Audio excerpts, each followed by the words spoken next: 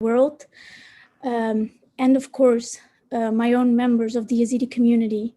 Thank you all for joining the Free Yezidi Foundation on this solemn occasion as we mark the 7th year since the Yezidi genocide.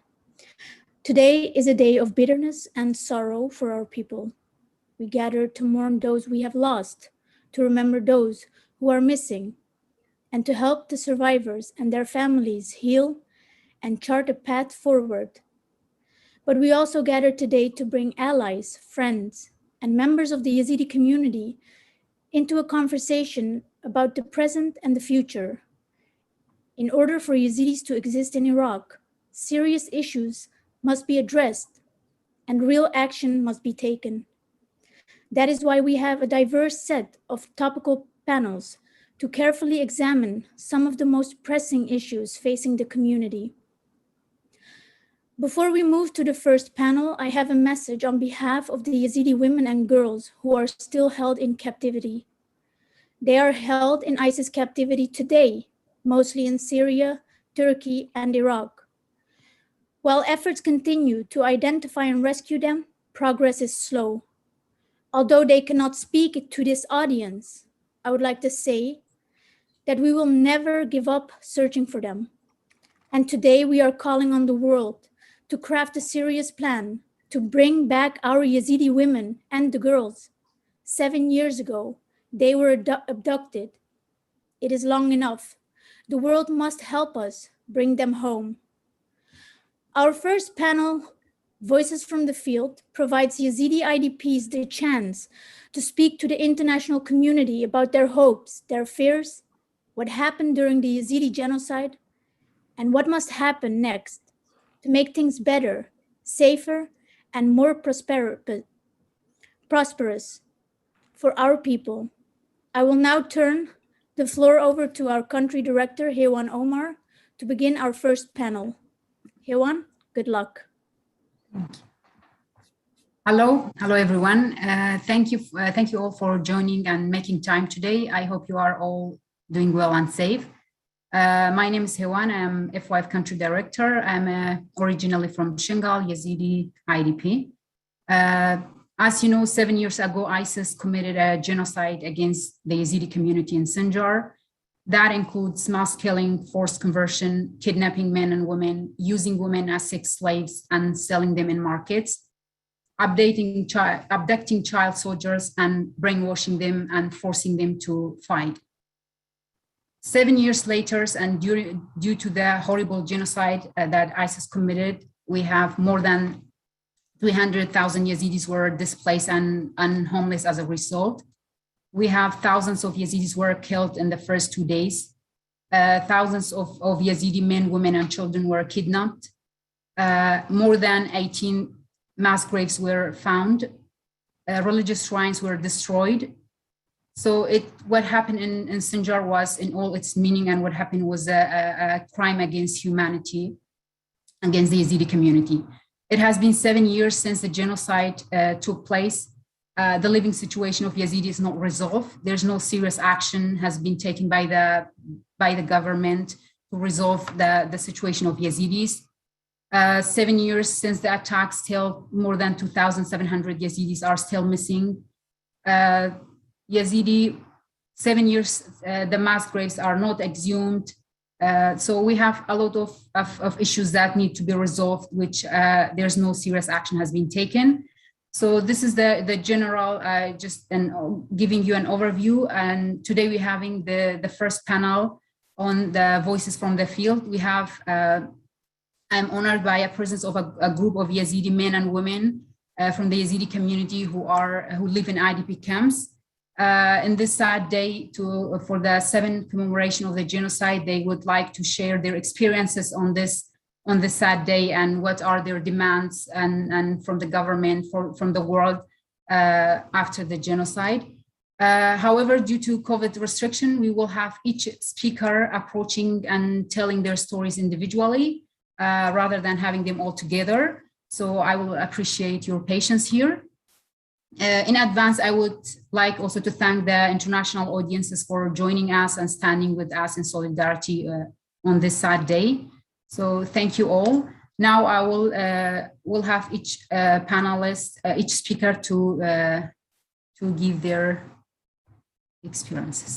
So we have the first speaker, Khaled.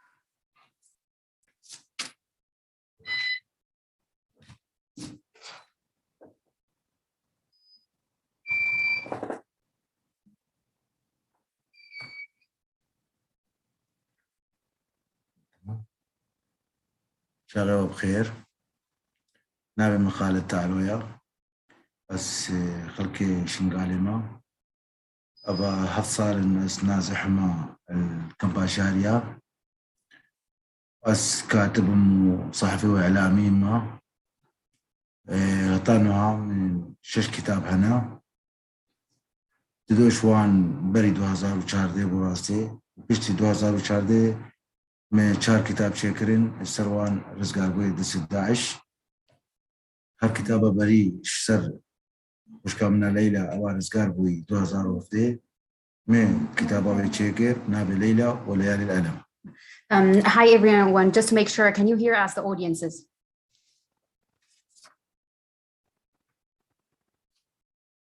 Can someone confirm that they hear us? Yes, the English translation. Okay, thank you. So good afternoon, everyone. This is Khaled Ta'alo. I am from Sinjar. It has been 7 years I'm living in Sharia camp that is in the whole governorate. I am a journalist and a writer. Before 2014, I've written 6 books, and also after the genocide, I continued writing books. One of them is about Layla and the Nights of Pain. Layla is my sister. براستي من قلق محاور هنا بحسيبه كان إيرو ما بي إشارته بدم إيرو السوي إبادة جماعية وابسر يزيدية هاتي 2014 أقو الدنيا ونمو زانن بتر 6000 يزيدي چه زلام چه جنك چه زاروك هاتن قرتن قبلي تنظيم داعش الدولة الإسلامية وبترش سياسات يزيدي بونا نازح بري خدان كردستاني وبري خدان تركيا وخدان سوريا.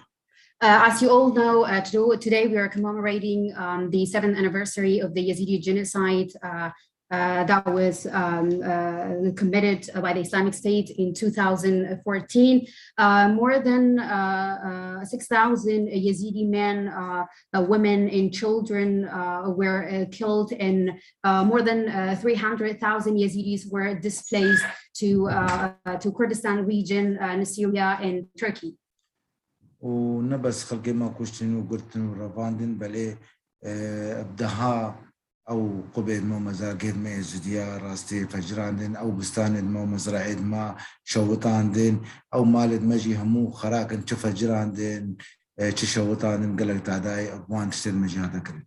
In 2014, we were not only killed and enslaved and sold in markets, but also many of our religious shrines were burned and destroyed, plus our lands and orchards were destroyed by the Islamic State. براستي وقت داعش جومي شغال كيرن راستي خلقي ما قلت نقولشتن وكو يعني هذا توقيت كريم بترش هشتي مقبرة جماعية هتانو هديتنا إيش بلوان مقبرة فردية كتا مخابن هتا فيقا في بتني هفدة مقبرة هستي كوان رفاتي فكرنا ورفاتي وارا كجا أوجي مقبرة كوچوبون يعني نيزينغا بيجن هشتي مقبرة ما يهتانا كارلي ندلو بابو سالة هفته سلبي جينوسايد. As a result of the genocide, more than 80 mass graves were exhumed, and although more than 80 mass graves are there in Sinjar as a result of the genocide, and unfortunately it has been 7 years, and still all the mass graves are not exhumed, and the bones of the victim of the killed ones are not united with their loved ones. براسد دهان بيجن مطلبي مع أو هارتشت إنه هانا كبيجن ما بيت تأسيس محكمة قدولي بتشكرين قرار بيستوسي أفتونا هذا داني 2011 براستي وفريق التحقيق الدولي أبا 6 سال بترن العراقي كارت كنا وأنا بخوا قال لك أدلة وثائق كونغرنا وبرئيس كريم خانجي أو رئيس فريق دولي بو ويجي إشارة بيدا بريد وهيبا أو تشجعني بردست دوان براستي أو وثائق وأدلة أو مقابلة بكرين تشتغلنا ومستوى بيج يعني فعلا اعتراف بتكرين أو بجينوسايد بسرية زيادة هاتكرين. One of our demands is the establishment of an international court to prosecute the ISIS members of the crimes they did against the Yazidis. Unfortunately, the work of the UNITAD investigation team is very slow. And even though Karim Khan, the special advisor, who used to be a special advisor at the UNITAD investigation team, he himself shared that what we gathered, the evidences and documents and all these mass graves that we gathered are recognized as a genocide as a crimes of genocide against the Yazidi community. براسية هنا بترجح دولة وهيئات الدولية والمحلية العربية بيجن اعتراف بيكرا أو بسرية زدياهاتي أو جينوسايد ليه أو اعترافك سياسي بو أسكار بيجن اعترافك عاطفي بو أكيد أو استفادة أمجي كرين وكم مثلا قال دولة آخر شيء هولندا وبلجيكا بو أما من وان دولتنا وقت اعتراف بكرين أو اعتراف زيد لا إذا خاز ما أو اعترافك قضائية قانوني دوان مجرمة داعش بقدم المحكمة الدولية. Many countries recognize that what happened to Yazidis are the crimes of genocide, but the recognition was actually a political one, and we look forward that there will be a judicial recognition and the perpetrators of crimes against the Yazidi will be brought to the international court. إبراهيم ملفقي دي هرم ممتر مايا يعني أبا هفصل تمام بون أبي دربازي هف صالح هشتكن هتان ها بترش هفتي هتا هشتي صديق خلق يزيدي أو خلق دفرة شنقال بخوا نهانك نازحن المخيمات تشل إقليم كردستان تشل تركيا تشل سوريا راسي مدفيت أف ملف بيتا قرتين وخلق ما بقره مالي خوا يعني بس أبا هفصل درباز بون وخدمات شنقال بوفرين شنقال آباكن مالت خلقي آباكن داخل كاربي فقري. And also there's another point that I would like to highlight, which is the case of displacement, displaced people. As you all know, it has been 7 years almost. We are entering the 8 years of the genocide, and 70% of people from Sinjar are still living in the camps under a very bad condition.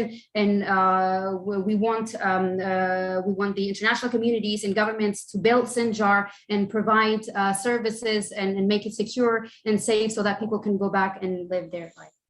أبا هالصار تمام بون هطانها بترش 3000 يزيدي تشزارو تشجين تشزلام تشباب هطانها مسيرة ومشكيجي نزانين أو هاتنا قلتن رجال هشت هطانها هنجي قال لك شوان كمباه وليدنا الدفر السوري وان قند السوري دنا التركي دنا هطانها هنا العراقي ده هنا الموصل ده هنا البغدادي ديار بونا الكردستان ديار بو مدفيت حلقة وان بتقول تنسيق بيت شكرن عمل وان ببرسن أو 3000 يزيدي كيف تشون مدري مصير وان زارمن دا فقرن. And also it has been 7 years and still almost 3,000 people are still in captivity, and their fate is unknown. Some are in Holkam and some are in Baghdad, in Mosul, in Kurdistan region, in Turkey. And we would like international communities and to coordinate with governments to locate these people and bring them back to safety. براسي بشتي شنقار سقار بويش تنظيم الدولة الإسلامية وبجن داعش جامعة قام دي بقر المالي خوب بسبلندي وبراحتي مخابن هتا بيقابي أو صراعات السياسي والعسكري الشنقالي إيماعين اللي برا قالك جهادنا حتى جهات العراقي ده وخارج العراقي ده أو البي أقالك سببك أم فنقرن أم ده خاصة كان أو صراعات وسياسية حزبية عسكرية بيدر النميني. Unfortunately, after Sinjar was liberated from Islamic State, we thought that we will go back to our areas and live peacefully. But unfortunately, due to the political conflicts and the struggles between the governments and even governments outside Iraq that are making it an obstacle for us to making it a safe place for us to go back. فلسطين مدريد يعني دوري أمم متحدة ومجلس الأمن الدولي يعني فعال بيت ده حقوقي ما ضمان حقوقي ما بيذكرن شو العراقي شو كردستاني ده مقاربا والتنسيق بين جميع أطرافه ده حقوقي ما بقيت ما ده ظلماتي جاقالي بسلمني. There should be UN should be implementing its rule, the United Nations and the UN Security Council, to guarantee the rights of the Yazidis in Iraq and Kurdistan region of Iraq, and coordinate with all parties to serve the people of Sinjar so that our rights are not lost. براستين هاشن قال إذا قالك فصائل مصلح ننام بيت الجوتني وقت وان فصائل ندرس منين نظام دركبين قوتك نظام عراقي بيته حماية عراقي أشنقال بكا وحماية دوليجي بيته شكرا دام كاربن بقرين. There are still many armed forces that are illegal in Sinjar, and we want as soon as possible this militias and the illegal armed force to be out of Sinjar, and there should be international protection in Sinjar, and the government should make sure to be present there and imposing security and law in Sinjar.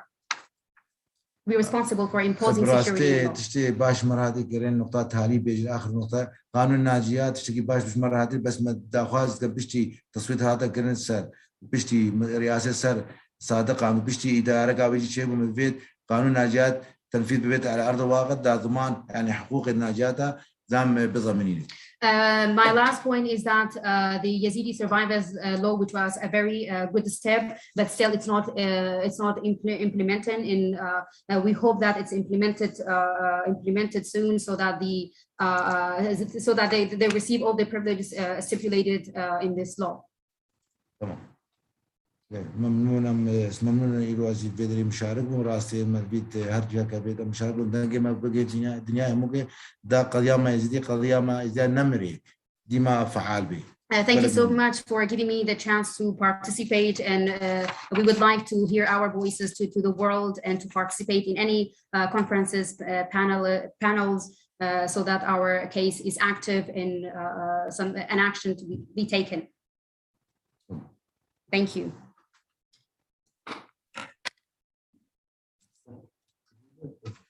So now we are going to give the floor to our next speaker.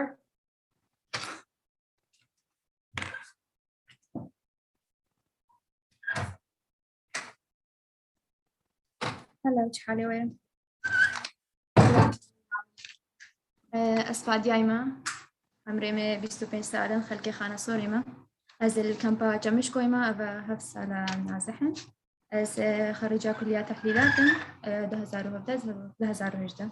My name is Fadia. I am from Khanasur. It has been 7 years. I'm living in Chamashko camp. I graduated from College of Analytics. هكم بحتا وضعي ازدياد بكن بشتي إبادة مسي نقطة هينا أبري وضعي خلق الكامبيدا ديجي بقرينا خلقه شنغال وأسسيجي شوينا خلقه خارج. If we talk about the Yazidi situation after the 7 years of the genocide, we have 3 points to highlight. The first point is that the situation of people in the camps, and the second point is that the returning of people to Shingal, and the last point is many people going abroad. ازدي بهف السالة المقيمة دا تعيشن تقريبا 2,000 هيشتا نازحة الكامبادا وأوف خدمات الكامباجي دا يعني تقريبا ندباشن يعني آفا باقش نينا كهرب نينا خدمات تصحي نينا تعليمي. It has been 7 years. More than 200,000 Yazidi displaced are living in the camps, and the services are bad. The water is not clean. There is no good electricity. Yeah.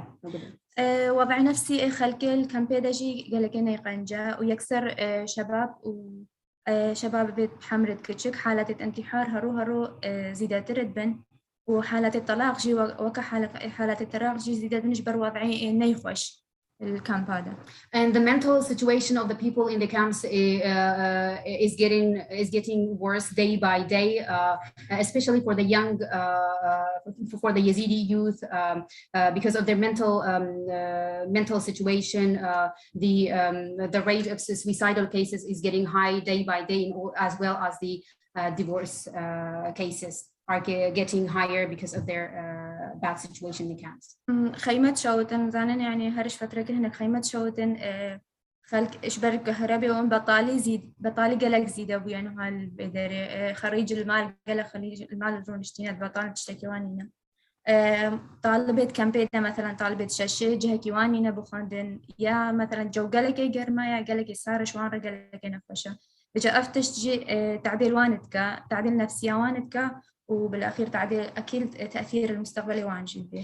There are many facts that are affecting youths in the camp. The first fact is that the unemployment. They are jobless and living in the camp, and this, of course, affects their mental health, which leads to future destruction, which affects their future. وخلك كان بيجي هيش يعني تفكري مثلا شخارج هي خلق يعني ذبينشنا خارج جبر شيء أمل الفيدرينينا وآمنت يا نايق بقرينا جهة خواجي فحليواني واحد يعني تشاني واحد بيتفكر إنه كنا خارج. Still, many people are going abroad from the camps because of their situation, because they don't have any hope. They have little faith in other communities to go back to Sinjar. So day by day, it gets higher their cases traveling abroad. بقرينا شنقال جي وضعي شنقال قال كيف زحمة معيشة الودرينا به إشبار خدمات نينن أمان نينا وهرو بيسترد به وشيء تحسن مع الأسف لنينا. And the situation in Sinjar is very bad. There's no, it's not safe and insecure, and the services there are very bad. It's unlivable. وداعش قالك مالو جهة خلكيجي خراكرن مثلا هناك مصدر رزق هبو الودري دي كانت تشتكي هبو الودري أو جي فجر عندنا خراكرن دي جهة بقرين تشتكي وان الودري نينا أفتش تجي واند منعينك بقرين جهتكم. ISIS destroyed many of their houses, lands, and their own businesses, like stores. That was the only income sources. So this makes it difficult for people to go back. وتشتهري مهم ترجيت عنها قالك إيش قرتيها هيش الدست داعش دينا هيش بنقريانا وإبادة هيش مستمرة. And another important thing is that there are still many Yazidi people are in captivity, and the genocide is still ongoing. قالك ممنون. And thank you so much. So now we're going to give the floor to our third panelist.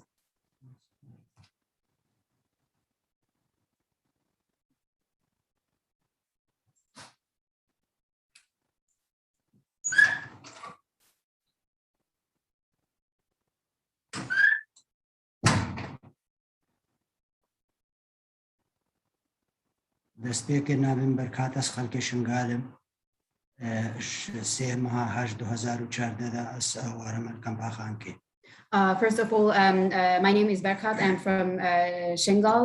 And it has been 7 years. I'm living in Khanke camp. موضوعي ما أغرو السر إبادة يزديا ريا أغرو ذكرى إبادة يزديا جماعية. So today we're going to talk about the Yezidi genocide. Sadly, we are commemorating its seventh anniversary. ازدياد ما ملكي وان نمايا العراق ده ازدياد ما دهن الدنيتي مثل تشتغنينا يعني نا مستقبلك وان العراق ده انه ملكي وان هيا فقارينا شنقال جيخو. We Yazidis have no hope in future in Iraq, and they don't have hope to go back to their own homeland in Sinjar. الفيدري على الأقل تشيق خدمات هنا بس هي بيا ما هي بيش حكومة أقليم كردستان وحكومة مركزي وأمم المتحدة كان دولة نابنتوي مساعدة إزدياب بكان حماية دولية تشتكيش مارشي بكان جينوسايد بالطبقين نشمر ربحقي إزدياب لأن إبادة كان مازن بسري إزدياد هذا فرمانا هفتي وشاري بسر مداد. We at least have a little hope here. There is a little services here that are provided to IDPs in Kurdistan region, but we ask the international communities to provide international protection to Yazidis, because what happened to us was something huge. It was a genocide. We want them to recognize the crimes that happened to us as genocide.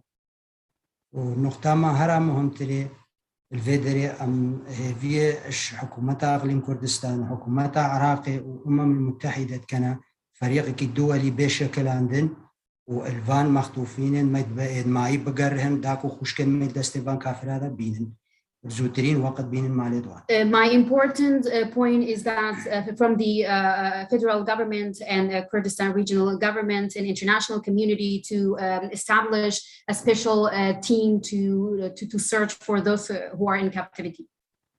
ونقطة ما دي تري السربان مخيمة ما حفظ سالم كتسالة هشتدا هي أو خيفتين من نغلا برينا أي تبديل الخيفتين ما تشنبوا هرسال أم مشكورا نايلوني سرد بدلين زفستاني أم نزان كي دقيقة باش سرمد دريني وراتك وهافيني أم نزان كي دقيقة آقر بيت كفت شودني.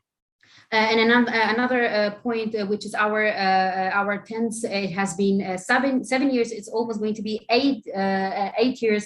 Our tents has not been exchanged or renewed. We don't know in summer at any moment it will be burned, or during the winter it will be fly of the winds because of the winds. وشنغال جي أمان نينا وكا كيف أما مثل ودرجات بيجي سديسة أمان هبي أمان نينا شنغال الفان زلام نكاري مثل وخدمات كيمنا خدمات ورد نينا شفيك يا فقراء آخر كي شنغال ضعيفة. And also, if we talk about Sinjar, there is no safe and security in Sinjar, and no services, so we cannot go back. وأم هيفيد كان مساعدك إزديا بيكرن مثل إزدي كمواطن بن وكدرجة إيك العراقي ده نا دي مواطن درجة 7 العراقي.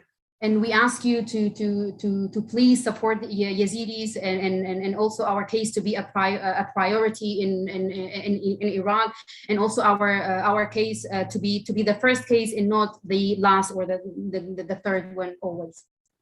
To be a priority. في حالة أزدهنم مثل العفو أزدهنم يعني حقوق كما يزديان نين العراقي ده جش فيكي أكثر شباب ما الفكرة وانده هجري بكن شنا خارج. And I see that we Yazidis have no solution and future in Iraq. So many of our youth are planning and also have already went abroad.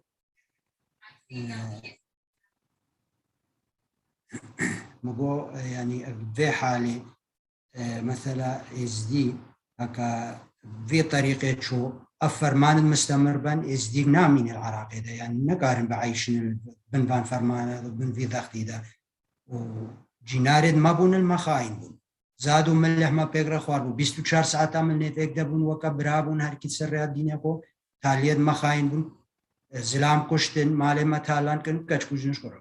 And I see that we Yazidis, if this genocides go on, we Yazidis are not going to stay in Iraq, because our neighbors, they betrayed us.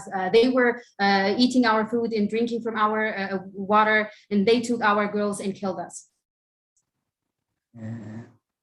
نها مثل أم إزدي قال لك يعني ملات شيبو بشمس متر وأم الخيرة مجتمعها همينة شدين بيت شم مجتمع بي ما خيرها مات بي أمنا مثل ضد أي إنساني الباما هنا بس مع الأسف البي عراقي ده أمنا عايش نزان السبب.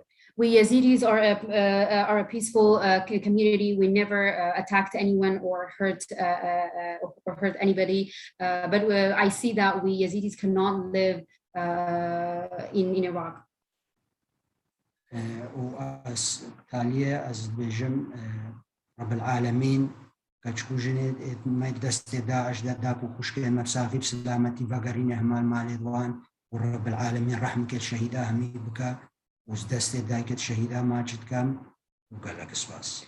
And lastly, I pray that all our sister brothers and those who are still in captivity to be back to safety, and those who were killed to rest in peace. And thank you.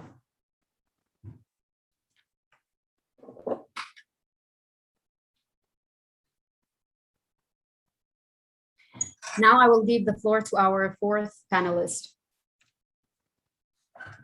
Speaker.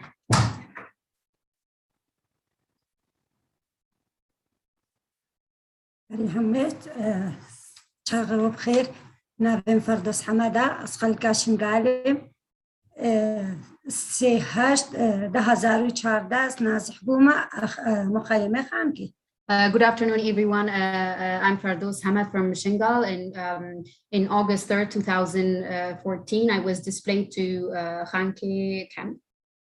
أس نها أنت البيت كين متحدة والدولة تتحكى حكمة كاربن كتوجنوا زاروا المعين اللي بقرينوا بمشكلة مرة حلكن وجنوا زاروا زانيشن معين الهولة معينا تركيا معينا دولتهم بلابوين مدفيل حلقة بكين ومساعدة وان بكين بقيرنا. My first and important demand from the United Nations and international community to bring back those who are still in captivity. We don't know whether they are in a whole camp. We don't know where they are. We want them back. We want this problem to be solved. نقطة دوي أمزاني نكاري مريكي فقيري بس ما مساعدة في مقابرين ما فقين وحسيت إن ما فقيرين أمزاني نكاري مريكي فقير بس طلبة مجوات كين مقابرين ما جماعي فقين وحسيت ما فقيرين. My second point is that is about mass graves. We know that those who were killed, we cannot bring them back. They cannot be brought back, but we're demanding our mass grave to be exhumed, and we want to reunite and honorably bury the bones of our loved ones. وحفظ سالة من البان مخيمة دينا أم نكارن تركا زارود خبدين أم زان كنجي آغر بيت كبي راستا أم المسائل إرق أمانها بس هر ديم بلي ما بزارون ما بيجبر آغر وجبر تشتا ونايلونا من البان وكا بشرية ما إنسانيتي ماشي حقيقة دي وكا حقوق الإنسان أجمارات شيكن تشتاكي.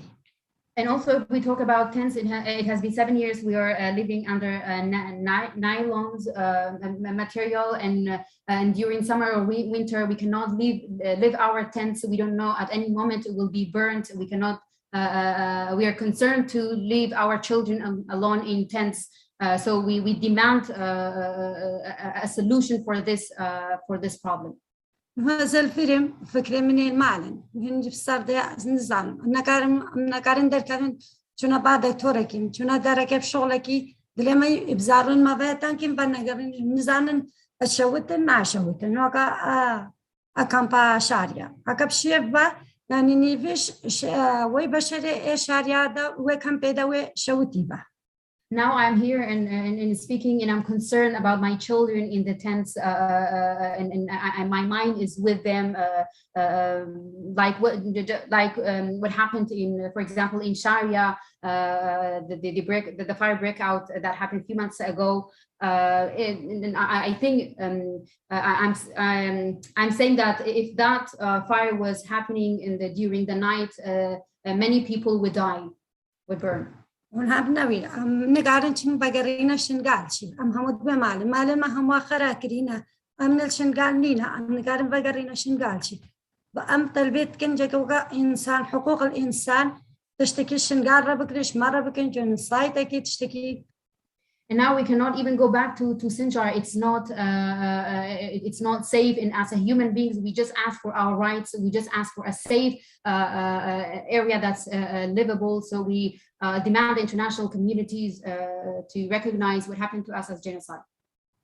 وأفضل بجد ونكارن متحدة ودولة طلعت ما ونكارن حلا كما بقنو أمشي أقليات شمام أقليات يك برسيارة مناكا ويك سرق المنايشيني أم تلبيش ودكن من برسيارة كما بقنو سرق المبيشين حلا كما بكن بمشكلش ما راح حل بكن. So we ask the United Nations, nation and international community to solve our problem. If we are, we know that we are minority and nothing, no action is done for our good. So we want international communities to do something for us. وأمشي صوباسيا ودكن ونكارن جنجما بكينا عالم دولة العظمى متحدة ومصوباسيا ودكن وكوابش مرة كرقنجة وعش مرة. Thank you so much for listening, and I hope my voice is heard around the globe, and they do something for our case. Thank you.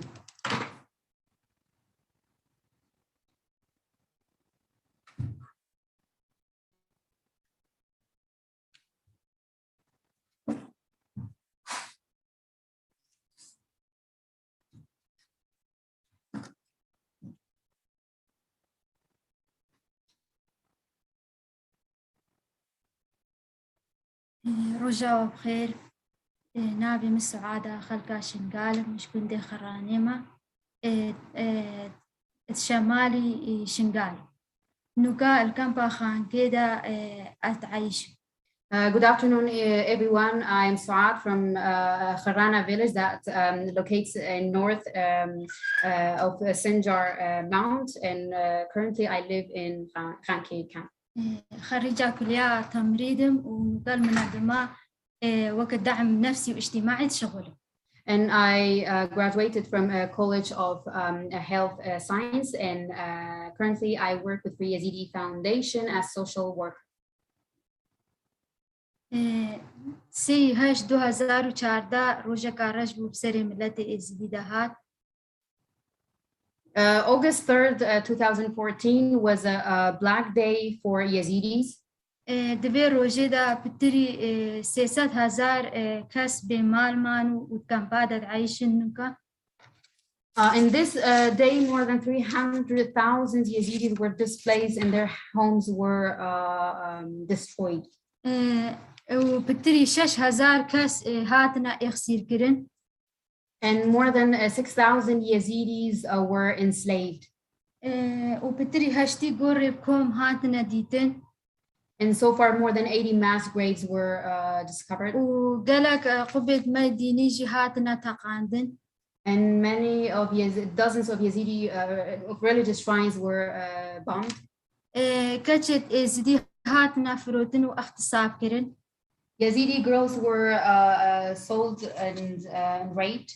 زلامة يزيدي هاتنا كشتن و أف دايك بعمر مازنجي هاتنا كشتن. وزاروكت ما هاتنا سرجيكرن وكشتن وزاروكت ما اختيما. Yazidi men and older women were killed, and our girls were raped, and children were slaughtered.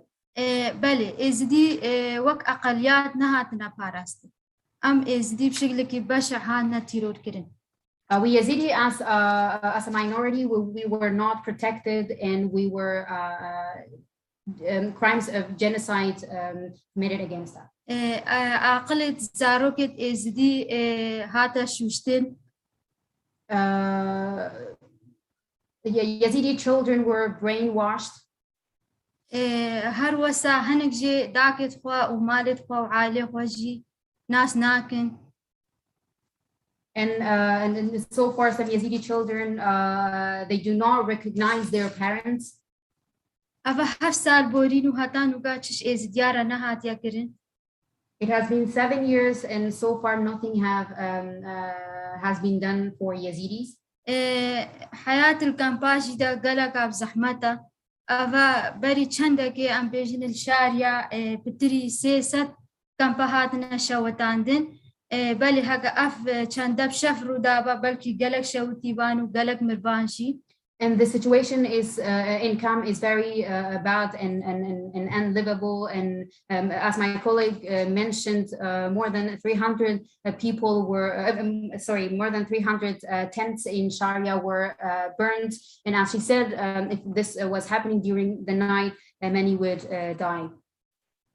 بله حياة الكامبادا قال لك بزحمتها زفستاني يجي دنيا سارة وحياتها يا كامبا قال لك بزحمتها وهافين يجي جوي قرمة وإزدي بشكل عام ند باراستينا. So in general, Yazidis are not protected. As I said, the life is not good in the camps, and during the winter it's very cold, and during summer it's very hot. It's unlivable. بله ما تفيد شنقال بيتا آفاكرين وأم فاقرنا مالت خوا وخدمات الصحي وكهرب ومدرسة وشارع شنقال بينا تشيكرين. So we want to go back in Sinjar after it's built and services are provided like health, education services and infrastructure, and the streets are built so that we can live peacefully. وشنقال بهتا باراستن شآليت برد إزديفا وبحماية دولي بهتا باراستن.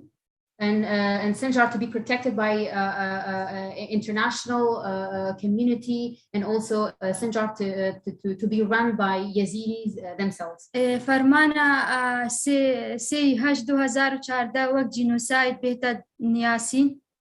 And also the crimes that happened in August 3rd, 2014 to be genocide, to be recognized as genocide. بله ما إزدياجي بوكا هر كسكي حياتك ببورينين. We Yazidi, just like others, we want to have a peaceful life. وهتانوكا بتري 2000 كسد إزدي الدست داعش دا معنا وأمشي نزانن.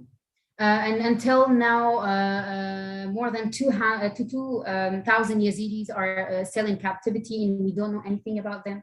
مدفيد هندك كاسيت فايونديدار بيتشاندي رابن وام تشتاكيش قرتي خواجي بزانبن. And we want from the stakeholders and those who can do something to bring back those who are in captivity. ديما نفيد ام ببنا دحية سياسي وما قلق نخواشي ديتيا مدفيد وكي هر كاسيكي ام خواشي ادمالي خوابقرن وأم حياتك خوش ببورين ودحية سياسية دي ما نبي بسري مدى. We don't want as always to be a victim of political struggle, and we want to go back to our areas and live a peaceful life.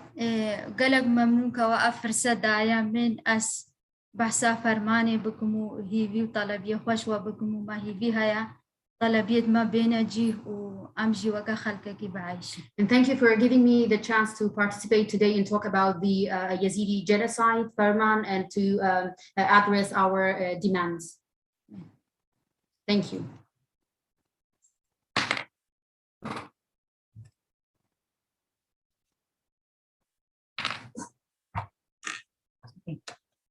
So here we come to the end of our speakers. I would like to thank all of the speakers of this from the Yazidi community for their strength to address and share their thoughts and ideas and their demands on this sad day.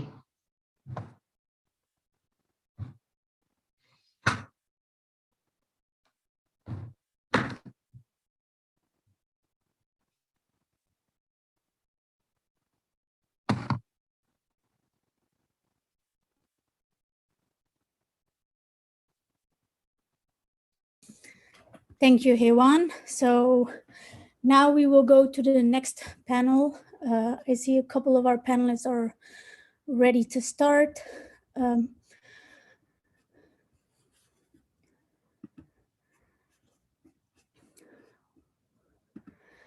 Okay. For Facebook, we have Arabic translation. Oh, I see we are 15 minutes early. Okay, so thanks, Yohan. Do we have other speakers from the field? That was all. We have 5 of them. Okay, so Hewan, while we have the time, why don't we just use that to hear something from you? Maybe you can tell us and the viewers, how's life in IDP camps? You're the country director of the Free Yezidi Foundation. What do you see? What needs to happen? Are we doing well as an international community for the Yezidi survivors? What else is there to do? Yeah, so in general, we have 7 years after the genocide, and we were thinking as a Yazidi community, what happened that there will be a serious actions to be taken to the according to the crimes that were committed. But we have unfortunately seen nothing serious that's been done in general, which we have many points that are pended there, which not taking serious actions. If we are talking about the first thing that has a strong effect on the Yazidi community in general, individually as a community as a whole, which is the effect of the missing one who are still in captivity. We have this case and this file should be open, but we haven't seen any serious action from the government, while people in their own country and their own land are missing. 7 years past, nothing has been done to that. Those who have rescued, or this is something just by a fortune or as a group of people, how they can rescue themselves. But as a government, there was nothing has been done in this case of missing ones. And then we have talking about the mass graves. There's still it's a dignity of people after what happened to them to bring to exhume those mass graves, and for us to bury the loved ones, the bones of the loved ones, like in a dignity and peacefully. So we still, the Yazidis are waiting for those who are in missing or who are in mass graves. Are they still alive? Are they were they going to be exhumed? So this has a psychological effect in general in the Yazidi community. And then you will see in the living situation also in IDP camps. We know that I'm always saying that, even unfortunately to use this word, it has, even for animals, we change from time to time their nylons that they are living under. But as a human being, as a Yazidi, but because again you are a minority and whatever, 7 years living under nylon tents and handling this situation that they are living in. From the first year, there was something like providing for those who are in tents, but after a lack of funding in general happened lately, so the situation becomes even worse than, and lack of job opportunities in camps, the social problems, the economic, and this has a strong effect, as our colleagues previously mentioned. It has a huge impact, especially in mental health. So we will see a raise in the rate in the suicide attempt or suicide cases that are happening in IDP camps, especially among youth. Because that's the group of people who are seeing life and growing up and wants opportunities and continuing their education. But when they are seeing family members who are living in a tent and for more than 7 years, and the most effect on that, because there's no action has been made. That's what makes it more affect more individual on the Yazidi community. We are hoping always, okay, maybe a step can happen at least from a part, but unfortunately, we have seen things are made. We cannot say nothing, but according to the due to the crimes that's happened and the size of the crimes against the Yazidi community, what we are feeling, what we are seeing, what we are living in, we are saying there's not a serious action has been made. We still feel that thinking about our future here, many people are thinking, are we gonna return back to our origin, or we gonna stay in IDP camps, or we leave Iraq? What does it look like? So this has all effect in general in the community and had a strong effect on the mental and the psychological of any individual in the Yezidi community.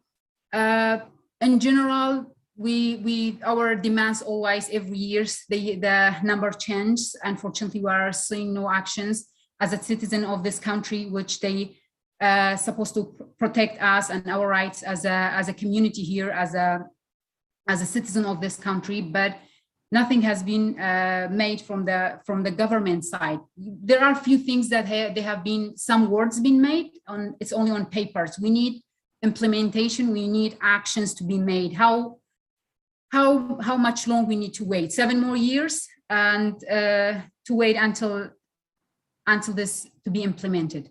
If the problem is with us as a Yezidi community, they can tell us, okay, if there's something with us that we can change so it can at least a bit improve, so we can see, okay, this is within us, we can improve.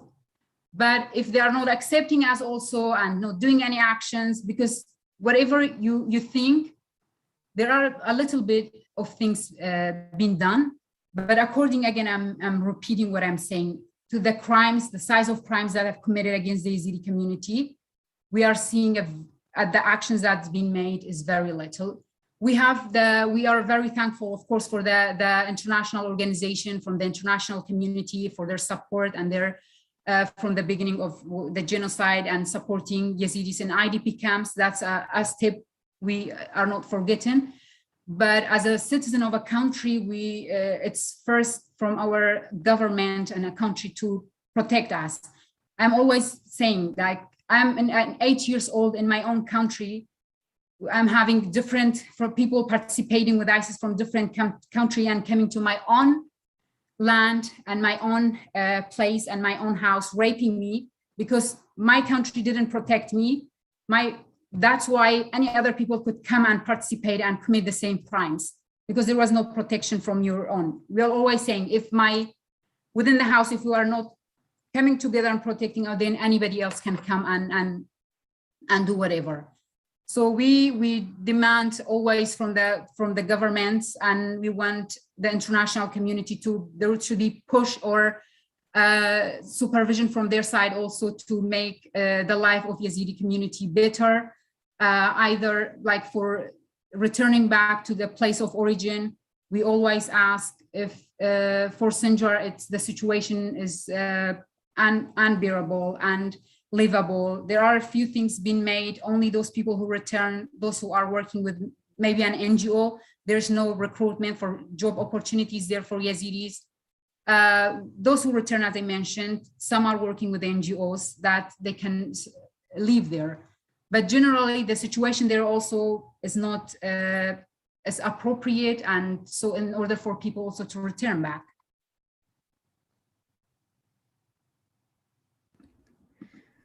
Thank you, Hewan. And from everything you're telling us, I understand that at this moment, Yazidis do not think it is safe to go back. They also don't want to live forever in IDP camps, and they're looking to the international community to do something, because there's no trust in the Iraqi and the Kurdish government. Yes. Well, for the people who just joined the Free Yazidi Foundation 7-year commemoration of the Yazidi genocide, I would like to thank you for joining us as we remember what happened to our people, as we think about what the next steps are for our people. What can we do? What can we as an international community do for the Yazidi community? Now I would like to start introducing a couple of people. We are going into the second panel called Reparations. So I think this is a critical panel. We also have Arabic translation for those who are watching in Iraq. Recently, the Iraqi government passed a Yazidi survivors law. The passage of this law represents the Iraqi parliament's recognition of the Yazidi genocide, its legal commitment to provide care and reparations to survivors, and a distinct hope in our community that the wealth and resources in Iraq will also be shared with the most vulnerable among our people. Many in the Yazidi community view this law as the best thing that the Iraqi state has ever done for Yazidis. In that sense, this is a landmark achievement. And on the other hand, this is only a first step, and much remains to be done to progress from legislation to successful implementation on the ground. I am very pleased to have distinguished panel of experts to discuss this in greater depth, both for the benefit of the international and Iraqi stakeholders, but definitely also for the Yazidi community who is watching today.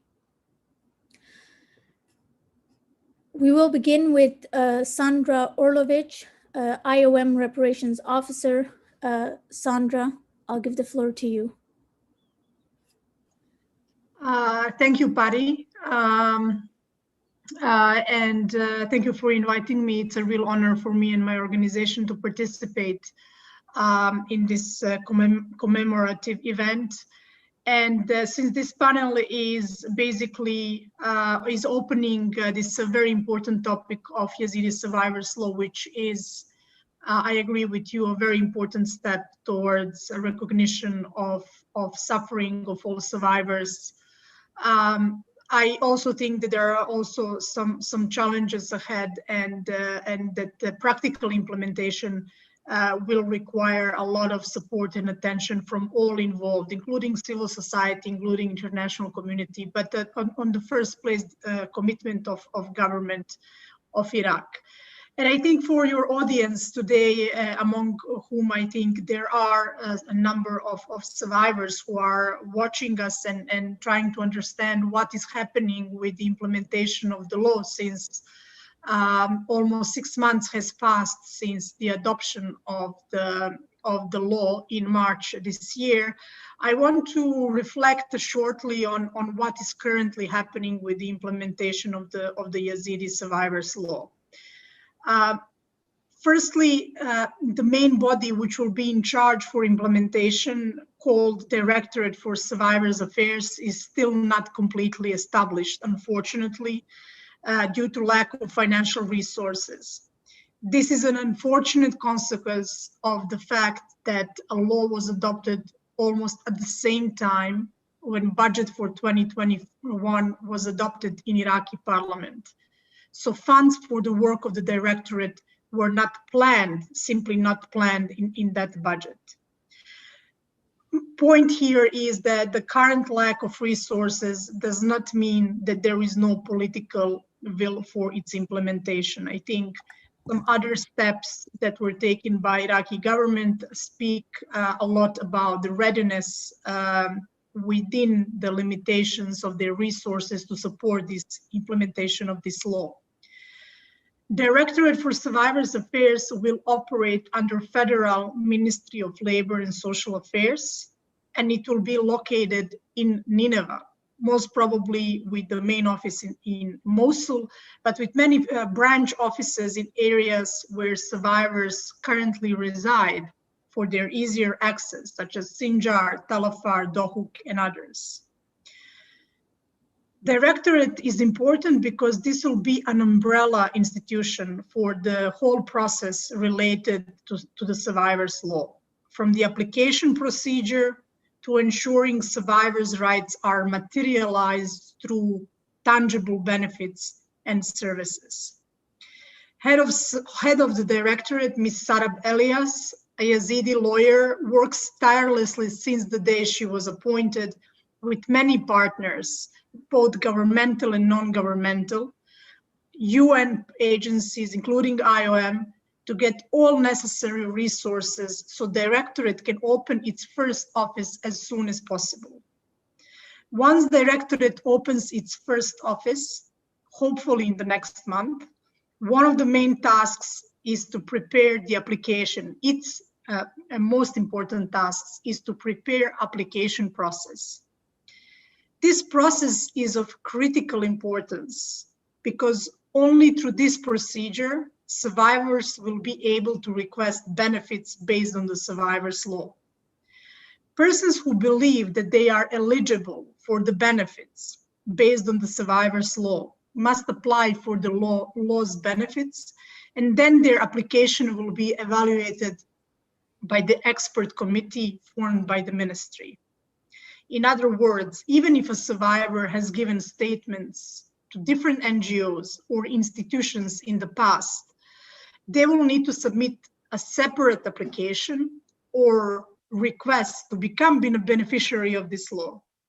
Previous statement and registers of survivors will be used by the committee that I just mentioned to verify individual survivors' applications.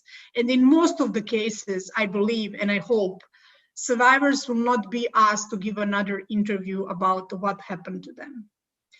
Only when their request is verified, they will be able to get benefits such as compensation.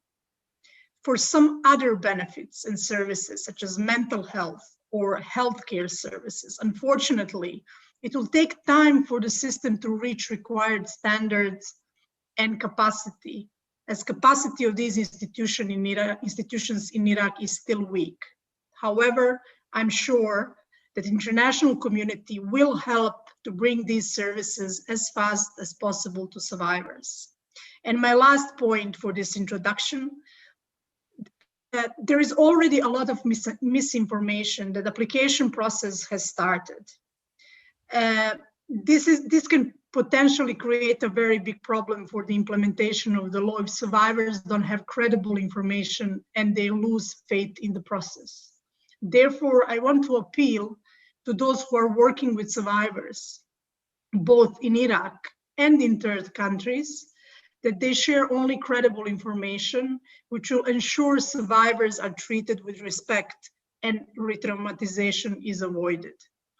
Application process has still not started. And once it starts, it will be widely advertised by the Directorate, IOM, NGOs, and all other partners of the process. Survivors will be allowed to submit their application even through online platforms. We will soon start with raising awareness campaign in which information about the process will be shared with affected communities, both in Iraq and outside of Iraq, in order to keep them informed about the progress and challenges of the implementation of this law. Thank you for giving me the floor for this introductory remarks. Thank you, Ms. Orlovich. I think this is very beneficial to the Yazidi survivors who are watching today, as there are many, many questions related to the issue of the survivors' law and implementation. I would like to go to our next panelist, Ms. Zozan Safar. She's the president of the DOC organization. I am very proud of her. As a Yazidi woman, we need to stand strong together. Ms. Safar, the floor is yours. Go ahead. Thank you. Thank you so much.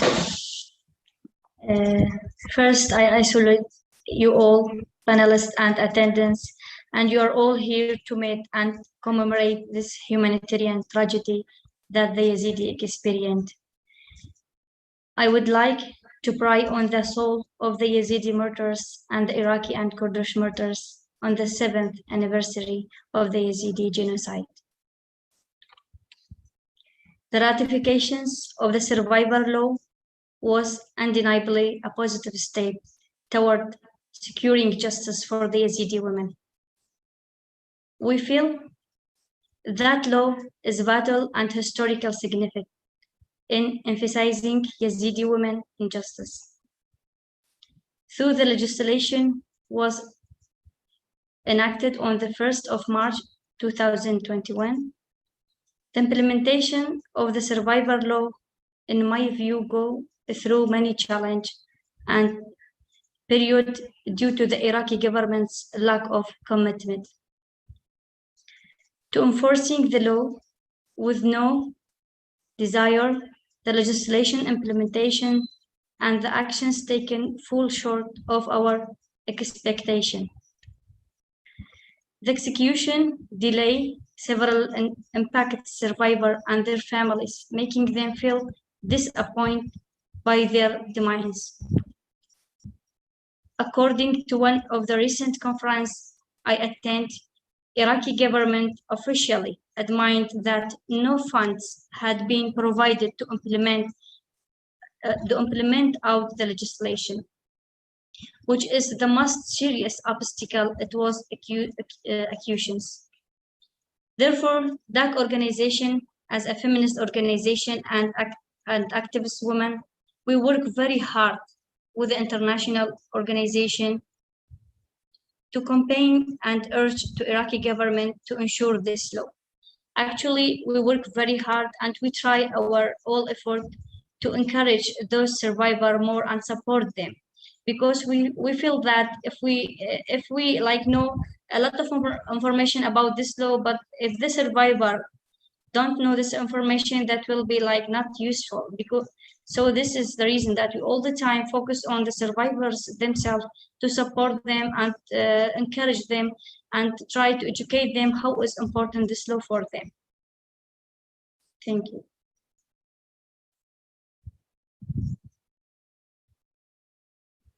Thank you very much, Ms. Safar. I think you're right. We need to constantly continue to push the government to ensure that our survivors matter, that they are not forgotten. I would like to introduce you to our next panelist, Neve. She's Neve Connolly, Miss Neve Connolly. She is the Human Rights Officer at the British Embassy in Baghdad.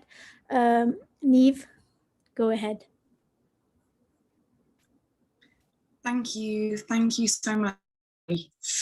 I'm absolutely honoured to be included in this panel event today and work on these important issues at the British Embassy here at. I think it's really important that we're coming together today to commemorate this anniversary that marks the atrocities that Daesh committed against the Yezidi and other minority groups. The impact of those atrocities, as we've just heard from Susan, are still felt today, and we work together to ensure the safe and voluntary return of displaced communities, to support them in rebuilding their lives. We know that Daesh used sexual violence as a strategic tool of war against the Yezidi community. Men were tortured, killed, or forced to convert to Islam. Women and girls were kidnapped, subjected to sexual violence, and young boys were forced to become child soldiers. Thousands died, and almost 3,000 Yezidi women and girls are still missing today. As we've heard today through our discussions and will continue to hear, Iraq passed the Survivors' Law in March in the midst of a very challenging and tumultuous year globally. I do congratulate the Iraqi government in passing the law.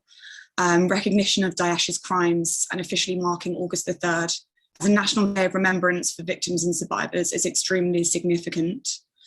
This law is so momentous in establishing a framework for redress and reparations for survivors, which can be used to address the legacy of Daesh.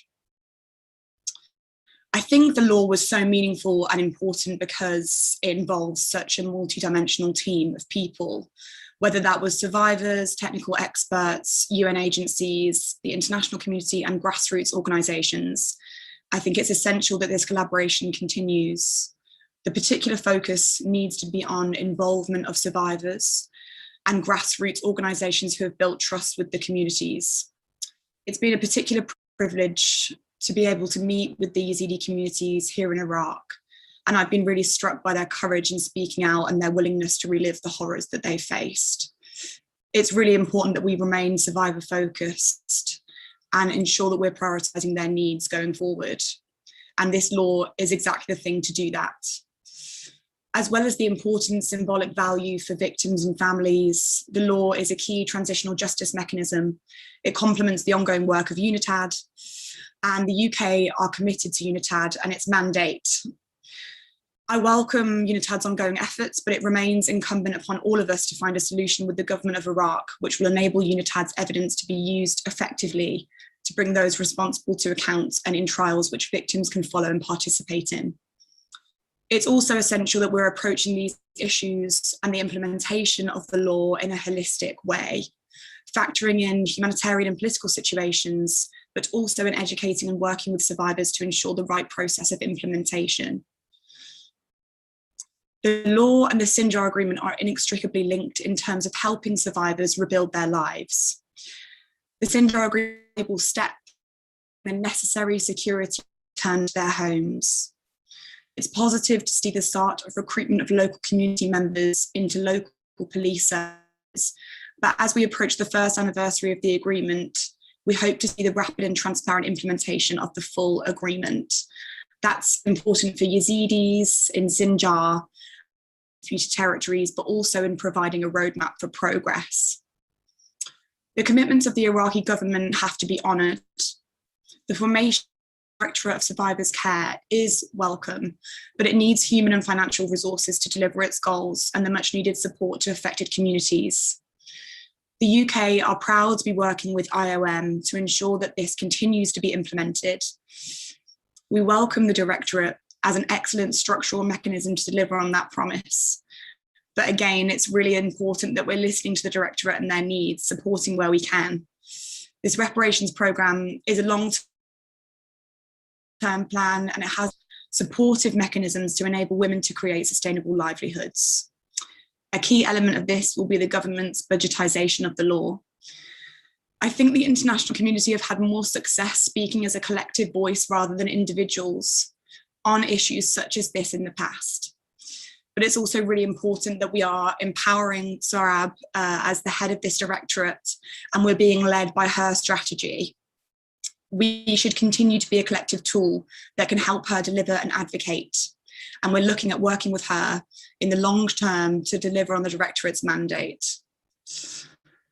The UK and other like-minded partners are committed to building a more stable and inclusive Iraq to benefit all Iraqis, including the Yazidis who have been through so much.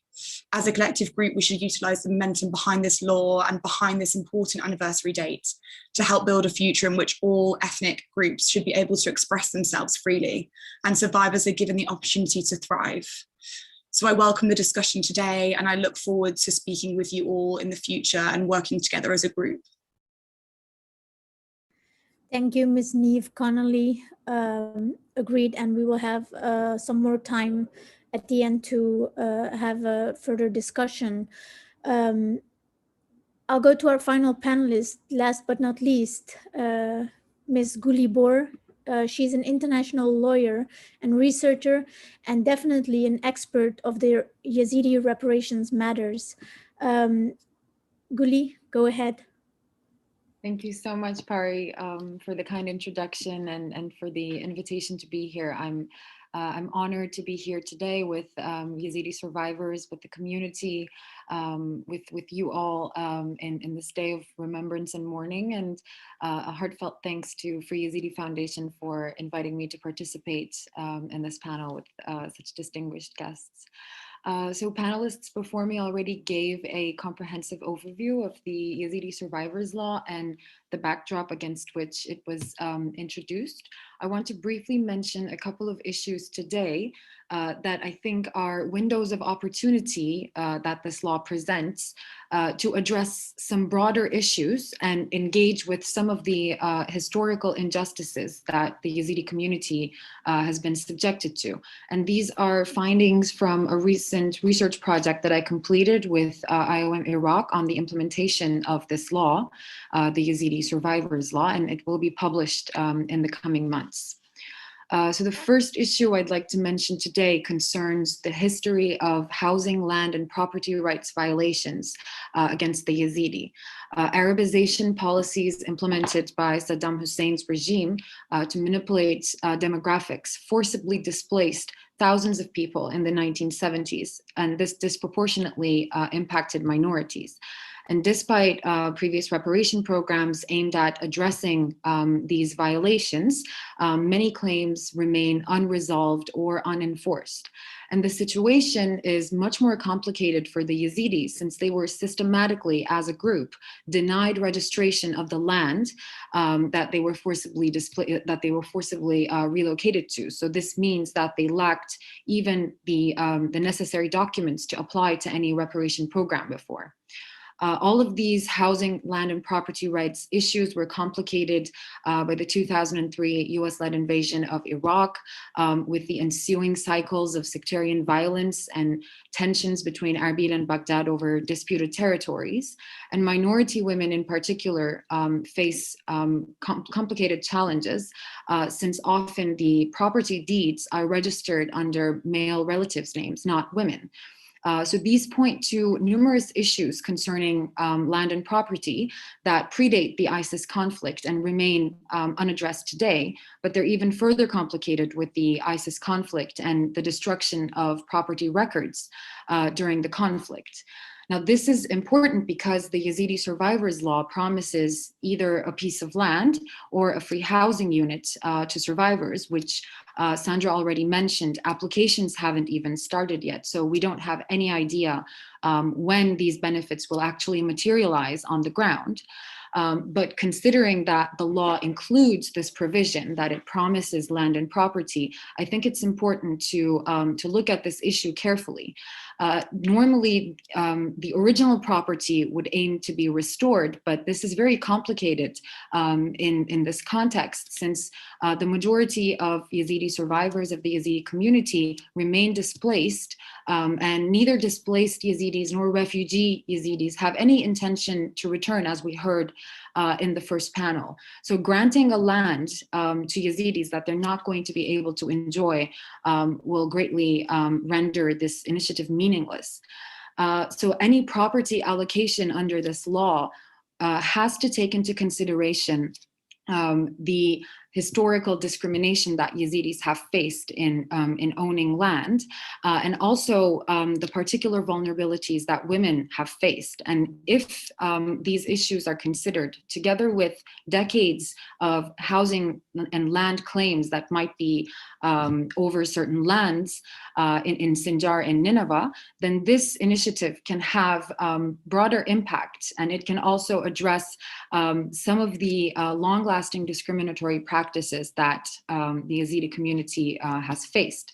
However, of course, these all have to be handled in accordance with measures taken to address protracted displacement and barriers to return.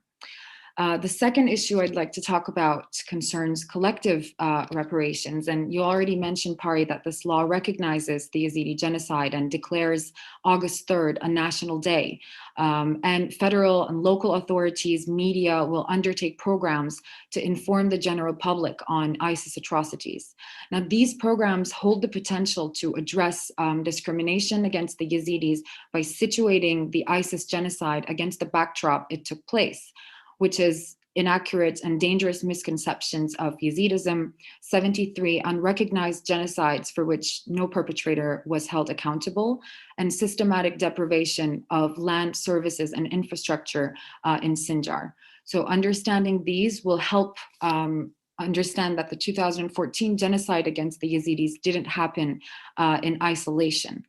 Important here is how these collective symbolic efforts will address sexual violence, if they will allow for important dialogue surrounding stigma, surrounding gender inequality, which underlie these violations. But I'd like to highlight here that there has to be a balance between recognizing survivors of sexual violence and exposing individual survivors in the meantime, which I think is something that must be taken very seriously for this law to be implemented in a survivor-centered approach. As I conclude, I'd like to emphasize that even with full implementation, the Yazidi survivors law is not a cure-all. Unfortunately, it will not suffice by itself to redress centuries of discrimination and violence that the Yazidi were subjected to. So we need to continue to push for broader recognition, redistribution, and representation for the Yazidi. However, this law still constitutes a major step to redress some of the immediate harms that survivors continue to suffer from for over 7 years now. If implemented carefully, the Yazidi survivors law can even spark crucial dialogues on historical and structural injustices that minorities, women, and minority women are subjected to. Thank you. Thank you, Guli, and very true. I think the best thing here is to make survivors aware and tell the truth instead of creating false expectations, which we have seen before. I have a couple of questions for the panelists, and these questions come most of the time from Yazidis who ask our staff or myself what happens next. So my question is for both Sandra and Zozan. We are all celebrating the passage of the Yazidi Survivors Law, reflecting back at the success of this law and looking forward to implementation. What are you most concerned about? And what makes you feel optimistic? And what are you worried about in terms of implementation? Zozan, why don't we start with you, because you are a Yazidi and are working directly with survivors? Yes, thank you, Perry. I will talk about the compensation case actually, because although our organization, we successfully closed 24 compensation cases. We work in one of the project in Sheikhan, and we provide legal assistance service, and compensation one was one of the service that we provided in this center. Actually, this project was a partnership with MSI and funded by USAID. Action that are within the scope of the government's responsibility have not yet been done. We concluded the cases and completed all the necessary required document. The government has compensated no one actually. And the compensation process is lengthy, costing time, effort, and money also. Because most survivor women reside in the camps, and it was difficult for them to work on this file without the help of organization and collaborations of with two government. Among the problems they faced were IDPs in the Kurdistan region and their administrative associations with the Sinjar and Nineveh governorates, and the court in Nineveh that were far distant from the IDPs camps. Despite the excellent facilitate and collaborative effort in the Kurdistan region, the roads were costly. We see that for this reason that the survivor don't trust this process and don't trust the Iraqi government, and they said when we do this cases, they said if we finish, we don't believe that maybe they pay for us for the compensation. And also we noted that the Iraqi administrator was unconsidered about this matter. As for compensating survivor under survivor law, the procedure will be lengthy and challenging. Also, the survivor themselves have lost faith, as I mentioned.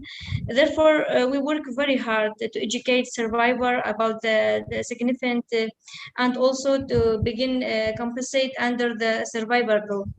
As a result, and as a Yazidi feminist organization, we have a place to highly priority on this file of survivor, and also we have launched several campaigns in favor of the survivor advocate and assistance for them to get their rights, during the past of 2 years, we do a lot of advocacy. One of them was a project with the IOM. It was under the name My Right and Compensation.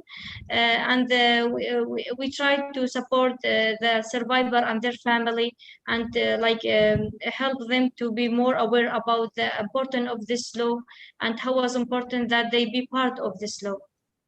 And we also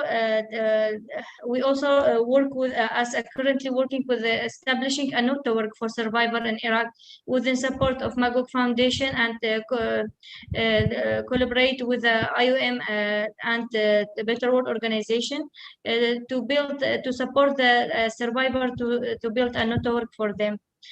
Regarding the survivor who live outside the country, outside the Iraq, also eligible to claim their rights under the law of the survivor.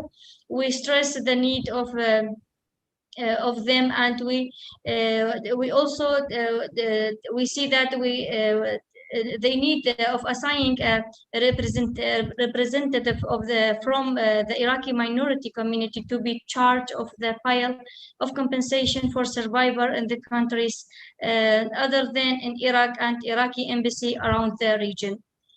And finally, I would like to thank Free Yazidi organization for the amazing job and for having us in this panel and webinar and for organizing this event. Thank you so much. Thank you, Zozan. You, just like us, know how important it is to ensure that the survivors really have the answers to these questions.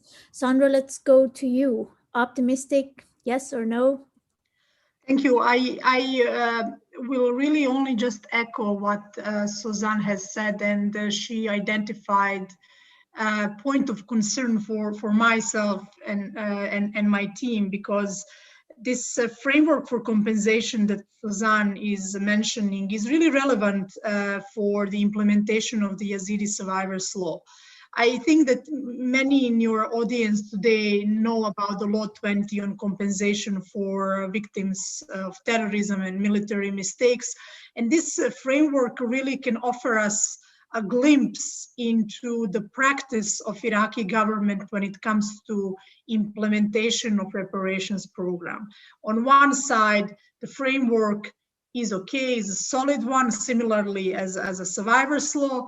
But when it comes to implementation, there are really a lot of challenges. One of the challenges, especially when it comes to Yazidi community, is the challenge of a low visibility or non-existing visibility among Yazidi community. They don't know, in most of the cases, that they can, unless there are grassroots organizations who are helping them to access to this compensation scheme, they don't know about the existence of this compensation opportunity. So I am a bit worried that we will maybe see the replication of the same system, where the system is run and designed in a very bureaucratic and old school way. Although I must say that a lot of efforts was put by civil society organizations in the process of drafting bylaws, which will be implemented very soon by the Council of Ministers, particularly around this point regarding how survivors will access to the benefits from the survivors law, how the application process will look like. And in communication with numerous NGOs, and of course Free Yazidi Foundation is one of them, and the Coalition for Just Reparations, who made such a big difference in this advocacy process behind the law. I'm always emphasizing that the advocacy is not over, that looking into some other countries and experiences, adopting the law and having a good intention is never the end of the advocacy. There will always be some challenges and obstacles on the road. Maybe let's see what will next budget for the next year, how much money will be allocated for the implementation of this law. Civil society organizations should remain very vocal and monitor implementation of this law. And this is what makes me optimistic, because I saw how civil society organizations in Iraq have grown through this process and how they became much stronger when it comes to advocacy for victims' rights during this process regarding survivors law. Thank you.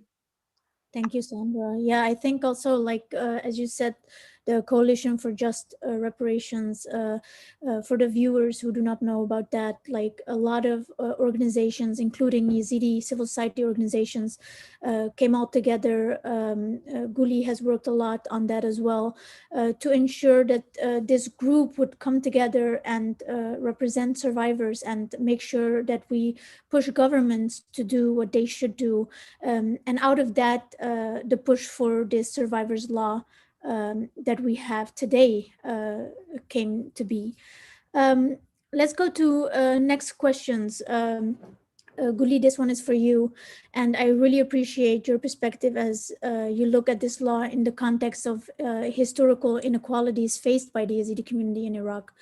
Can you get into further detail about where this law can help address these broader concerns and where this law needs complementary progress so that it can be effective? Where do we see gaps that need to be addressed to make this law actually work on the ground?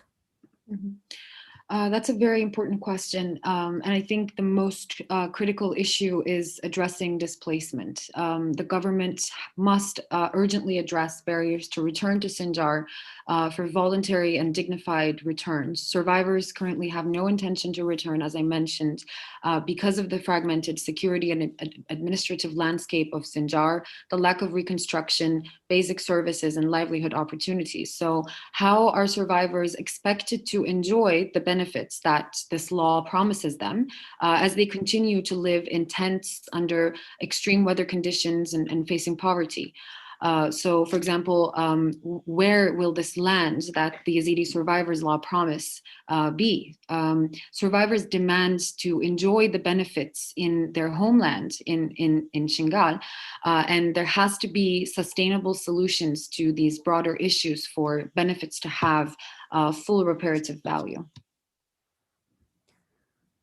Thank you, Guli.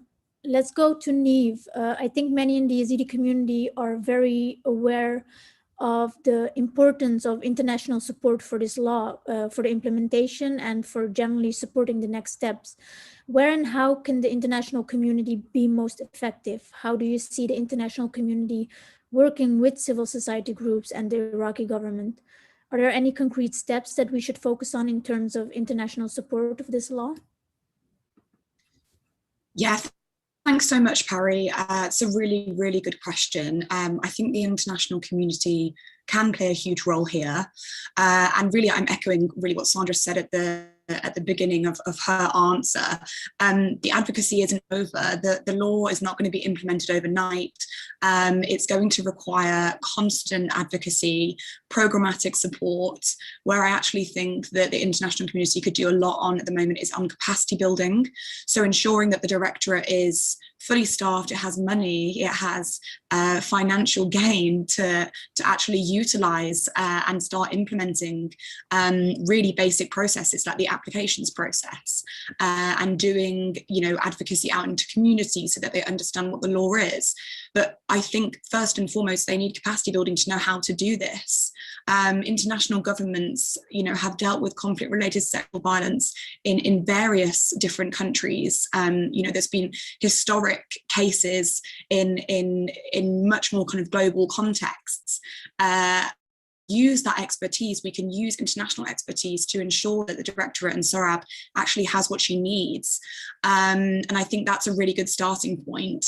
The second thing that I would say is to ensure that we're listening to survivors, ensure we're having these conversations. We're not just full steam ahead without bringing survivors along with the implementation. And I think the bill's been so successful in becoming a law because the survivors essentially were able to speak for themselves. And it was powerful and it was meaningful, but it's important. And I think, I work at the British Embassy. I don't speak for all the international community, but I know that there is a lot of support behind this bill. This is something that the international community have been very engaged on and advocated for 2 years until the bill was passed. So there is international support. And I think we want to ensure that we're being led by people like Sozan on the call, Guli, Sandra, and everybody listening to ensure that we are delivering the right messages at the right time and we're supporting the Directorate in the way that they need to be supported. So anyway, I'll pass over to you, but happy to answer any further questions. Thank you, Neve. I want to just say that we all love to hear all your remarks. Try to go a little bit slower so that our translator is able to simultaneously translate what you're saying, so that our survivors, so your words actually reach our survivors as well. I would like to go back to actually all the panelists. We have many members of the Yezidi community listening today, and as I said, it's being translated. What message would you like to share with them directly? Sozan, let's start with you. Sorry, Pari, can you repeat your question? Yes. What message do you have for the Yazidi community? And many are listening, are survivors. What is your message to the Yazidi community? My message to all the survivors to keep going on this work and not be like stop on one point. We should keep going to all, even to not just for Yazidi women. We need support of all women in the world to support us in this case, because this case not just for Yazidi, this case of the all women that face it like a very tragedy and painful genocide. And we wish that we all can work together to like recognize this as a genocide, because we still more than like 7 years, the people here and especially the IDPs feel so tired at living under the camp. And even the psychologists, there's the psychologist cases, we have like a lot of psychologist case. They feel tired because of this situation, and we need to support each other more. Yes, thank you. Sandra, is this also what IOM hears from the survivors? I know you have had a lot of sessions with survivors. What is the first thing that comes up? And what is your message to the Yazidis? You're on mute. The first thing is, of course, request that the implementation starts as soon as possible, because for many of them, the services and benefits that this law promises them is probably the only support that they will get, only considerable support that they will get since the genocide occurred. And in this respect, I really cannot reiterate and emphasize enough that implementation process cannot be fast enough, because survivors' needs and rights are unaddressed for too long. However, there is this reality that this law is is extremely extraordinary act by its nature and scope, and it needs to be implemented in a very extraordinary circumstances, such as Iraq. Of course, I will not talk about political crisis in Iraq, election year, protracted humanitarian security and development challenges in Iraq, as most of the people who are listening to us and their family and friends are living in this reality. So they know how reality in Iraq is challenging, and in this challenging reality, there are challenges to implement such a peculiar law. But I want to say that, and this is my message to those who are listening and who are waiting to see tangible effects of this law, is that there are a lot of people working currently in the government, in the civil society, in the international organizations, in the UN, working to translate the norms from the law, from the paper, into a reality, into tangible benefits and services, so they can improve survivors' lives. So I just want to reassure them that those who are listening and having doubts that this law will become a reality, that they are not forgotten, and that we are doing everything in our power to move this process forward. Thank you. Mm-hmm. Maybe I can jump in right here. I also would just like to share what I've witnessed working with the Yazidi community these past years, and particularly on this reparation law. And I've seen firsthand how quickly, how swiftly, and how successfully especially Yazidi organizations, but also broader civil society in Iraq and Kurdistan have mobilized, have created common goals for advocacy, and they have led this in accordance with survivor and community demands. And seeing how despite all of the challenges that Sandra mentioned, seeing how civil society has come together this quickly, and just witnessing this has been remarkable. And I always say this, I think this is going to be one of those case studies that perhaps practitioners, civil society organizations from other countries will study in the coming years to see how this came to be. And particularly, I want to recognize the advocacy led by survivors themselves. And I see especially how their voice has had an impact in changing the final draft of the law. Because one example is that the law wasn't inclusive enough. In its first draft, it only included Yazidi women and girls. And Yazidi survivors who advocated for this law, they asked not just for women and girls, but men and boys from the Yazidi community to be included.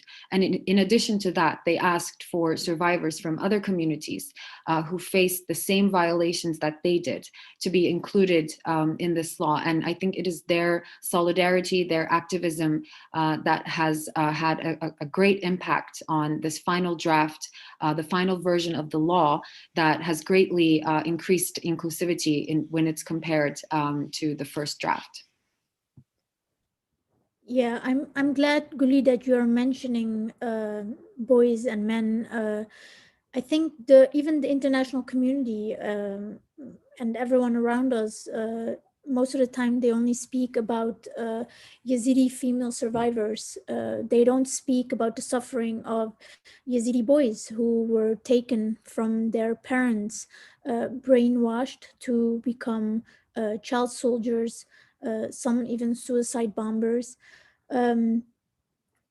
I'm glad you are discussing this as well, because we do have male survivors who are left, and we need to be a voice for them as well, and not only for the Yazidi women.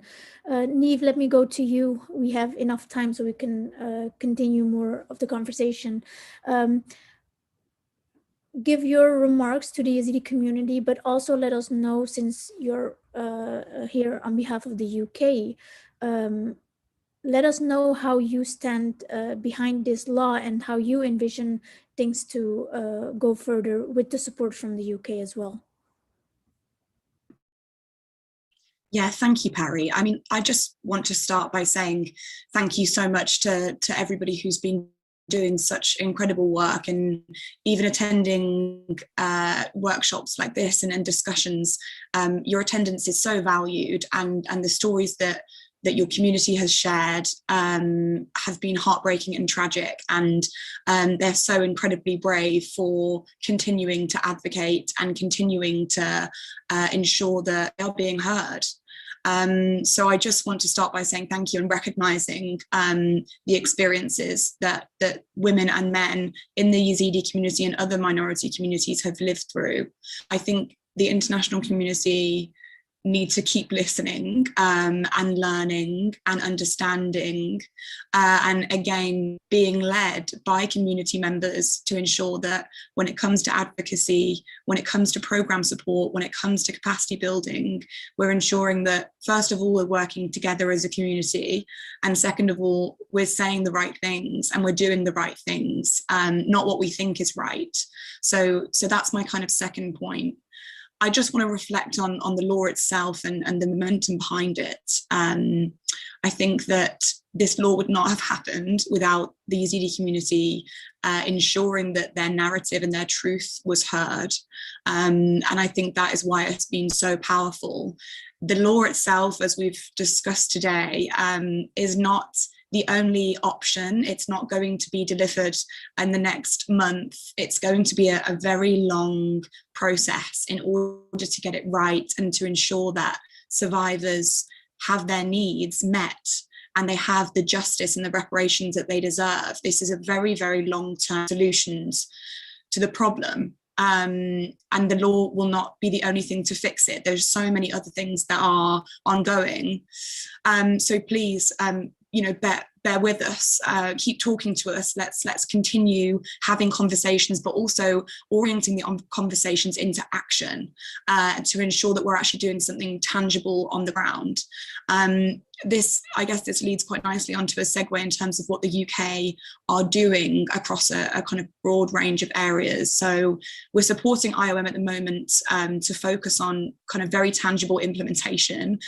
So that comes in two areas. One is on the application applications process. So ensuring that the process is being created in accordance with survivors' needs. So for example, if survivors are in displacement camps, if they don't have access to a computer, how will they apply for their reparations support? So making sure that these very, very, very fundamental issues are being addressed in the early phases of this implementation.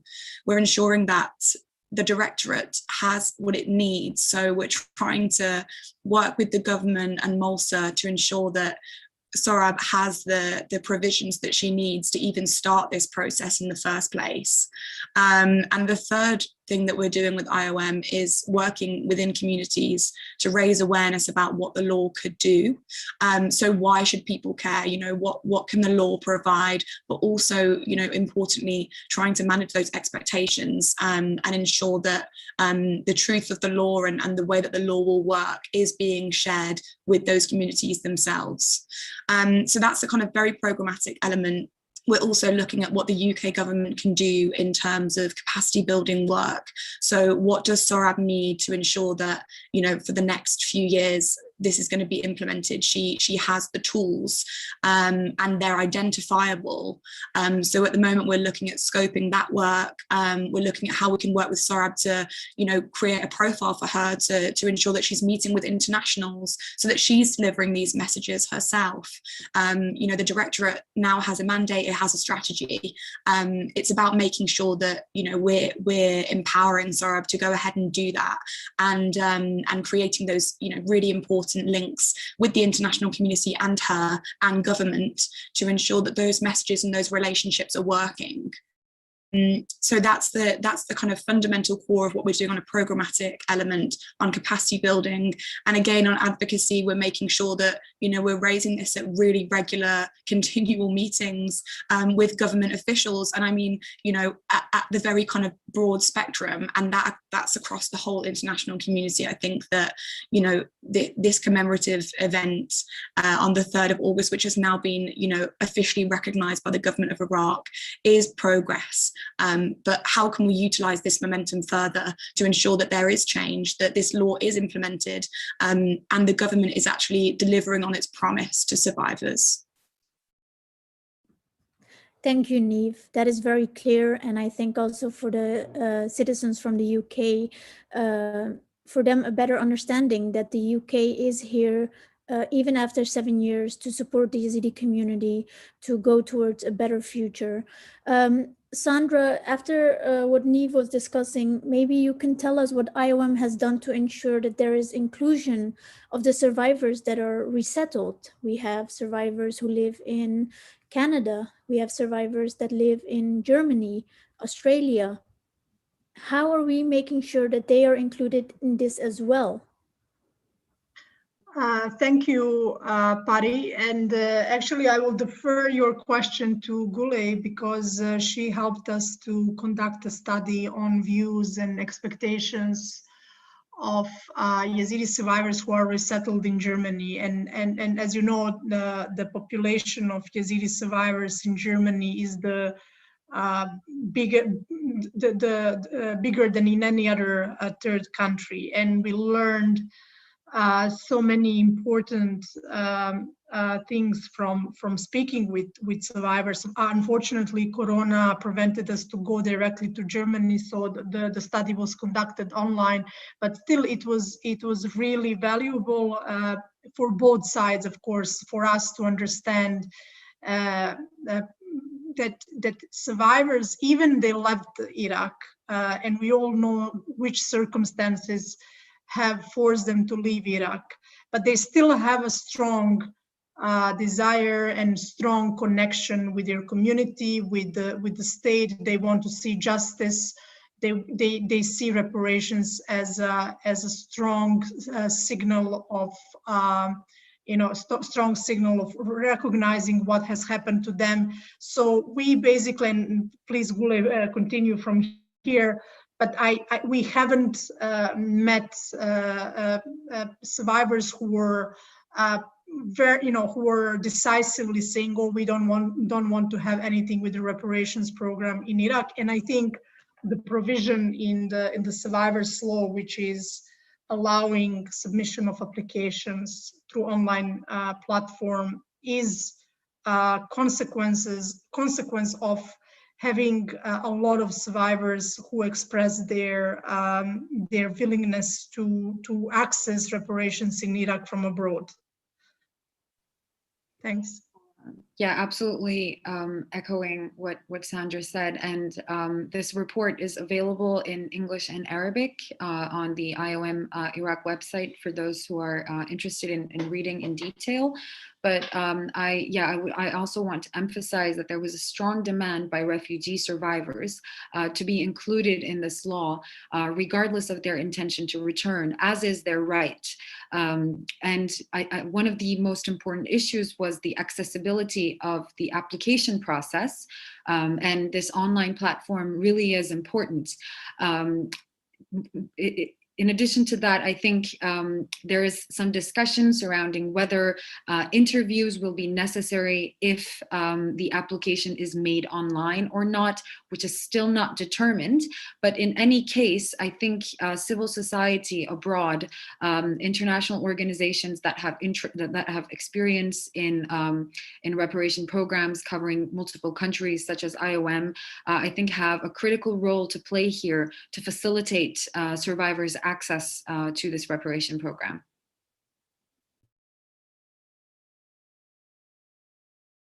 Sorry, I was muted. We still have 9 minutes to go, and for those 9 minutes, I would like to go to Zozan. At one point, you were talking about Yazidis that you're already helping with reparations. What kind of cases are these? I mean, I don't think there are cases related to the reparations law because it's not yet implemented.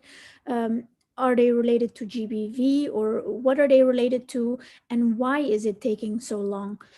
Aside from that, do you think that now that there is a reparations law and there's more recognition of what happened to the Yazidis, that this will prevent harm against the Yazidis in the future? Thank you, Pari. Actually, we have like the cases we have it's like a missing person and land, and some of them like we do like a document for them. But regarding the compensation, we focus more on the missing person and the land. Actually, the process, as I mentioned, it was so difficult because we have like three committee of the compensation, one on Mosul and one on Sinjar, and we have also alternative in Domis, which is in the Hague. When they work 2 days in a week, just and 2 days a week, and I think in Domis or Friday. This is the reason that it was so difficult, because there's not like for those people who live in the camp, if they want to prepare their document, it needs time first, and it needs also cost money, because if they go to Sinjar, they maybe take a car and it costs a lot. And also we have sometimes the problem between two governments.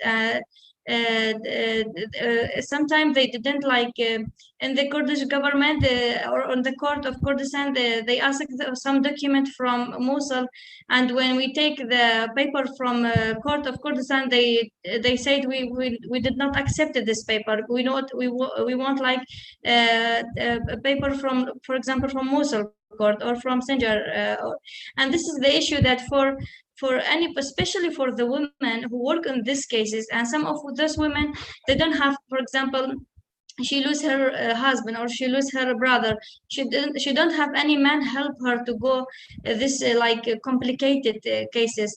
This is the reason that we see that it's so important to support the women in these cases. And when we implemented our project, and our lawyer explained to the survivor or to the women how is important that this for the beginning they didn't trust us. They said we don't believe that maybe we can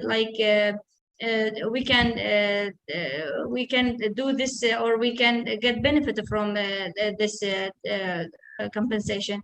But after we finish we finish all the paper, and we're still waiting for the government to pay for this. But as I heard from from our lawyer, just a few, maybe 2 or 3 cases they have get benefit from this, but not our cases, from another another person from Shengal. But still there's like 1,000 of file of compensation. Still they are just put it in on their library, and they didn't work on it. And we feel that especially from all the problems and political issues that Iraqi go through, and we feel actually we feel disappointed for all the time they delay everything regarding the minority, regarding the survivor law, everything regarding the Yazidi community or the minority. We feel that they don't care about these issues. This is the reason that we all the time try to support each other as a community, and even as a woman activist in the community. We try to be more stronger and push more on the government. And in my belief that if we don't work hard with the international community, we cannot see that Iraqi passed the survivor law. Maybe they all the time they postpone the law, but finally they passed the law. But we still hope that all these women get benefited from this law, and be and to support them in the future, because actually the situation in general of the survivor, when we met them, we feel actually so shy, because they are waiting from us to do something for them. Sometimes they ask us something we cannot do it, because it's not it's not on it's not in our hand to do, but we try to do our best to support this woman. Yes, thank you. Thank you, I Zoe. wish I answered your question. Yeah. You answered it perfectly, and I couldn't agree more with you. As a Yazidi woman myself, I really agree with what you're saying. There's a lot to do, but that's why we have a couple of international people here today, and also our viewers. It is important that we ensure that there is international pressure on both governments to do what's right for the Yazidi community. And with that, I would like to end this panel. I would like to thank all of you for participating. I hope this was enlightening for our viewers, and especially for the Yazidi community. And thanks again, and maybe see you next year. Thank you, Betty. Thank you. Thank you. I would like to ask the new panelists to arrive on the webinar. We are talking about the next generation. I'll hand it over to my team members in Iraq and to Nibras. Nibras, go ahead and good luck. All right, thank you very much, Perry. I hope there's not much noise around here. All right.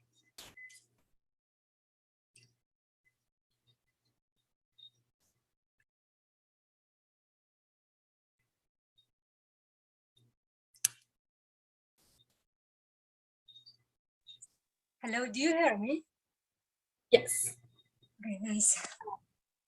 Right. If we have everybody on the panel, if everybody could turn their video, I would appreciate that. Hello, it's Jamal. Oh, I think it will be so hard to start video because the internet. No worries at all. Awesome.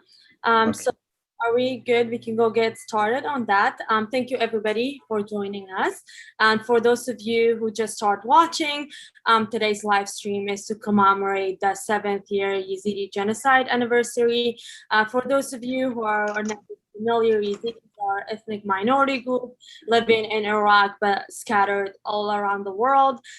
Today, as of today, August 3rd, 2014, ISIS, the Islamic State, launched a genocidal campaign against the Yazidis, killing thousands and kidnapping women and causing thousands of Yazidis to flee to the neighboring areas.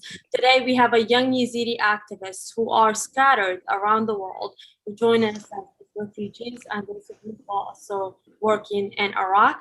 We have Yazidis from Iraq, the US, Canada, and Netherlands. We're here to hear their point of view on what needs to be done, what do they do to recover and build the Yazidi community, and in particular, Sinjar. For our first speaker, we have Rojin Sharo, who's a young Yazidi woman who currently working as the finance associate for the Free Yazidi Foundation. Rojin, the floor is yours to give your remarks. Thank you, Nebras, for the warm introduction. This is Rojin, and I'm working for the Free Yazidi Foundation based in Iraq. Allow me to say it's good to see a young group of Yazidi leaders and thinkers. I'm glad that today we have an opportunity to discuss an important topic, the next generation. Here, I would like to specifically focus on how education impacts the future of Yazidi youth. To protect the next generation, we need to build up the current generation. Yazidi community has suffered so much since the genocide. The 2014 genocide had a huge impact on the future of the Yazidi in general. In the last 7 years, a high number of Yazidi members of youth and children lost their chance of receiving education. There should be an action to rebuild their future, but unfortunately, nothing has been done for them till today. Education is the key of development of a community. It's very important to invest in education to the youth to help the next generation to be successful. We must make sure that minorities like Yazidis are not left behind and get equal education. I'm very concerned that opportunities that are needed for us are not there, and this will prevent the next generation from being successful. Thank you. Thank you very much, Rojin, for your remarks. I definitely agree that education is one of the big factors affecting the young Yazidis around the world, and their opportunities are very limited. For our next speaker, we have Khalid Barakat, who would be joining us. Khalid is a Yazidi activist and a law student who will be joining us from the Netherlands. Khalid, the floor is yours.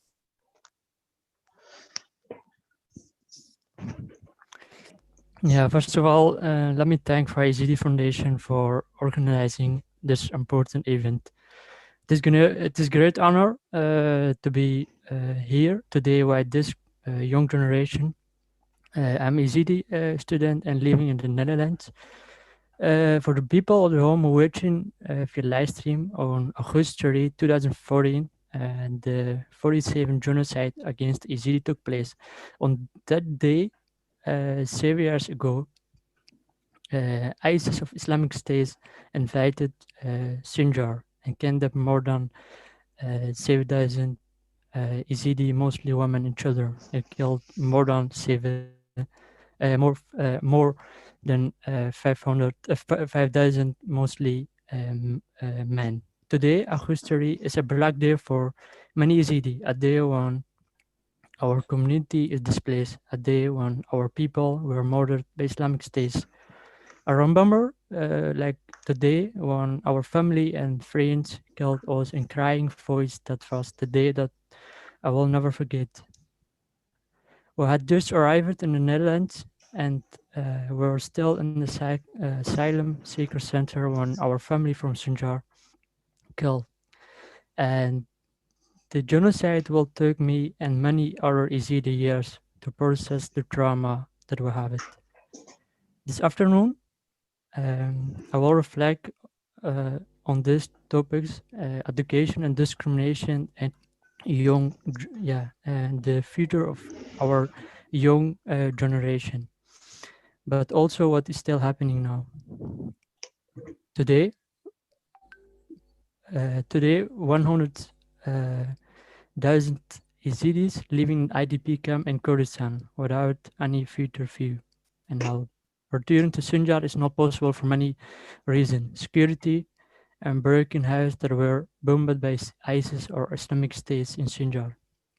So that Yazidis can never return to their homeland Sinjar without rebuild their homeland Sinjar and any help from international community, and Iraqi government and the Kurdish government.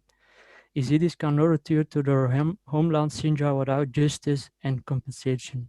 They lost everything: family members, homes, friends, neighborhood, Yazidi identity, Yazidi culture, Yazidi language. For me and many other Yazidi, the Iraqi government and the Kurdish government they have responsibility to for ensuring their right and the compensation for the Yazidis in Iraq. Why? As Yazidi are part of Iraq and Iraq is part of us. So like any Iraqi or Kurdi will have the right to speak and the right to live in Iraq and around the world. I come to the Netherlands as refugee when I was 16 years old. And when I went to high school in Sinjar, we had Arabic school. And of course, teacher from Mosul, Baghdad, and other place. I remember that our teacher didn't even know what Yazidi were and where we come from. When we talk about the education and discrimination in Iraq, Yazidi have been persecuted and discriminated in Iraq and around the world now for 800 years because they are just being Yazidis and have a different religion and the eyes of many people in the Middle East, and they are not people, but they will work cheaper. If you know, to talk about the education also, almost all schools in Sinjar are closed. So a future for the next generation is invisible, specifically in Sinjar. I fear that we will soon have a generation that has a lot of educational disadvantages. If action is not taken quickly and government and the organization didn't find a solution for us as next generation, I am feared that we have a generation will have who will have at home with physical healthy and mental healthy. And when we talk about the long-term discrimination, Yazidi have been discriminated now for years because they are Yazidi. This is fact. This is a fact in Iraq, as many of you know it. In Iraq, we don't have a local government that can help you if you are discriminated because of your name, of religion. Especially if you are Yazidi, they will not believe in you, son. Yazidi are always careful in Iraq because Yazidi have been targeted by terrorist groups like ISIS of Al-Qaeda for years now. I still remember when we traveled to Mosul or Baghdad, we were very careful to say that we are Yazidi. To give you example, in 2007, the 70 genocide took place in two Yazidi villages, Tel Azir and Siba Sheikh Khadr. This happened after an imam who called Yazidi our devil worshipper and you can kill them. Discrimination in Iraq, I'm sorry to say that, but it's a fact. And in Middle East, when we talk about the Yazidis. Today, after 7 years, our next generation is working for tomorrow to bring food on the table.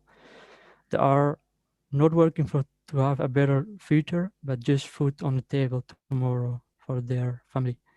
And I have a message, and my message today for all Yazidi human rights activists and organizations, the local government, whereas the next generation don't feel we have a future in Iraq, and specifically in Sinjar, without no homeland, no security guarantee, and no education for our next generation. And thank you for this opportunity. Thank you very much, Mr. Khaled. Thank you for sharing your story and your journey as a refugee and also as a Yazidi, and the discrimination that you faced. It applies to many Yazidis, young Yazidis currently looking for opportunities for jobs and also education. So thank you very much for sharing that. Next on our list, we have Mr. Jamal Kamal, who's a Yazidi activist from Sinjar. Jamal was living in IDP camps and recently returned to Sinjar. Jamal is also a member of the Yezidi Council in Sinjar, Committee on Protection of Women and Children. So Jamal is currently would give us an insight on what's like to be a young Yezidi returning to Sinjar. Jamal, the floor is yours. Okay, thank you so very much, Ms. Nabras, for this great introduction and this opportunity. Regarding the transition you said, transition from Sinjar, from camps to Sinjar.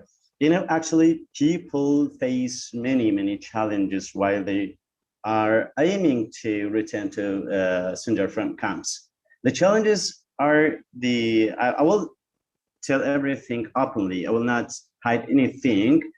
You know, the challenges are the Kurdistan government puts obstacles in their way, like any person who wants to return to Sinjar should go through a very difficult process until he or she gets the permission from the mayor of Sinjar, who stays in Kurdistan region and works for them. I mean, the mayor of Sinjar, he cannot do anything unless the Kurdistan government gives him the green light. And this will not happen if it is not in the interest of Kurdistan government. And also, they go through many, displaced people when they return to Sinjar. They go through many checkpoints with long inspection by Iraqi army. I have two reasons why this is difficult. The process of the transition from Sinjar, from camps to Sinjar. For instance, it's keeping more than 200,000 people in IDP camps in Kurdistan region will help raise the economic level, especially in the Duhok governorate. The IDPs depend for their trade on Duhok, the governorate of Duhok. And also a big number of Kurdish people are recruited by NGOs, which work in IDP camps. Secondly, and the most significant reason they are keeping Yazidis in camps is they are sure that they will get their voters during the elections. Any individual who is 18 and above will be forced in one way or other to vote for the candidate they want, or they will lose their voices. They want, we have another. I have another example or another reason why people do not return. I think everybody has heard of the agreement that signed between Iraqi government and Kurdistan government on Sinjar. The agreement was signed and agreed between both parties on Sinjar without involving Yazidi people in this agreement. And that's why if you don't know what the articles of this agreement, what the terms of this agreement, so how could you say why people do not return? All these things are the reasons why people do not come back. If we come to the Iraqi government, Nabras, do you hear me? Yes, I hear you. Yeah, okay. The Iraqi government is not serious to facilitate the way for them to return because of also some agendas, like since the Iraqi government is Shia, this government is if not in a direct way, in an indirect way for Shia to even work on the demographic changes. And I can give you an example. About 2 months ago, a group of Shia people from Marjaya, they built a room in Skenia. Skenia is a small village in the south part of Sinjar mountain. this area belongs to people of Sibai Shekhdar. Yes, they built a room, and I mean Shia group. This group built a room in Skinny, and they say that this is because in ancient times when the Al-Bayt children, when they were taken by some, for example, Sunnah, or I don't know, they were brought to this place, and this is our place. We should like build a room here, and they had in their mind to build a shrine in future. And as you all know that it's taboo to destroy a shrine, a religious symbol, and this is the idea that they wanted to build a symbol for them. And all these things, I know that it's somehow I'm thinking very like very far from the topic, but this is the reality. Also, if we come to PKK, they don't want Yazidi people to come back, because if they come back, the area will be very narrow for them. They cannot do their activities very freely. That's why they don't want Yazidi people to come back. All these obstacles and reasons are making the transition for Yazidi people so difficult. Thank you. Thank you very much, Jamal, for sharing these obstacles. It definitely gave a very insight to our people watching from around the world and how difficult it is. Some of them, there were talks about closing the camps, and even the transition to move to Sinjar is even way, way, way harder. So thank you very much, Jamal, for sharing those insights. Next on our panelists, we have Omar Kudeda, who's a Yezidi, moved to Canada at a very young age and currently works in a refugee resettlement organization in Canada. Omar, the floor is yours.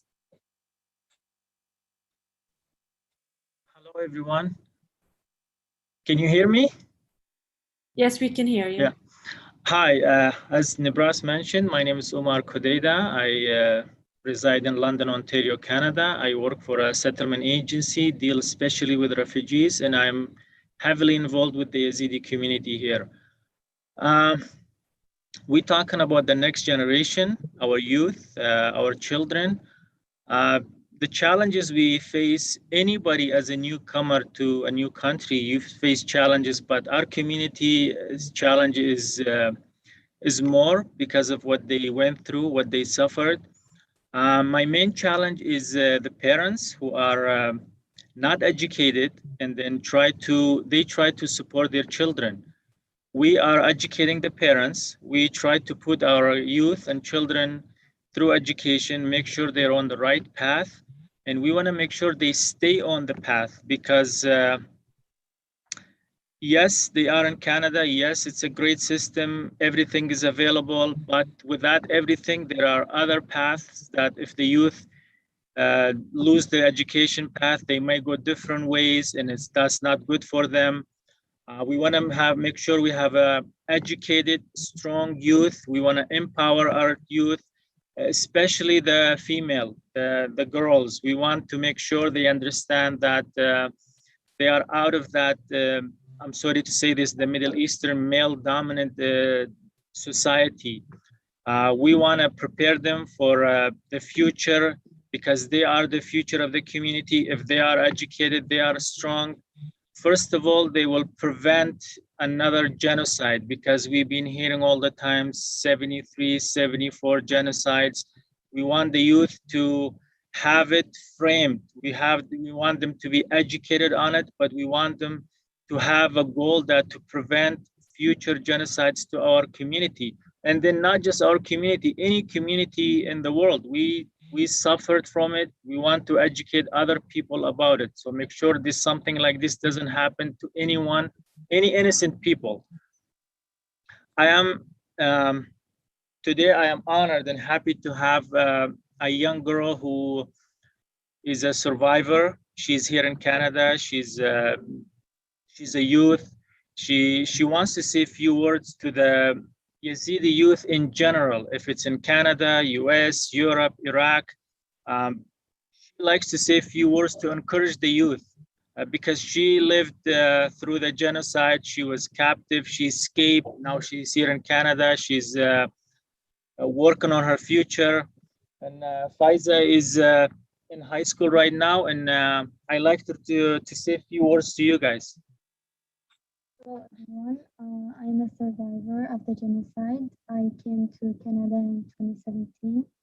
I would like to say, no matter how you survive and what the situation is, you still gotta work for yourself and your family. And I live here with my family. As Omar said, I work for my future. And there are a lot of challenges over here and anywhere you face it, but you still have to work for your future and for your family. So you can be aware what happened to you. And this August 3rd is a very big day for all the Yazidi people. And you just have to face it and you have to work very hard so no one happens to it, and we can all remember this day. Thank you. So this is basically what we want to say. Please, please, please encourage the youth to get educated. Send them to schools, no matter what. There's, like Faiza said, no matter what we suffered, how much we've seen, there's always a way to find your way through education. I want to thank you, Nebras, thank the Free Yazidi Foundation for inviting us today. I wish everyone peace, and if there are any questions, we will be happy to answer. Thank you very much, Omar and Faiza. Omar, definitely you mentioned again on the importance of education, whether you're in Iraq and once you move out of there as well. I think it's important to make sure the young Yazidis who are refugees and outside of Iraq understand that the opportunities are available for them. They just have to go and reach out for them. So thank you very much for mentioning that. And Faiza, you're such an inspiration for all of us. Thank you very much. Wherever people are watching, and especially the young Yazidis will definitely hear your words, and thank you so much for your inspiration and for being brave, and good luck with everything on your future. I'm sure you have a bright future. Next on our list we have Holia, who's a Yazidi activist and a painter, is joining us also from the Netherlands. Holia used her paintings to advocate and raise awareness for the Yazidi cause. Holia, the floor is yours for your remark. Yeah. Hello everyone, I'm Holia. I'm from Iraq and I live in Holland now. I'm here to continue my message to the world, what happened to the Yezidi in 3 August 2014. I'm going to show you all of one of the paintings.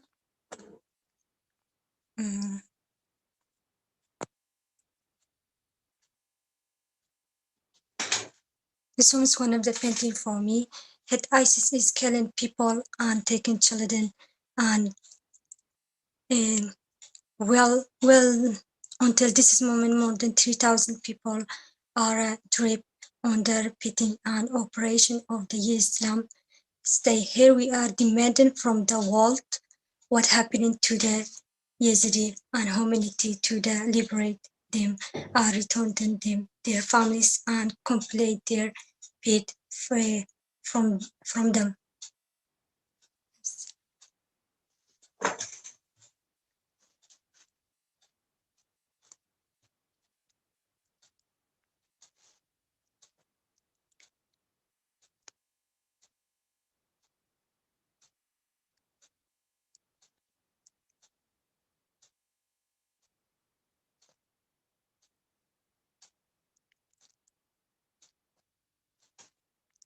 And if you have a question, you can ask me about for the painting for Yezidi. Awesome. Thank you very much, Holia, for sharing. And Holia is a great example of how you can use your voice, either paintings or whatever activities or wherever you are, to advocate for the Yazidi cause. And raise awareness about the current situation of Yazidis in Iraq, and specifically in Sinjar. Now we'll move into a question for our panelists. The first question I have is for Omar and Wajin.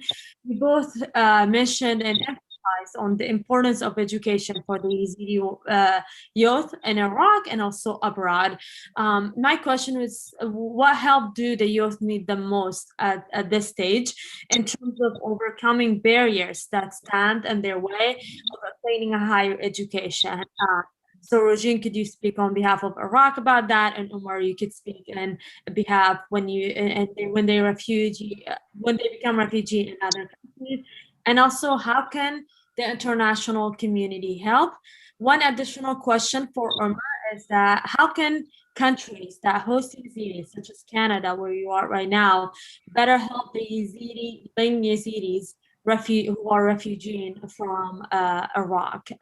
So the floor is yours. Rojin, you can go ahead first. This is a great question, really. Like, it's very important first to highlight the challenge that Yazidi youth face, and then how we can overcome and find solutions. We have many challenges like we are facing, and it's continuing. First, like, we have to start from basic challenge, that safe and secure environment. We can't build the future of Yazidi youth that's based on fears. Yazidi youth need to receive education equally as other citizens in Iraq, according to principle of non-discrimination and equal rights. So hundreds of Yazidi students lost their opportunity for good education after the genocide, which would have helped with the future job opportunity. As I said, education is the only key forward and getting developed. But in case of Yazidis, we should build safe and secure environment so they can have equal right in receiving education and think about their future. Yazidis face a threat message that they have to quit their studying or they will be killed. So many Yazidi students choose to give up on their studying, and those who did not give up and ignored the threat message had to hide their identity. And for girls, they wear scarf, so they appear as non-Yazidis. So this is what I mean by having safe and secure environment.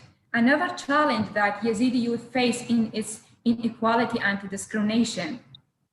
When Yazidi students enter any educational institution, chances are very high that they will face inequality and discrimination. Let me give you an example of a friend of mine who was in university. He dropped out of university because of a lecturer who made fun of a Yazidi New Year, Red Wednesday, and called it Yellow Wednesday. And all students in the class laughed. This is not only insulted my friend, but he was also discriminated against. And this is not accepted. If a teacher is discriminating against Yazidi, then what you accept from his student? Imagine being insulted, discriminated in educational spaces. So what you expect to be treated in public places? Discrimination against us is continued. There are many other examples out there that Yazidi individuals face every day. We deserve to be treated as human beings. Some other Yazidi students who I know personally went through situations like that. And many young Yazidi students traveled abroad and live their life there, since they can see that their brothers and sisters are not getting anywhere in life. In a country where you are not treated equally and not accepted in their own country. Like if we talk about another challenge that we face, and Yazidi youth especially, is financial state. Their poor financial situation make them recognizable among other students. Yazidi student primary goal is to take the financial pressure of their families, which divides their energy and time because they have to work and study. We know that this country is offering very few job opportunities in our community. In our community, there are mainly two options: working on the construction or farms, which both are very tiring. But the current situation in the country and the massacre of Sinjar have had a very negative impact on our young students. They have lost hope in almost everything, and I don't blame them. Some of them say, even if I become a doctor in this country, I will still feel that I don't belong here, because I can see some Yezidi doctors who teach in medical college and have very good reputation. When I check their private clinics, I will only see Yezidi patients. Nobody will come to me except Yezidis. I want to tell our young students to stand out for their community and endure challenges, but that would not help unless we apply a studied plan for youth to make them stay in and build their community. Education for Yazidi students means everything. We don't have any other solution for time being. The majority of Yazidi students are studying to avoid the lifestyle of their parents or elder siblings had. They are very eager to learn and change lives, but they see that other students have more links wasta than them to would probably get much higher grades. Another fact that many of Yazidi children who were captured in 2014 by ISIS lost their future and school. In Iraq education system, you enter school at a certain age. We have hundreds of Yazidi children who came from captivity, who did not have chance to continue and enter school because of the system and their age. And so sad, this had a huge impact on the future of these Yazidi children. I will give you an example of a child survivor whose father and some of his siblings are still in captivity.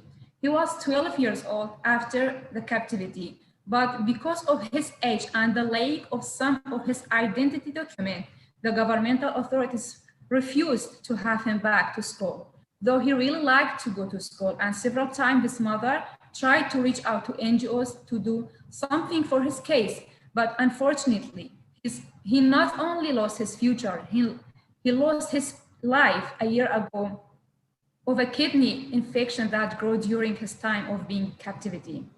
This is one of thousands. This is one example of the thousand among Yazidi community, and no effort and action have been taken. Our children are our future, and they must have the right to study. They will build peaceful, developed community in Iraq, but they must have equal access to education so other Iraqi to do so. To answer your question about how international community can help to this youth, minorities should be eligible for scholarship in national and international institutions. The government and international communities must make sure that Yazidis are included. And also those who are running program shall Yazidis be involved. There should be specific education program for only Yazidis. And in this case, there will be no way that Yazidi will be excluded. It's hard for the next generation of Yazidis to think of a future in Iraq with having many challenges preventing them from education and jobs. I hope our discussion today can be heard by stakeholders and support Yazidis. So if we talk about the higher education like PhD and MS, Yazidi students cannot offer higher education. They can't afford to travel abroad for their master and PhDs. In comparison, wealthy family and send their student to the US, Europe to study higher education. When they get back, they will become a leader and decision maker. If you have such Yazidis with this degree, if they will be in, maybe they will work in an important places and have the voice, defend Yazidi students and motivate them to continue studying. We need leaders, we need decision makers from us Yazidis, so we can decide on our destiny and give hope to the next generation and tell them that they can lead their community and protect it from harm. Thank you.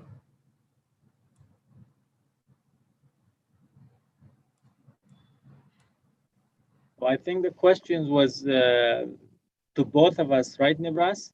Yes, it was. I want to answer the second part of the question first, because how can we help children in Iraq? Like, honestly, I am sorry, I don't have an answer for this. My job is inside Canada. Anything outside of Canada, I think it's the job of organizations who are licensed that are working in Iraq. They can better support the children in Iraq with education. As for here, the school system is excellent here, is great. They have guidance, they talk to the students about the future. And if students have additional questions, they can come to us, such as my organization, and then we guide them to the right way. But the school, they take care of everything here. We are lucky to be here in Canada. Honestly, the schools are great here.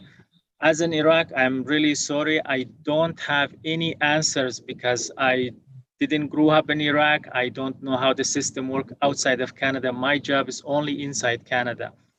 But as we said, we need to educate our youth. We need to empower them for the better future. Maybe in the future, they will have the power to reach out and help the people in Iraq. I hope that answers the question.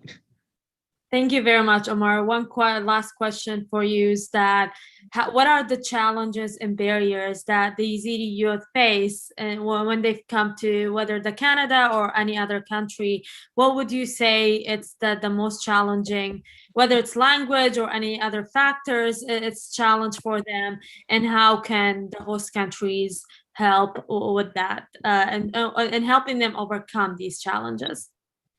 You know, language is a challenge, but it's a short term for the youth. They learn fast, they pick it up. The biggest challenge we face here in Canada, to me, for the youth is the parent or the parents, because they came from, they never went to school, they don't have education, so they don't have the power to guide their children and the youth. So the youth, they have to learn the language, they have to take care of the situation at home with the mom or the parents, you know. We try to educate them, we try to guide them, but it's not easy. Believe me, this is the biggest challenge for us, is the parent or the parents. I can say they are not educated. Unfortunately, they have a hard time to guide the children. So we are working. It's a process that takes long time, but we try our best. Thank you very much. Thank you. I think Rojin just mentioned also the challenges that Yezidi faced, even though if you overcome all of these challenges and went to school, and despite the discrimination that you face daily, I myself went to school in the region. I know the discrimination a lot of Yezidi students face in whatever school, whether in the Kurdistan region or in the Iraqi federal system, the discrimination there, it's there. And despite, even if you overcome those, the challenges of getting an education and getting a job, honestly, is one of the things. And then also, like Rojin mentioned, of even if you open your own clinic, only Yazidis will go because of the discrimination. So thank you very much, Rojin, for highlighting all of these challenges that the Yazidis face in order to obtain education, but also after getting an education also. And Omar, thank you very much for highlighting on the barriers that Yazidi youth face and the guidance and help that they need when they reach a country abroad. One last question. The other question I have is for Jamal. Jamal, you described how you moved from IDP camps to Sinjar and the challenges in terms of, you mentioned all of these barriers in front of the Yazidis who are thinking to move from Sinjar, basically from the IDP camps to Sinjar. How would you describe the job opportunities and education opportunities available for youth in Sinjar right now? And what are the main concerns for the Yazidis who are returning Sinjar, whether it's safety, services, wherever that, or what are the biggest concerns for Yazidis returning to Sinjar? And what would you say is the biggest services needed currently in Sinjar for the youth and also for other Sinjaris who are returning home? Okay, thank you for the questions. The first question was about education and job opportunities. Actually, there are no job opportunities available for Yazidis in Sinjar, except for some lucky, we can say lucky and well-educated persons, especially who speak a very good English and know good computer skills, to be recruited by NGOs, and also those who are appointed to the Ministry of Health.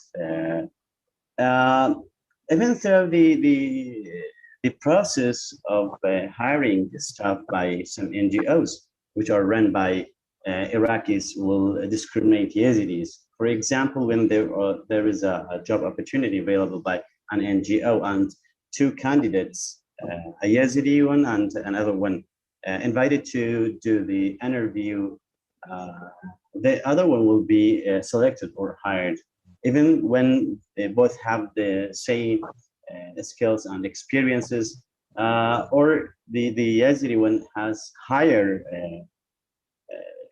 education and experiences. Almost all uneducated young people do not get a job opportunity. That's why some of them resort to joining to militias forces as PKK and popular mobilization forces and other armed groups.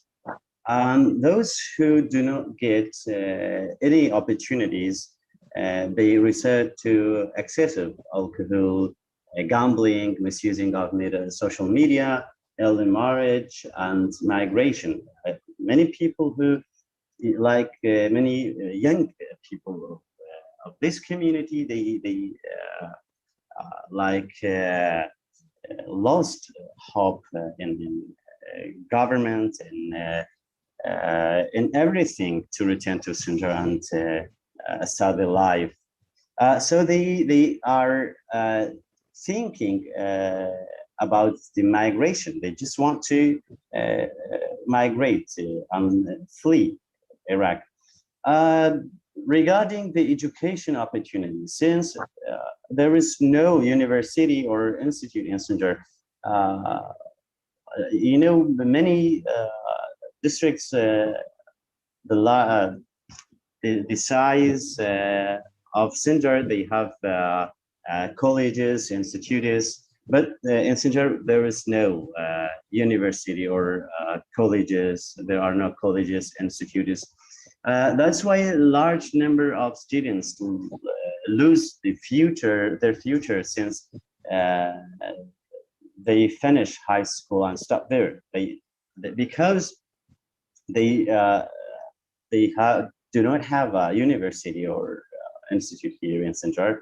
They should go to Mosul or somewhere else, like Kurdistan region. It's too so much difficult for students whose families victims of ISIS to go to the University of Mosul, because what happened to the Yazidis in 2014, as you know, and many members of ISIL were from Mosul. And also in 2000, I was still a student at the University of Mosul, freshman at the first year of the university, when 3 drivers of who transported students from Babashika to University of Mosul, and they were killed at the gate of the university. Many students were threatened to be killed if they continue to go to the University of Mosul.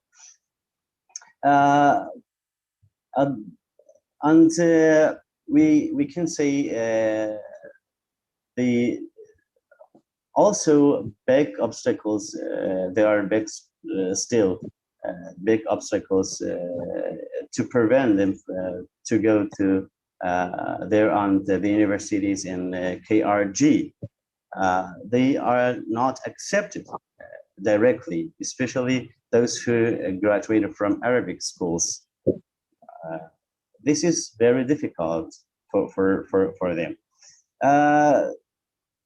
If we can say if the Iraqi government is serious to build Sinjar and to make it easy for them to return and to get opportunities and get education opportunities, we can say, first of all,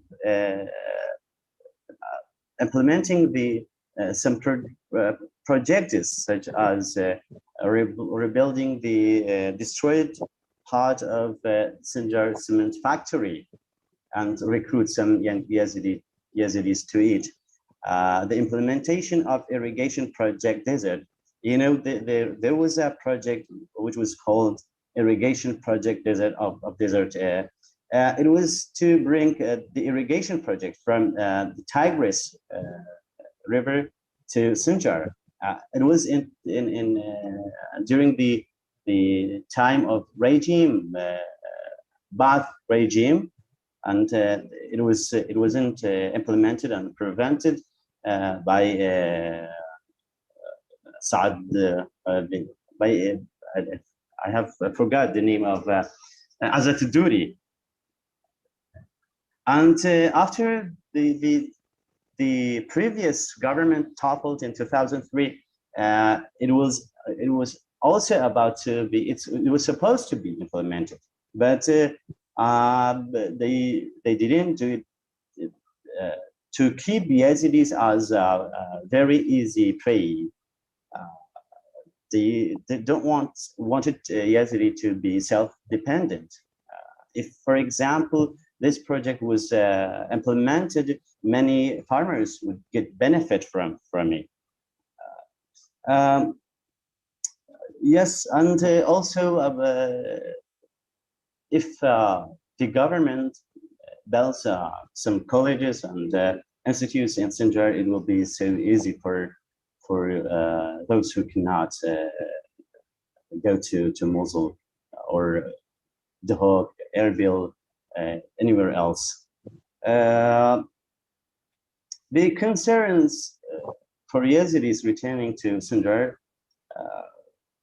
you know, the main reasons are the existence of multiple forces and militias in Sinjar, such as PKK, Popular Mobilization Forces, Peshmerga, Iraqi Army, Iraqi Police, and other armed groups. And the absence of local administration. For example, the mayor of Sinjar, Muhammad Khalil, he lives in Dahok, Kurdistan region, and also mayors of both sub-districts, Tel Azair and Sununi, they live there. For example, 2 months ago, the intelligence officer with the rank of captain in Sinjar was arrested by an official armed groups, and arrests happen continuously by these militias to people. Fear of another concern, fear of ISIS or other terrorist groups coming back again. The lack of main services as electricity, water, shelter, security, and job and education job opportunities. Regarding the most needed services to help people to return to Sinjar, you know, security and protection. Providing the areas with the official forces and expel the militias from it. Job opportunities, the rate of unemployed people increases every day, and now more than I can say 40% of Yazidis are jobless. And also shelters, if you come to Tel Azair, Sibay, Girzalik, and many towns, people do not have their own houses.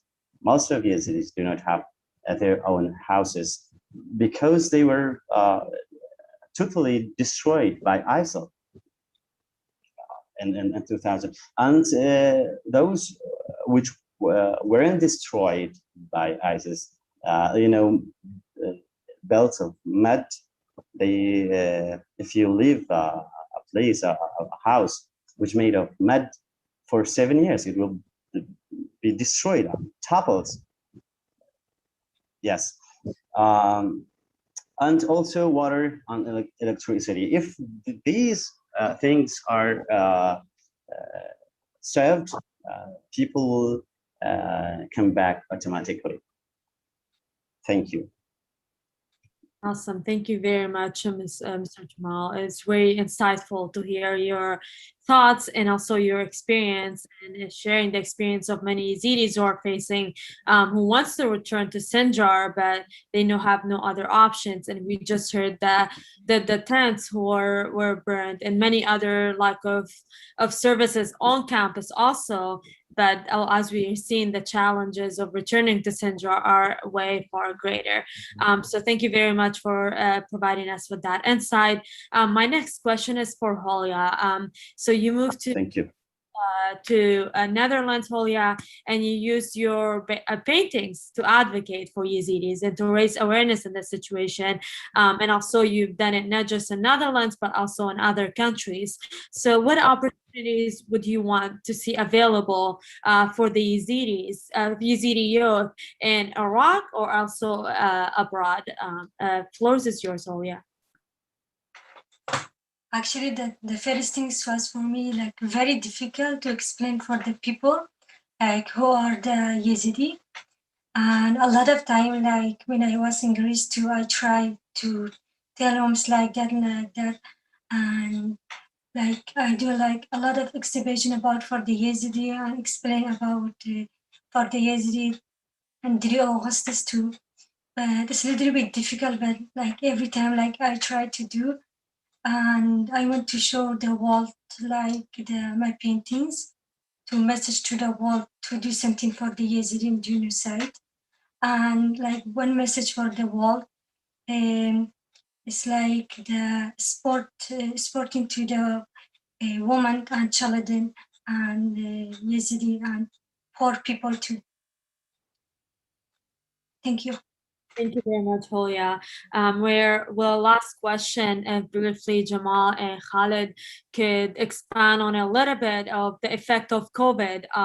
I think both of you mentioned the jobs and how difficult it is to find a job for the Yazidis in Iraq. So Khalid and Jamal, if you could briefly discuss how COVID has impacted the Yazidi community in terms of whether education, job opportunities, or any other health issues. So the floor is yours, Khalid. You can go ahead first. Thank you so much, Nebers, and thanks for asking me this question. Yeah, many of you know the effect of COVID-19 in Iraq, and before COVID-19, we saw many students who are graduated from the university, or they didn't have opportunity, or they didn't have a chance to have a job. So now we have the time of the COVID-19, and many or friends of mine in Iraq, they say it is so difficult to find a job because sometimes they apply to a company or business company, but they didn't have even an answer or on this on their question or their email. And there still are many Yazidi students are what I know they want, and I think they want to leave Iraq because there are so many there are not many opportunities to find a job there, and without a job also when you always be discriminated because you are because of your religion or your name, because you come from another area, and the local government are doing not too much to give the Yazidi students or Yazidi community more opportunities to have a job there. And I think also what Regine said, it is very it's very important that many organizations or many NGOs work together to find a solution, because still we have so many issues in Sinjar and for our next generation, because still many young generation, they don't have opportunity to go to school. Almost all school are closed now in Sinjar. You have maybe one of two, but all of them are still closed. And I'm, like I said before, I'm sure and that after 1 or 2 years we will see the effect of the COVID-19, but also the physical, mental, and mental healthy that many Yezidi youth have physical, mental, and mental healthy. And I think it is if you have school there in Sinjar, you can create a job, job opportunities, because then we have many young students who graded as teacher, but there are still the schools are closed, and still are there's no solution.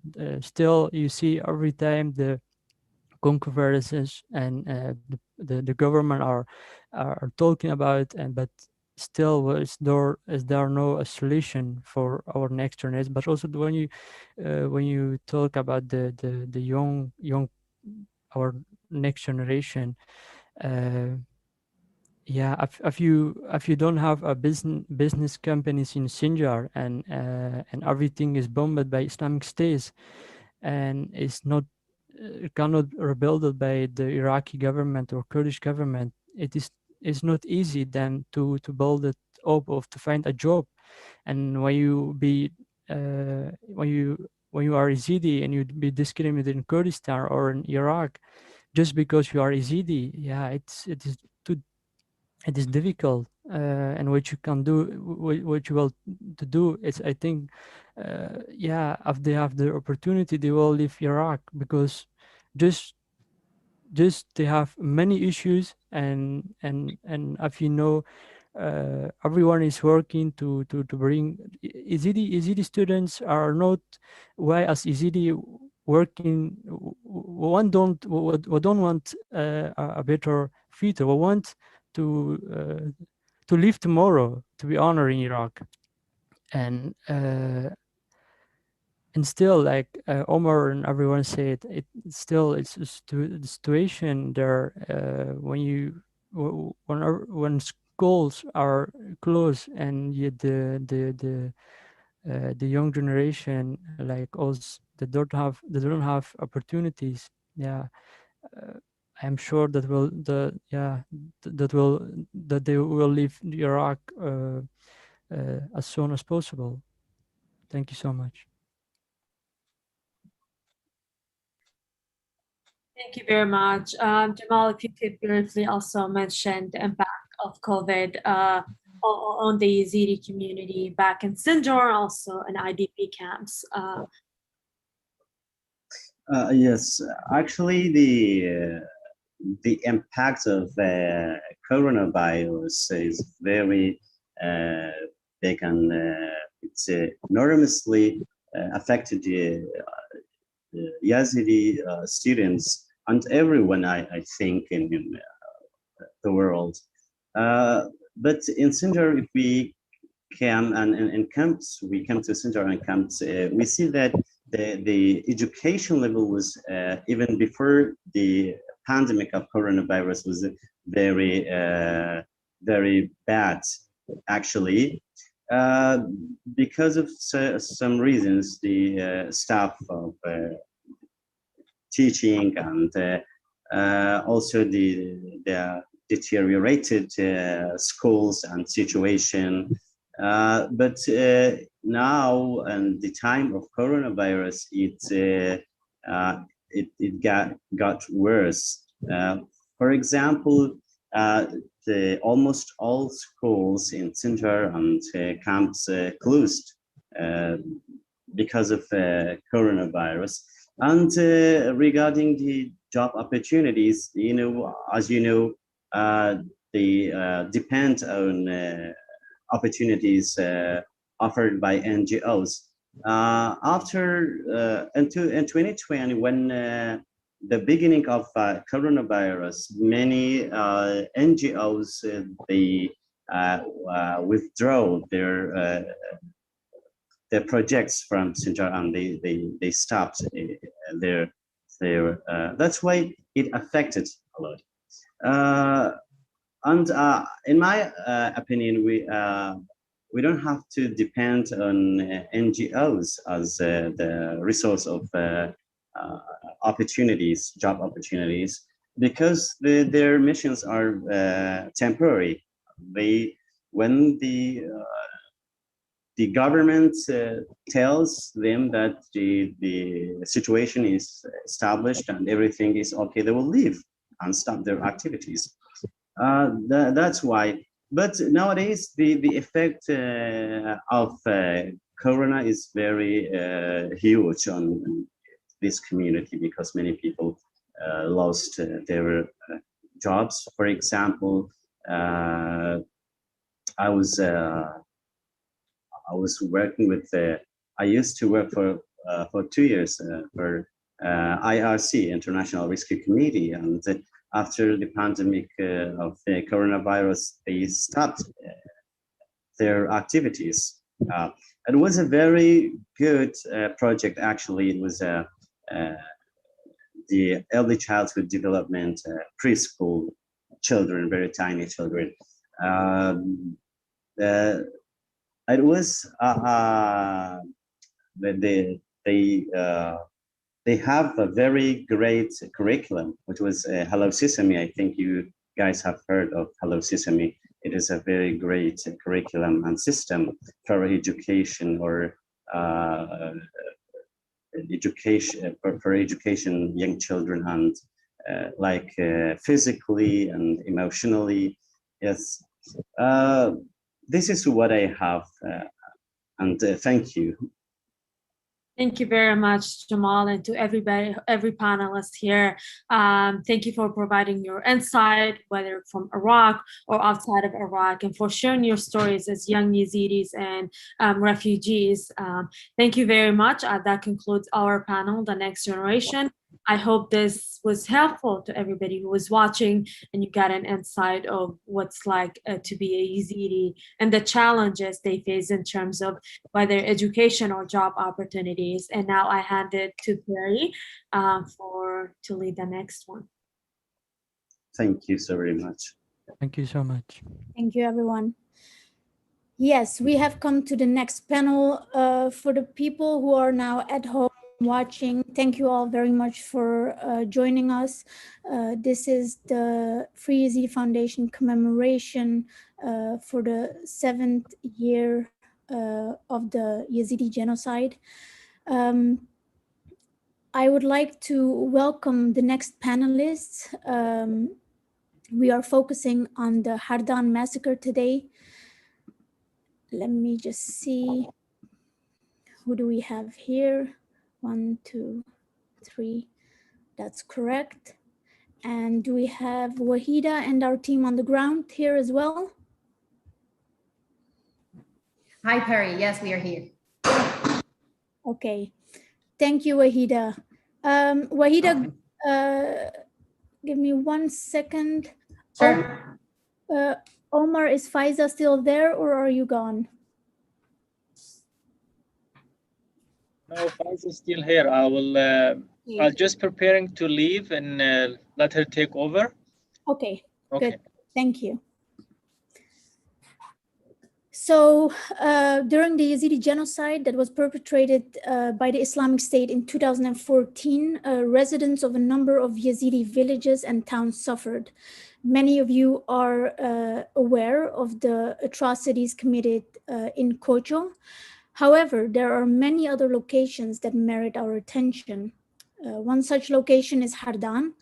Over the last year, FYF has focused resources and energy to understand the crimes that were committed in this particular village, the sequence of events, and how, why, and when ISIS militants acted as they did. The results of our efforts have already been shared with UNITAD, IIIM, and select European law enforcement agencies.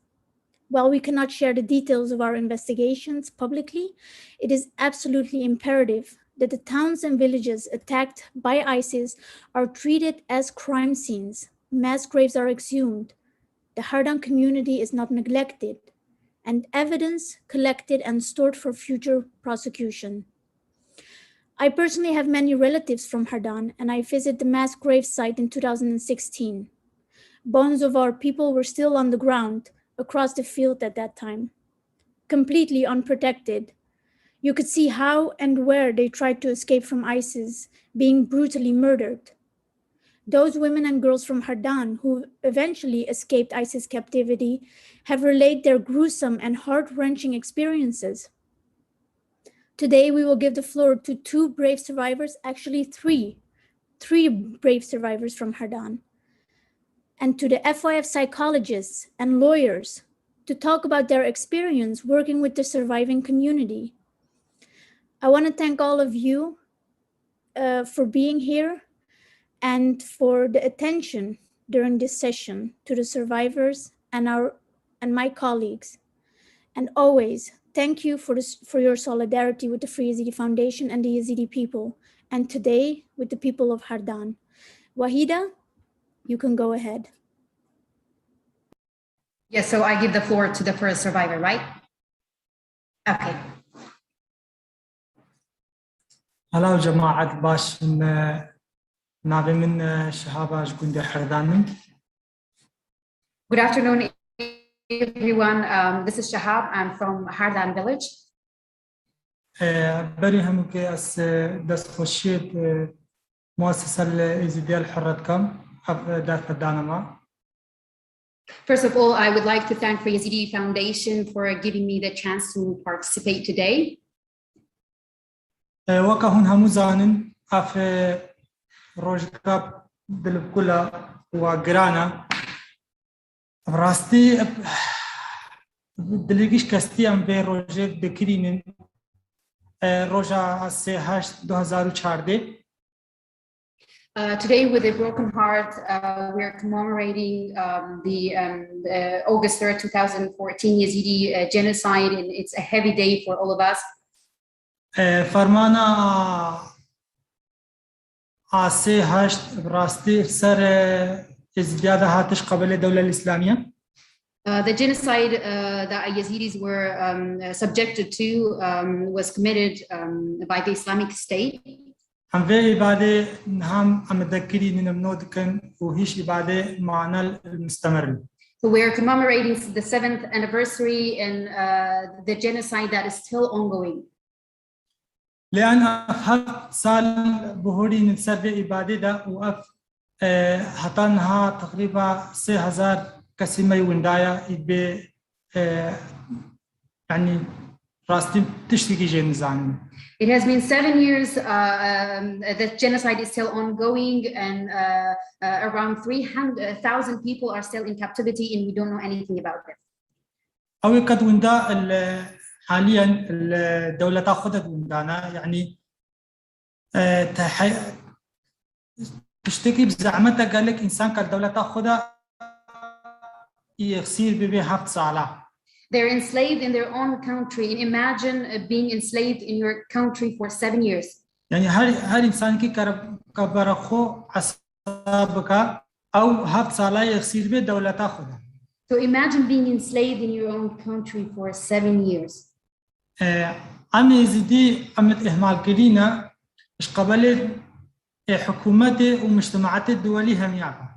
We Yazidis are ignored and neglected by governments and international communities. وما كاسك نينا كاسك دنجة معناك. We have no one, nobody hears us, hears our voice. دنجة معناك هجيكي وهكذا دنجة ما هجيكي عقصت وتشتي ناكن كأي إجراءات نهتنا أتخاذ كرين صالحة ما يزديها بس كشكلين صالحة خد شخصي بنو مصالحة خد شخصي كريا.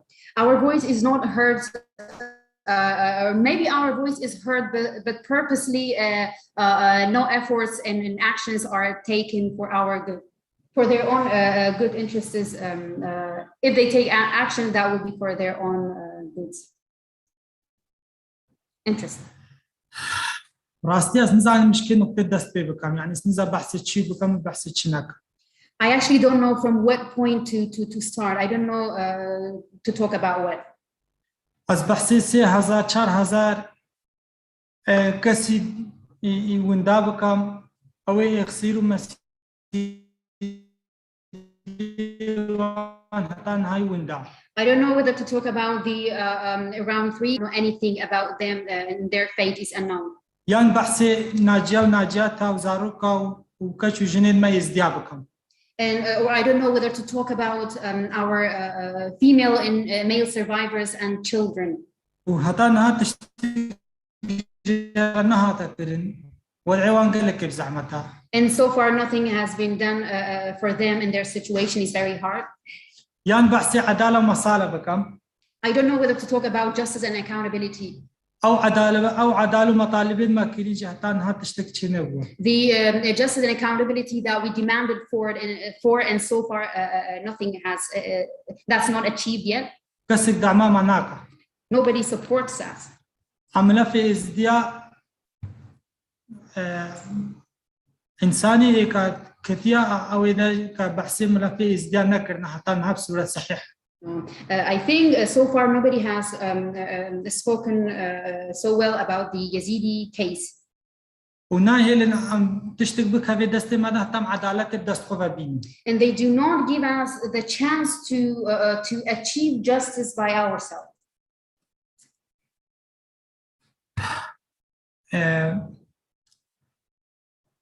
عم نزا بحثي مقابل جماعية بكان يعني بحثت هستيت خوب كان عم بحثت هتان هايت وندا هتان هايت كام تشتكي جنزة. And I don't know whether to talk about our mass graves and our the bones of our loved ones that are those and we don't know anything about them yet.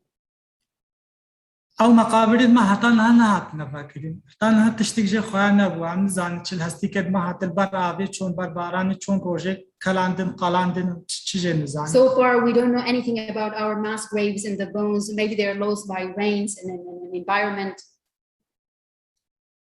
نزينغا هفتي مقابل جماعية تشنغارو دور بري شنغار ده هيا حاليا في متأكدة.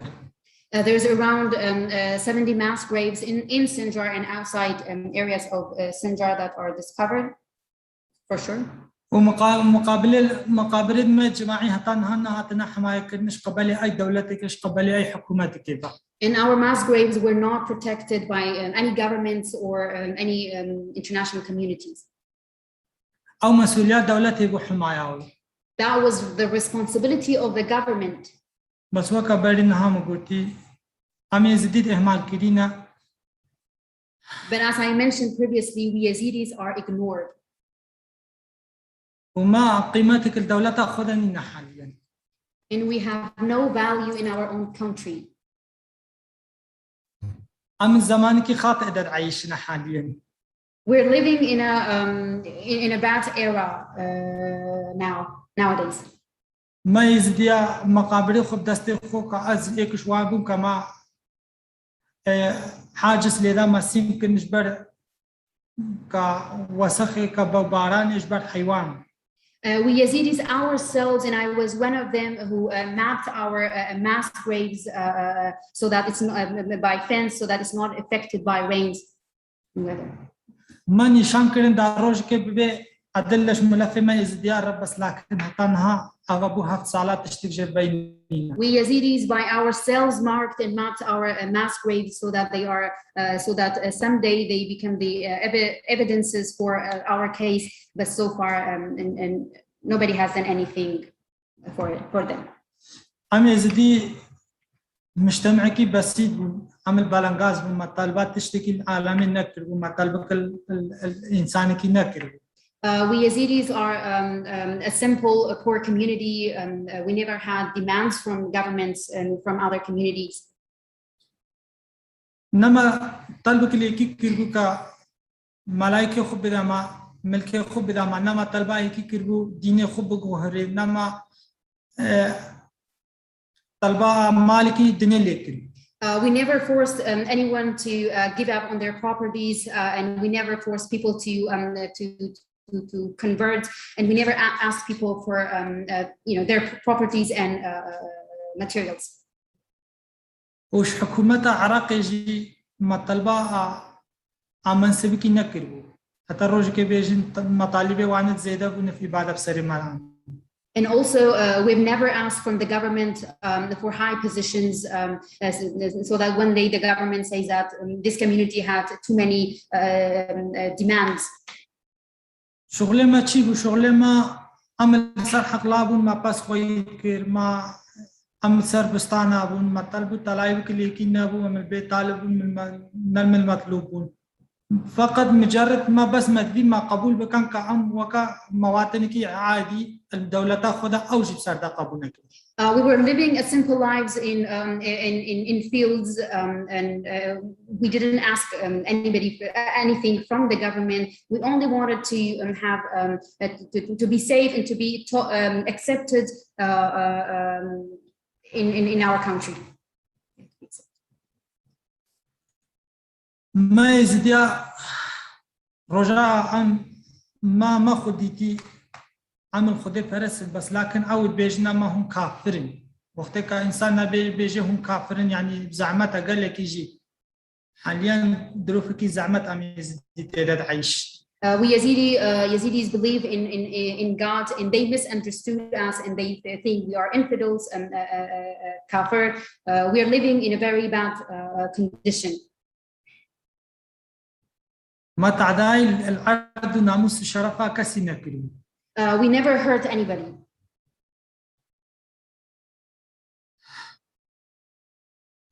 أنا يزيد بصراحة يعني هم جزانين. كتكش وانينا كيزديان نزان به الدولة تجنينا كيزدي تدنا بن ون أسرار واند بهنن ون ماجد بهنن وأوجي خود بهنن أمي وانجد بهنن ون زاني كيش ما تشترى وكيش ما خدترى لكن أود بيجن هون بخدينا. And I think you all know Yazidis since you all worked with them, and Yazidis exist in many other countries. You know better who like who's believing in God and who is better than the others. Yeah.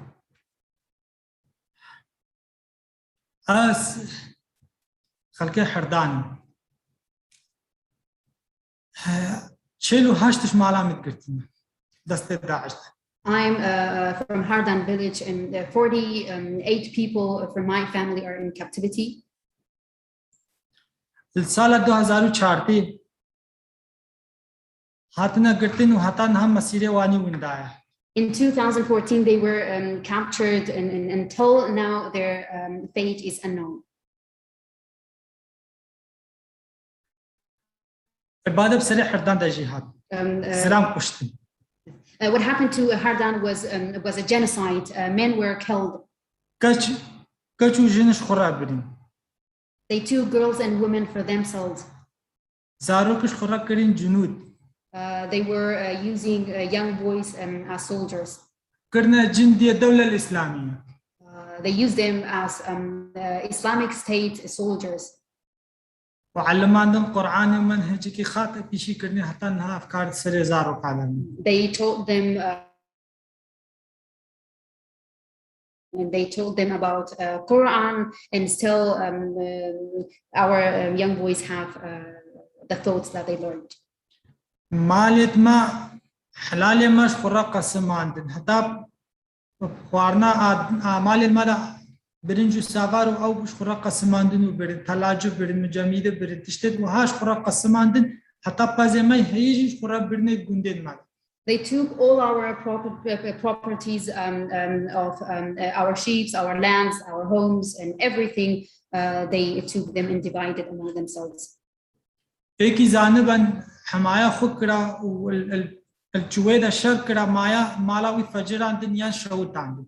If ISIS knew that any Yazidi person who tried to defeat or fight it, they destroyed his house, bombed. أم خلقي حردان أم كسكت حردان ده تقريبا 1500 بشرتي ده إنسانية حردان ده. We were around 1,500 individuals in Hardan village. 473 زلام جهاتنا قرتي. 473 were captured. چه زاروك وچه مير وچه كچ وچه جن. Sorry, 473 people from young boys, men, women were captured. شنقار أفا 5 سال هاتا حرراند لكن تلع فرموسل أفا 6 سال سنة هاتا حرراند. It has been 5 years since Sinjar was liberated, but Talafar and Mosul, it has been 2 years since the liberation of these two places. بنية التحتية والخدمات التلعفر والموصل. The infrastructure and services in Talafar and Mosul. كانوا أمكان التي ارتكبوا فيه الدولة الإسلامية بشكل عام. These two places were the places where ISIS committed, Islamic State committed crimes. بشكل منهج جرائم ضد الحق اليزيدي. They systematically committed crimes against Yazidi community. من التعذيب والاغتصاب الجماعي والزواج القسري. They systematically crimes against Yazidi community of torture, forced marriage, forced conversion, mass killings. وأعمال التطهير العرقي والقتل الجماعي والإبادة الجماعية والسرقة. And they committed extreme acts of ethnic cleansing, the crimes of genocide and mass killing and mass rapes and slavery. والابتزاز والتهريب والعبودية والاختطاف. In slavery, kidnapping and mass killings.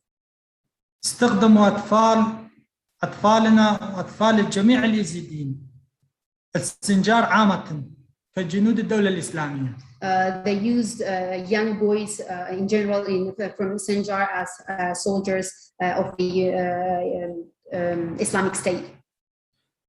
والآن هذا الأمكان الصالحة للعيش فيها الأشخاص الذي انضموا داعش. And now these two places, which is Talafar and Mosul, are livable for those people who join ISIS. ولديهم فكر خاطئ جدا. They have like a wrong ideology. فكر داعش مستعدين لموصل أنشطتهم بعد ضد اليزيديين. And they are ready to continue their activities against Yazidis. سنحت لهم الفرصة. If they get the chance.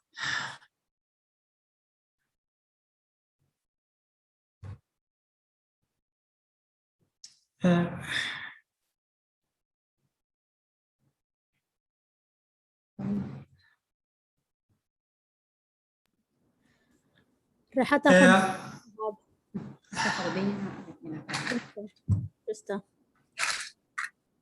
Obviously, this is very difficult for survivors, especially for Shahab, since he is from Hardan, and Free Yazidi Foundation has done this investigation in Hardan for the people who are just now watching. As Bejam Eki Dunjish Hardan Widri El Bate? Okay.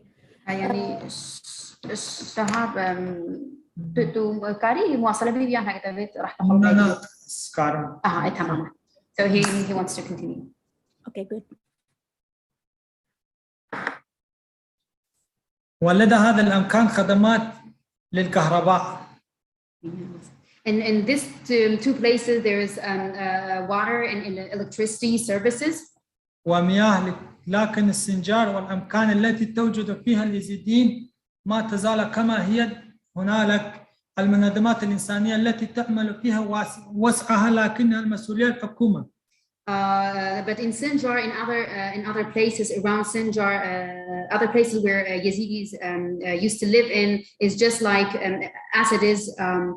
There are some humanitarian NGOs that is working with in their capacity, but it's the responsibility of the government to rebuild this Sinjar.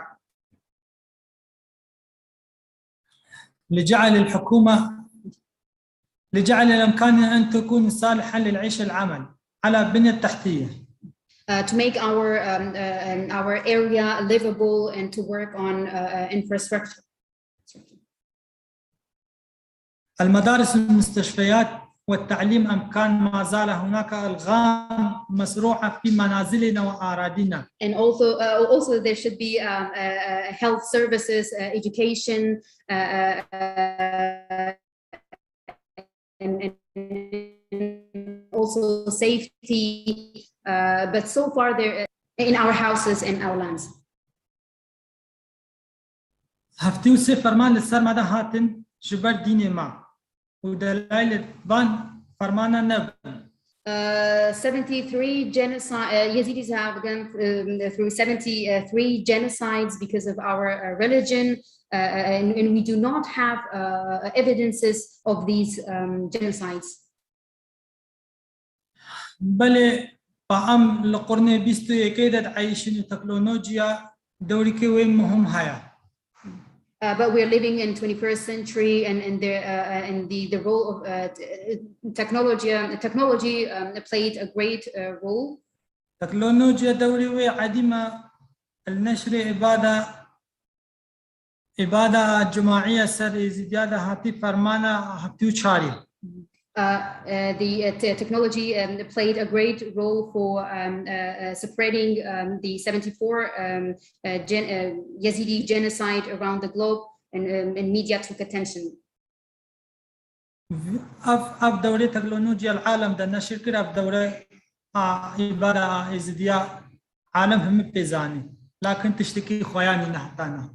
So through technology, the world heard about what happened to Yazidis, but still nothing has been done for them.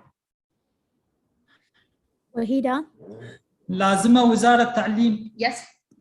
Are we able to, regarding the time, are we able to, should we continue with Shahab or? Yes.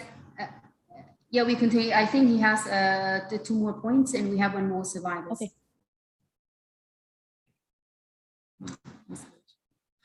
لازمة وزارة التعليم والبحث العالي والبحث العلمي منهجك يخوب غيرين مادك إذا فبك لسان حقوق أقليات العراقي شبك مسيحيين يزيدين أقلياتهم من نجبر ما يزدياتني. The Ministry of Higher Education should change its curriculum and add a subject that's for the minority rights in Iraq, Yazidi, Christian, Shabak. وانتشار ببي مادة الأقليات هذا يزيدية إيش المدرسة العراقي ده انتشار ببي إيش مرحلة ابتدائية ده. And the subject of a Yazidi case should be in the curriculum and should be taught from a young age, from primary school. يجب أن تشكيل الحكومة تشكيل المحكمة في العراق تحت إشراف الدول لمحاسبة الداعش والمن يرتكبوا دوية داعش. There should be a court established in Iraq under international supervision to prosecute ISIS members. وكل من انضموا إليهم من ارتكاب جرائم الحرب والجرائم ضد الإنسانية والإبادة الجماعية. And to prosecute all those who join ISIS and committed war crimes, crimes against humanity, and committed genocide. فكرة داعش هيش مايا والباقي قال لك كسي عراقي شعبي عراقي هيا كو أم يزيدي كافرين هتانه. ISIS ideology still exists with many Iraqi citizens that we Yazidis are infidel. وهكا أفتش تغير نبي فرمانك عدي والسلمة إزدياد الرابي. And if this does not change, there will be another genocide against us. وأمهيش الترسن لهاتنا إنه حتى إنه تجربة لمرة شيء وياكو كو خوارنا دستي ما ناخذ. And we are living in fear because until now, and I had an experience where they do not eat from our hands. They don't eat our food. أو عصابت كان خوارنا دستي ما حرام. They think that food from our hands is haram. حتى كو سؤال كو تو يزيدي يان بسلماني جمع ورده كرين أمي بترس عيشين العراقي ده. As long as we're asked the question of are you Yazidi or Muslim, we are going to live in fear. وأمي يزيدي توقعت تشتكي باش ناكن إيش إزديارة الدولة ده. And we Yazidis are not expecting any good from the government in this country. إن سوريا والتمييز قال لك ضد ما هاتنا العراقي ده. There is a discrimination and racism against us in Iraq. مع العلم أم مجتمعك بريء وقال لك بالسري ما هاتيا تقبلناك أول. Although we are an innocent community and we have suffered a lot, but they are not tolerating us, accepting us. This is my message. واس دس خشيت اتقسمت كانت شندت بد مباشر تسكني رئيس لعبة مش مشكلة وجماعة مؤسسة اليزيدية الحرة. Thank you all for those who are listening to me, and thank you to for Yazidi Foundation. سپاس شهاب و امزانن ایرو روزگا گلگا نخوشا اج محمیارا و هر هوسا اج ملت ازدی اج حردان را. I want to go now to the people who have been working on our justice project and our psychologist, clinical psychologist, Yashim, who has been working with the survivors as well. Let me start with Naomi. Naomi, you undertook documentation work with resettled Yazidi communities in Europe, notably from Hardan. Can you speak a little bit about the crimes that were documented? Absolutely, thank you, Pari. First and foremost, I would very much like to extend all my thoughts to the Yazidi community on this day of commemoration and mourning. Thank you. And Wahida, would you like to translate simultaneously, or? There is currently translation in Arabic. Does not Thank you. And for any survivors that I interviewed personally, if you are connected, my special greetings to you, including you, Shahab. Regarding the crimes that were documented in Hardan, these follow the general pattern of ISIS crimes that were committed when intercepting villagers who attempted to escape or entering villages. For Hardan, two general patterns of crimes committed against survivors upon capture can be identified. Some families were intercepted and upon escaping were removed from their vehicles and separated between men and adolescent boys from women, girls, and non-adolescent boys. The men and the older boys were thereafter executed, while women, girls, and younger boys were forcibly transferred to what was going to be the first of several holding sites, where from women and girls were later sold or given to ISIS fighters and subject to very brutal sexual violence. In parallel, other families were captured together and ultimately transferred cross-border, where men were subject to mock executions, forced conversion, and men and women were separated, which was used as a leverage for emotional torture. This group was transferred back into Iraq and held usually in emptied locations where they faced crimes such as starvation, the presence of mass graves of members of their community, and extremely harsh conditions of detention. Lastly, some survivors who were held in these locations, in some of these holding locations, were also held where young boys were held, and therefore witnessed the crimes that ISIS committed against male children, such as the ISIS indoctrination, the beatings, and including the handling of explosive devices, which we know ISIS used young children for. So this is the general panorama of the crimes that were committed against members of the Hardan community.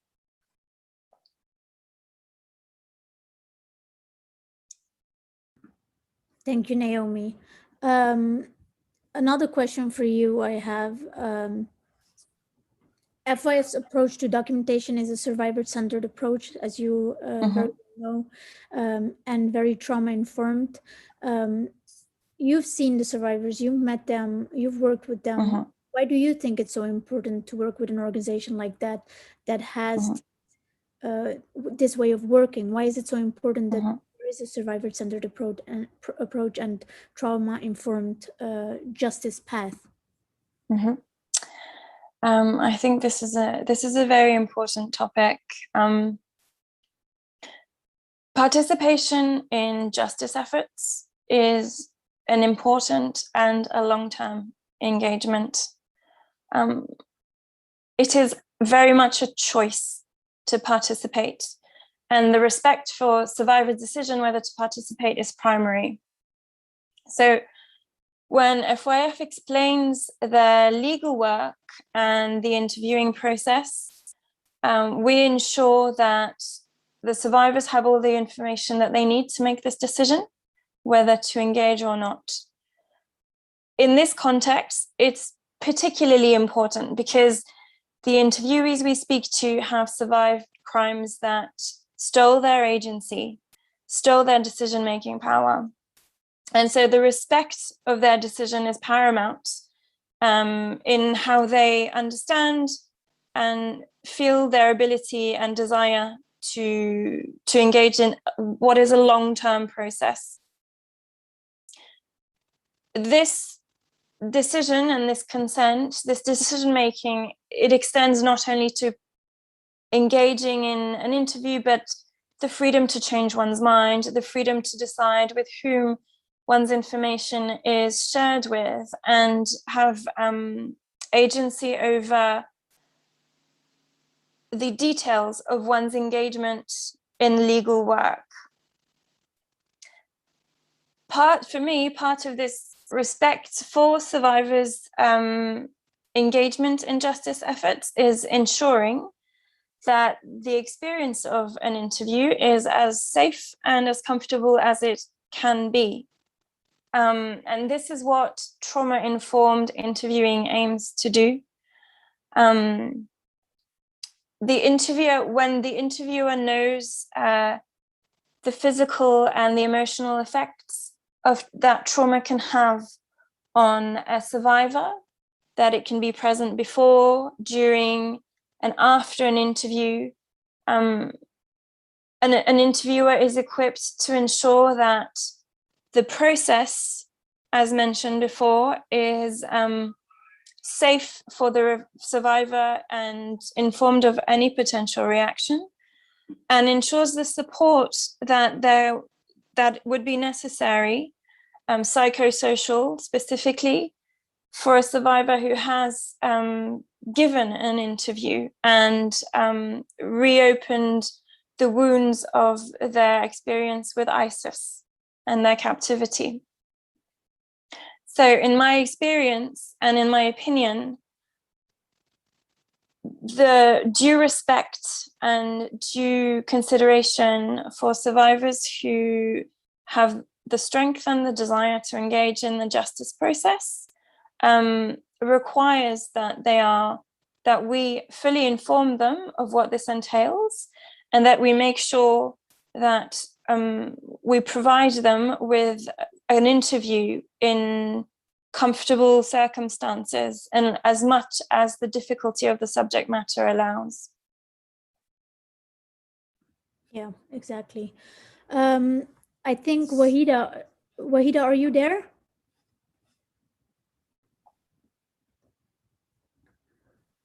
Hi, Perry. Yes, I'm here. Yes. I think we have another survivor on the list to participate today. Oh, yes. Okay, let's go ahead and do a minute. Okay, just a minute.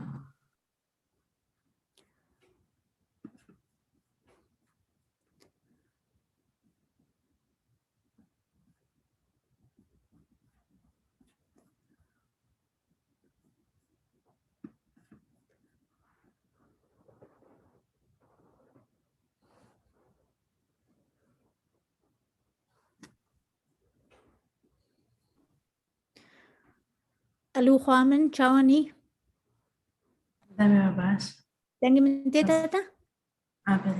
باشا دام 5 دقيقة بدنا تجي تو تشسر دليتايو تو شمارة بيجي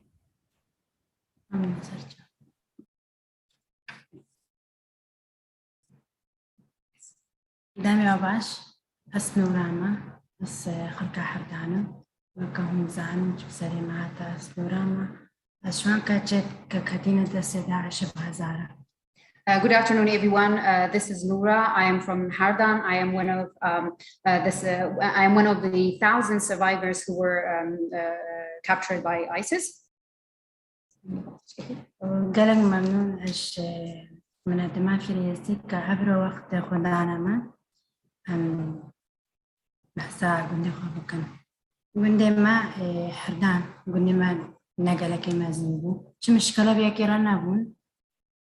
And I thank the Yezidi Foundation for giving me the chance to give an overview about my village.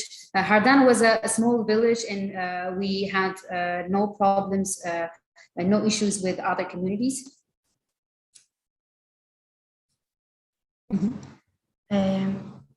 تجتمع مش حكومة تخازن يعني شبالي ما في خسير ما بين يعني ببوتشن سالة الشيخ سيرد ما هم تشتك شيخ سيرد خنزان. What we demand from the governments is our people who are still in captivity. It has been 7 years and we don't know anything about them. نها أصلاً تشوارا بجم أسقالا خوبكم مختكس كتيمة دستداش دياس أسقالا قندي خوبكم كاريتاب سري ما هاتي بسري حردان هاتي حردان قلنا كنا يمزن بدورة حردان مع عربكم يعني أو عربي دورة مع ثابت كبن يعني كي بيتكو إيش مشكلة ما بوارنا وبس كوقت بصير ماذا قرتين داعش أو جيبونا دش من الماء أو جيبونا داعش أزبو أسيا كشوا مكاس كتما دس داعش تا واني دورة ما أسقرت أتشندر باوان بو. I don't know whether to start from my experiences in captivity or to talk about my village who had no issues with other villages around as the villages that belong to Arabs. I was one of the survivors who an ISIS member who I knew him. He was my neighbor. He took me for himself. تجتمعش حكومة تدبش حكومة عراقية كما حسابك كان راسش وطني خو وتشتش مرة كلمة تشتش مشوان بي بريخ سيرد ما بينا حتى أفروجي أفكار تبصري ما هاتي تشتش منادي تشتش مرة نكنا عز بشهر صارت السداعش دبون وأصحاب مجيهم تشتش نلتش مرة كنا. If the government is considering us as their citizens, then they should bring back those who are in captivity. I myself was in captivity for 4 years, and even after I was rescued, until up to now, I received nothing from the government, no support. مخبرة حردان يعني هم بين حتى عفروشي مناتيا ناك شو ديتانا كلين رياناكي يعني أقشي حكومة حتى كفان نكرن والناس عن تشتجرن نكرن أقشي كارين دوران باقشكين دوران بخاتن تينين بس So far, even our mass graves are not protected by the government, and so far, no visit by the government. Any characters from the government visited our mass graves, or at least marked them or mapped them to protect them.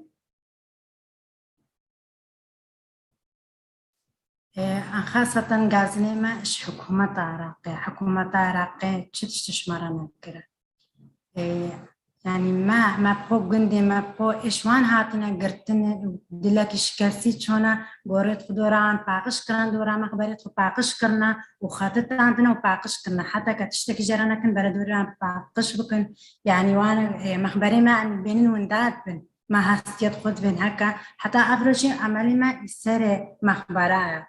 Our complaints are directly to the governments, and they haven't done anything for us, or at least marking our mass graves. We people from Hardan, we ourselves with a broken hearts, we went, cleaned, and marked our mass graves. يعني تعرف روجي أكيد تشتفش حدنا رانا يعني روج بروج وكاكي شبير كرا يعني أمشي قالكش ماجي هاتنا قرتين أمشي شمال يخسيبون أم رزيبون بس أم بين يكي هاجي يكي نينا يعني بس أزها أزبو زانم تشم السيري وان يخسير على كان زحمة بين كان جورد بين يك بس يكي هاجي مانينا بس دينش كستي And until now, nobody has done anything for us, and also Hardan village included. Many of us were enslaved, and I know how they feel. I know what experiences they are going through every day. Those who are in captivity. These are important words. I've قلقا مهمة فانشتاج مرد بيجي كانكو نهو دنيا حمي وابر خودتا وكات ونحوجي تشتينا وراستا حتى رجا إيرو حفت سالا قلق تشهج معنا لازم ورنا كرن. Obviously عمل بينن يعني تطيبشي عمل بينن يعني عمل قطعين سربان من الدماء من الدماء برا إسالش مرة بكن برا سالي تيش مرة بكن برا سالة دي دكتورة ودكتورة حالة نفسية بين بس ما تشتكي مستمرش معنا فيه. We are now depending on humanitarian organizations, but maybe they will be existed for this year or next year or maybe next 2 years. They're psychologists, but we cannot depend them for forever for continued services. We want a permanent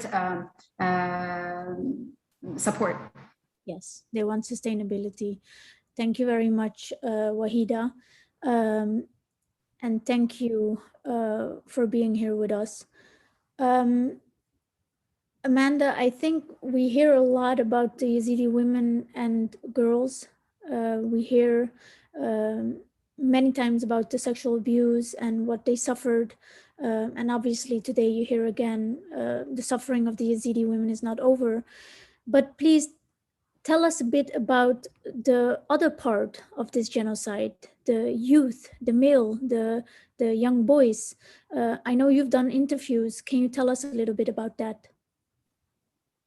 Thank you, Perry, and thank you to the Free Yezidi Foundation for putting together this important series of events and inviting me to join you.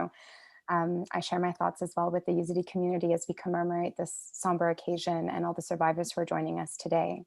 As you mentioned, I had the privilege of working as a legal consultant with the Free Yezidi Foundation and spent some time interviewing survivors and witnesses from Hardan. And during this work, I also learned about the experiences of children and better understood how the genocide has impacted Yezidi children in very traumatic and enduring ways, both the young boys, but also the young girls.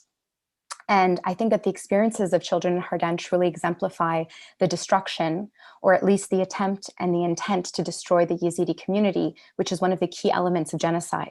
So as previous speakers have stated, it's clear that what happened in Hardan is a genocide. Most of you will already be familiar with the definition of genocide, which consists of committing a number of prohibited acts with the intention to destroy in whole or in part a national, ethnic, racial, or religious group as such. Many of these prohibited acts were committed in Hardan, and particularly committed against children. So for example, we have the killing of parents, we have the forcible transfer of children away from their parents and families, the infliction of serious physical and mental harm against children. And we can glean Daesh's intent to destroy the Yezidi community from the conduct and statements and the ideology of Daesh members, particularly in their interactions with victims and survivors and children. And so what I want to focus on is one very important facet of the intent to destroy that is especially relevant when it comes to children. Destruction does not need to be only physical or biological to constitute a genocide. The intent to destroy also includes the destruction of the social unit. And this is where you truly see the impact of the events in Hardan on children. Many Yezidi children's earliest memories are memories of violence, of fear, of insecurity, and of families being torn apart. Many Yezidi children have been lost to Daesh, as we've heard, including young boys and young girls who were taken away and who have only known life in captivity. And many Yezidi children have been orphaned and have the faintest memories of their parents, of their siblings, and of the familial life that is so important to Yezidi culture, which they only briefly experienced prior to the events in Hardan. And even those children who survived and who were reunited with a portion of their family members, they've been deprived of a childhood, and they've been deprived of their community and of a sense of home and belonging. And so although children are resilient, we cannot underestimate the long-term impacts on children who have been subjected to these genocidal acts. The destruction of the social unit has both individualized impact on Yezidi children, but also societal impact on the whole community, not only for this generation, but also future generations.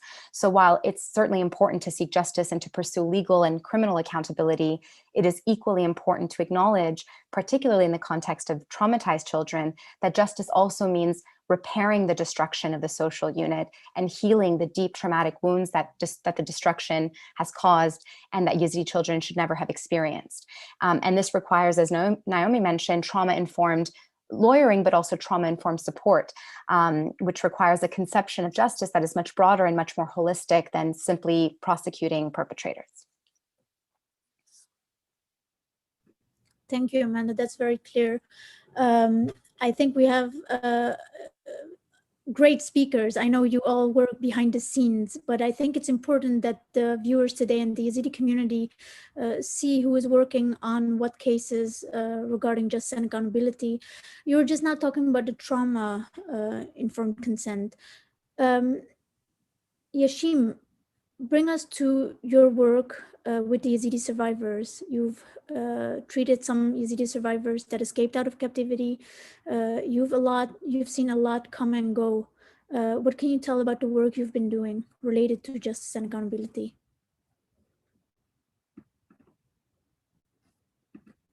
You're on mute. We all have to learn to work with the technology. Again, I would like to start with just thanking Free Yezidi for organizing these events, and also my deepest condolences to Yezidi community on the 7th year of the genocide. Now, I think Amanda said something really important from a psychological point of view, is that justice doesn't mean just taking the perpetrators through the judicial system, although that has been lacking, that, you know, just the Yezidi people do not have this sense of that part of very basic justice not fulfilled. but also from a psychological point of view, justice being done means repair. So you don't need to be a psychologist to know that, you know, all these atrocious, traumatic things have not only a great impact on the psychological well-being of the individuals, but also for the communities as well. And of course, healing is possible after horrendous traumas. However, for healing to happen, people need closure. And in order to achieve closure, people will need a sense of justice being done. This is lacking on a lot of aspects. So first of all, of course, the most basic, as we said. And secondly, as we heard from all the survivors, you know, the missing people are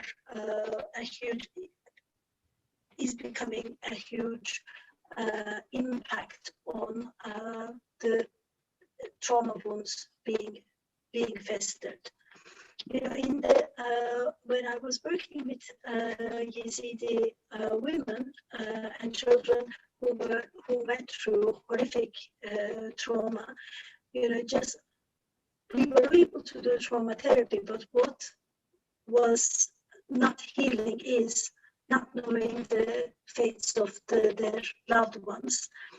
So they are trapped in an unending cycle of mourning, which is making it impossible to have a closure and then move on with their lives, with the lack of their loved ones. So another thing that have been mentioned again and again with survivors are the mass graves.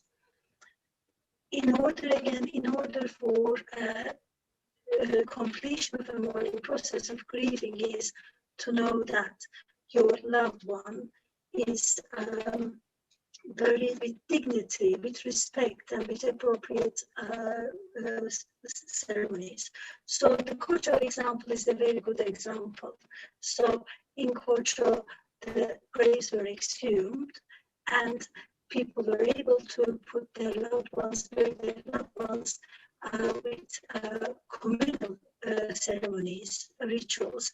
Now, this is very important for community healing to have these community rituals. And now people have graves to visit. So that's a repair. That is something that that will ease the healing process for the people and for the community. I've heard from a lot of people, you know, saying that they want the same thing for their loved ones, for the same dignity and the same ceremonies.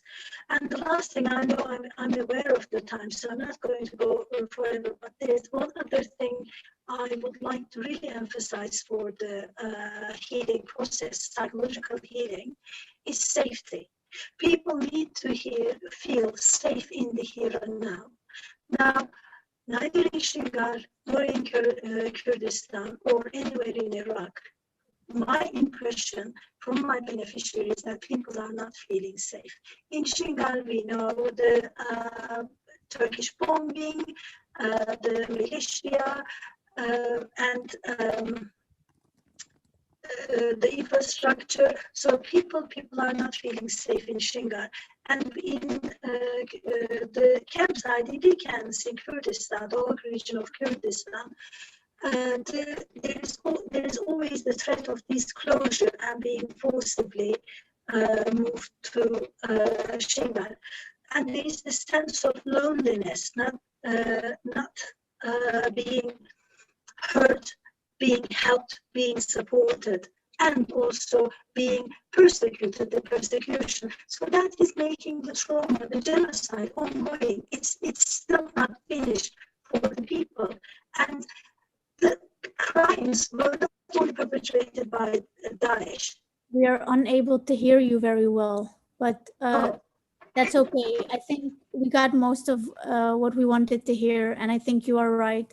And still, after 7 years, there is a lot of trauma within the Yazidi community, and all of you have been working with the Yazidi community specifically on justice and accountability, and you can see that there's always still a gap that can be filled if there was an opportunity to bury their loved ones, as Yashim is saying, or to have, as Amanda and Naomi are saying, a little piece of justice and accountability. We know that some of our survivors will never get their piece of justice and accountability because the perpetrator may be dead in Syria or in Iraq, or we might never find this person. But one message that I want to say today is that we Yazidi civil society organizations will never stop trying to pursue justice and accountability. It is highly important for our people that we continue.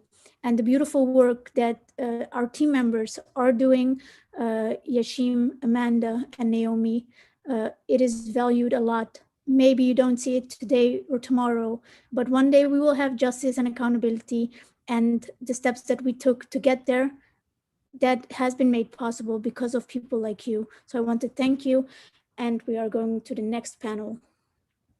Thank you. Thank you very much.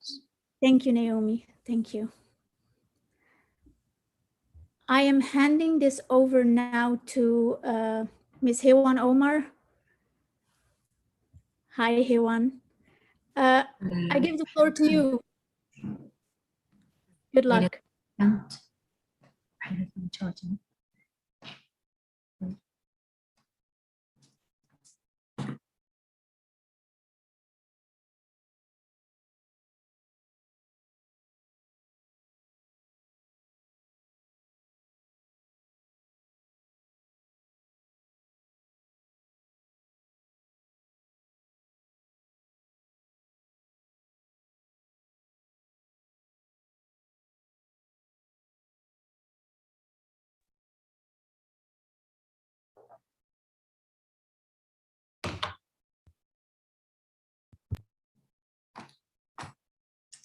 Hello, everyone. Sorry, I had an issue with internet here. So my name is Hewan Omar. I'm FYF Country Director. Today, in this panel, we will be talking about the discrimination and how we can combat it against the Yazidi community. Thousands of years, not only after the genocide, Yazidi has been facing discrimination in Iraq. That's based on our beliefs and our faith and religion. This is something which can continue as of the genocide that happened during the history and still continuing and up to the last one that happened on August 3rd. The continuance of discrimination and an acceptance of a community or of a group, a minority, because of their beliefs and their faith. Something should be addressed and should put a stop on that in order for all people can live together peacefully and build up a community or a country. So what here we have we have a group of different groups from international and from the Yazidi community who will be in this panel and addressing the experiences on discrimination from the perspective of the Yazidi community who are here in this panel. And also here we have different distinguished speakers who will be trying to see what opportunities and for marginalized communities like Yazidis giving discriminations. So for the start, I will introduce and have each panelist to give a few minutes introduction on this combating discrimination. I will start with our first speaker, Mr. Hans Akkerboom, Consul General at Netherlands Consulate in Erbil. So you can, the floor is yours, and start with your remarks here. Thank you so much, and thank you so much for inviting me for this great event. And it's only 7 years ago that the world eyes turned to this mountain plateau in the northern Iraq, known as Sinjar. because of this cowardly and cruel attack against Islamic leaders. And I'm proud to be here today and say that my government did not look away when this happened. Military troops carriers from the Dutch Royal Air Force flew from the Netherlands to the northern Iraq to provide emergency aid supplies. And in cooperation with partners in the region and NGOs, food, water, and blankets were dropped over the Sinjar mountains using parachutes. The Dutch parliament and my government reacted immediately and have since continued to look for ways to help protect the Yezidis and other population groups against terror of ISIS. The Netherlands strengthened its bilateral relations with Iraq and the Kurdistan region in the field of security by joining the coalition's fight against ISIS and supporting the Iraqi Special Forces and Peshmerga. And another recent example is the motion that was passed in the Dutch House of Representatives. On the 7th of July this year, my House of Representatives labeled the crimes committed by the terrorist group IS against Yezidi as genocide and crimes against humanity. The passed motion in the House of the Representatives should contribute to international pressure to serve justice to Yezidis. And the government of the Netherlands has repeatedly called for the accountability of atrocities committed by the so-called Islamic State, including those committed against the Yezidis. And in this light, it supports the work of different organizations. There should be no escape from justice, because where there is justice, there are rights such as equality. And equality means that there is for the Netherlands no distinction between the different religions or beliefs. And it also protects non-believers. And this right should be enjoyed freely and in peace with all other human rights of all people. And this includes also for the freedom of thought and expression of others, including freedom of religion or belief, sexual orientation, and gender identity of others. Therefore, tolerance is essential, not in the sense of living next to each other, but as accepting each other as humans, as human beings. Unfortunately, many countries, even within the EU, do not have this same approach on reducing discrimination and danger to all kinds of minorities. And the Netherlands is and will remain committed to fight for reducing discrimination and danger to all religious minorities, like the Yezidis, but also for all other groups who are discriminated or in danger because of their beliefs, sexual orientations, and else. And looking at the theme of this discussion, let me tell you what we do as the Netherlands to support economic empowerment of the Yezidis. And I will not be long. A few months ago, I visited the Yezidi shrine in Lalesh, and I had the opportunity to discuss with Baba Shaikh and the Mir the past and the future of the Yezidis, and the continued support of the Netherlands. Besides our financial support to the organizations like Free Yezidi Foundation, Yazda, and UNITAD, we discussed also the economic opportunities of the Yezidi community. And in our Dutch eyes, economic growth leads to stability. And of course, stability leads to economic growth. If you have economic growth, you will have stability and sustainability.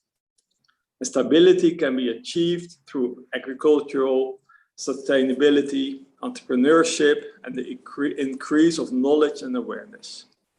And that is why we as the Netherlands are focusing on the above aspects. Supporting young and old people through entrepreneurship and job creation is a priority of the Netherlands here in Iraq and in the Kurdistan region.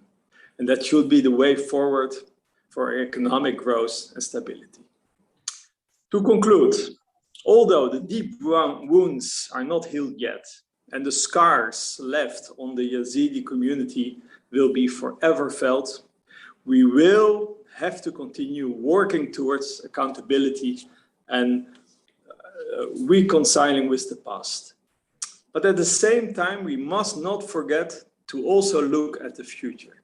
It is our duty as the Netherlands and the international community to help the Yazidi people rebuilding their lives and provide them with building blocks to create a better future. And for this, we collectively, government, civil society, international and local community must join efforts and work together. After all, the Yazidis went through and still are going through a lot of pain. And they owe our continued support. And that is why the Netherlands, and I myself personally, will remain committed to the Yazidi people. Thank you so much.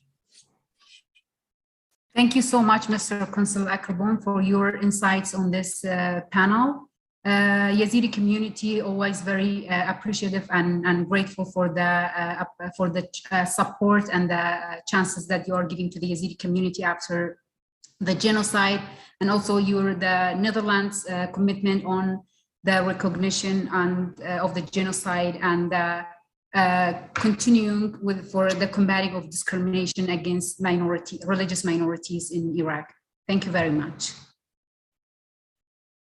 I will now move to our second speaker, Mr. Tristan Azbic, is the State Secretary of Prime Minister of the Hungary office. He's the State Secretary for the Aid of Persecuted Christian and for the Hungary Helps Program at the Prime Minister's office. Mr. Tristan, the floor is yours.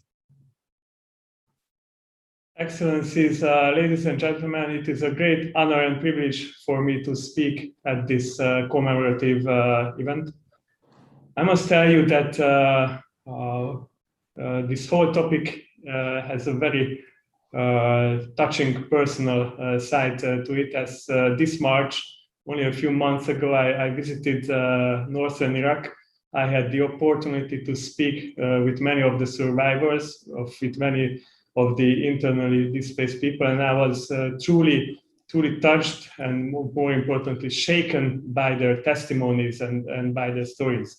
So I will leave the official tone for a moment, and first of all, on behalf of the Hungarian government and the Hungarian people, I would like to express my deepest sympathy and solidarity with the Yazidi people, with the victims of genocide, with those who are still suffering today because of the consequences of the genocide. At the same time, I would like to express my sympathy with all the other groups and peoples who were victimized by Daesh and in general by violent terrorism all around the world.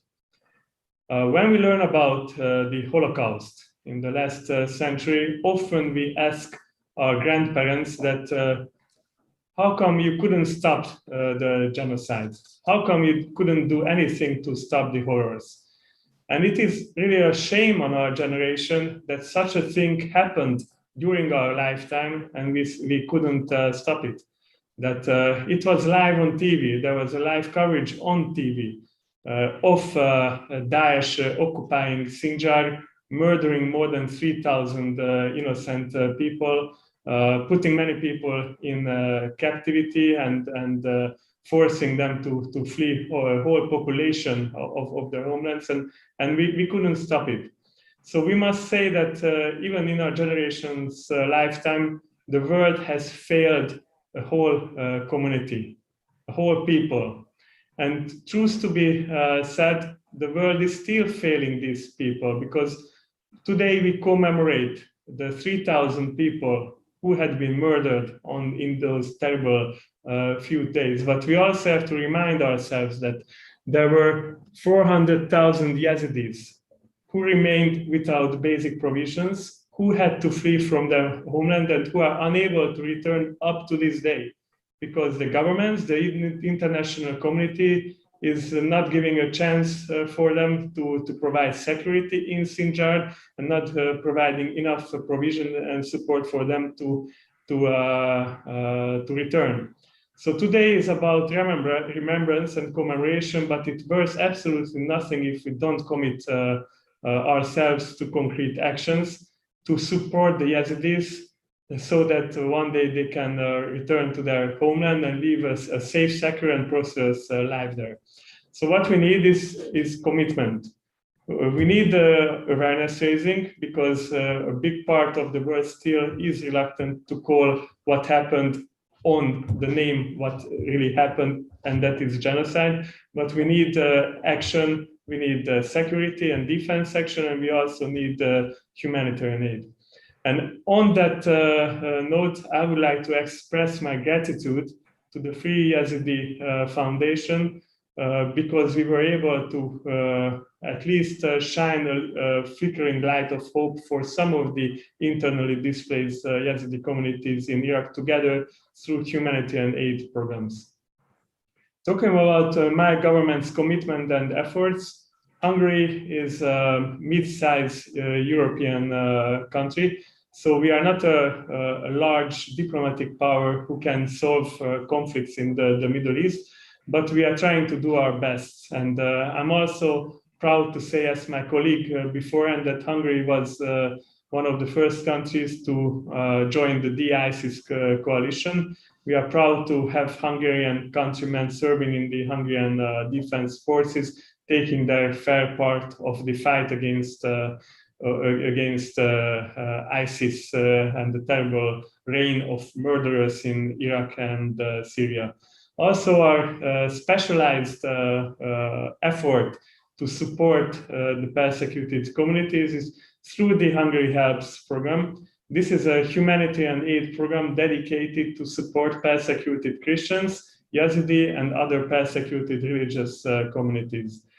The Hungarian government's position is that among all the basic human rights, one of the ones, one that is the least observed and protected is freedom of religion and belief.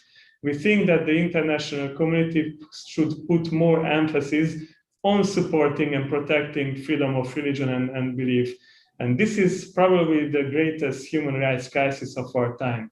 There are surveys that show that about 3/4 of the world's population lives in a country where someone's right of freedom and religion and belief is taken away. There are at least 400 million people in the country who are persecuted or discriminated against because of their freedom and religion. Yet, if you are looking at the agenda of the Human Rights Council of the United Nations or the European Union, there is barely a passing mention, sometimes now and then perhaps on religious persecution. And the fate, the tragic fate of the Yazidi shows that there is a need to address this issue, not only on the diplomatic and the political level, but there are several faith and belief groups in the world who need immediate humanitarian intervention, enable for their lives and their whole communities to be saved. And therefore, I would like to highlight as my closing of this opening remark, the work of the International Religious Freedom and Belief Alliance that had been formed 1.5 year ago, and there are more than 30 governments who have joined this forum, which is at least a forum to discuss the issue of freedom of religion and belief. And Hungary, as a member of this alliance, has started the humanitarian task force.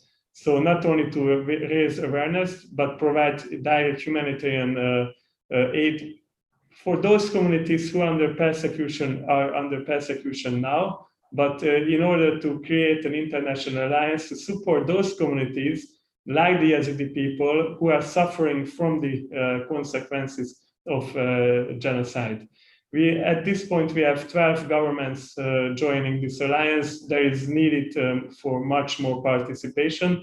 So this is a call for action to join these humanitarian efforts for those who are in need. Thank you for this opportunity, and I'm looking forward for the rest of the discussion. Thank you very much, Mr. Azbic, for your insights and remarks on this panel.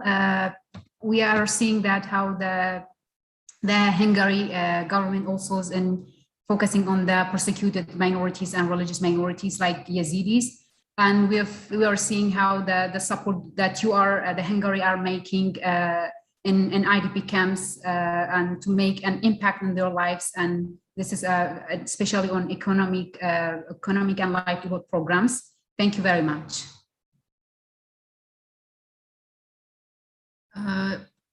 Now I will move to our third speaker, Mr. Charlie Sill, the former programming coordinator in Nineveh and Duhok, and the current programming advisor for durable solutions and at International Organization for Migration. Mr. Sill, the floor is yours. Thank you so much. Greetings, everyone. My name is Charlie Sell. I would first like to extend my thanks to the Free Yezidi Foundation for organizing this panel and all the others for today and tomorrow. I think it's great to turn this, rather horrific moment 7 years ago into a point of reflection and to bring together people who are invested in the Yezidi community and still chart the way forward. So again, my congratulations to you, Ms. Hewan. It's good to see you in person, to the entire Free Yezidi Foundation as well. Thanks for putting this together. I worked in Iraq between 2018 and 2021. I was specifically covering Nineveh and Duhok on behalf of the International Organization for Migration, IOM. I was in charge of our activities in the return and recovery field. And so Sinjar was actually one of the first places I had to learn about upon arrival to the job. I knew a little bit about the area, I knew a little bit about the genocide, but I wasn't aware of all the details or the current events. And I remember the first time I learned about Sinjar's 3 mayors, I just remember thinking to myself, oh my, this is a very interesting place. IOM, over the course of my time there, invested heavily into Sinjar. We did a lot of livelihoods programming, infrastructure work, some social cohesion activities as well. And when I was in charge of setting up our operations there, I found it to be quite an interesting place. We had to, of course, hire the team. We had to set up our office. And then one of the final things that IOM does, just as any NGO or UN agency, we had to send visibility items to the field. Our IOM blue flag, our IOM blue logo, our IOM blue shirts.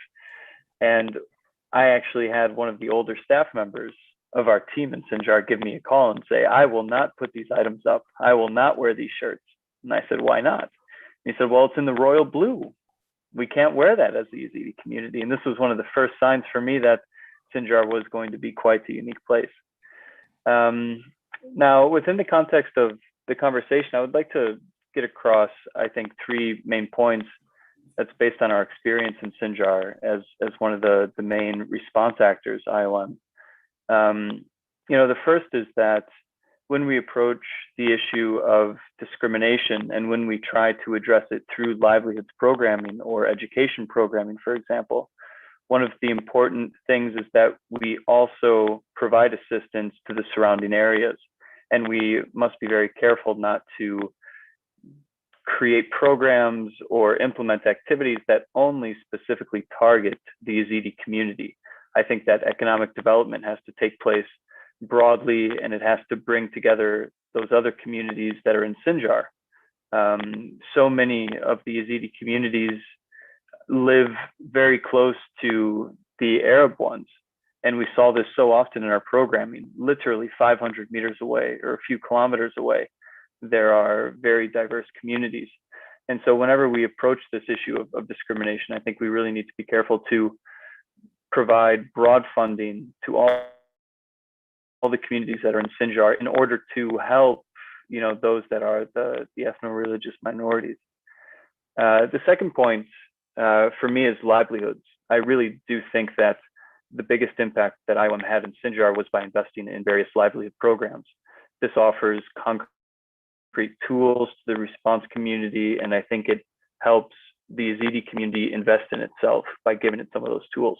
There's cash for work programming that was very successful in the short term. There was what we called the Enterprise Development Fund, which offered larger scale grants to small and medium-sized enterprises, which was also very successful. especially in Sinjar, and especially within the Yezidi community. And so I think that of education programming or skills training or livelihoods, I do believe that a mix of skills-based training and livelihoods could be the best tool to help. I think a lot of people return to Sinjar, but then also help develop the area. And this is my third and final point before I hand it over. I think as we look to the future, we need to focus on durable solutions to the Yezidi populations that are still displaced in KRI. I think that prolonged, protracted displacement can lead to a bad image for the population that is displaced. I think it can lead to hostility between the IDP community and the host community. And I think it can also lead to bad results if the resources of KRI, for example, which are together with partners providing a lot of resources to keep the camps up and running, could lead to bad outcomes if those resources are no longer there. And so I think the international community, I think some of the UN agencies, even IOM, the focus should shift to finding durable solutions to ending displacement in KRI and bringing those investments back into Sinjar.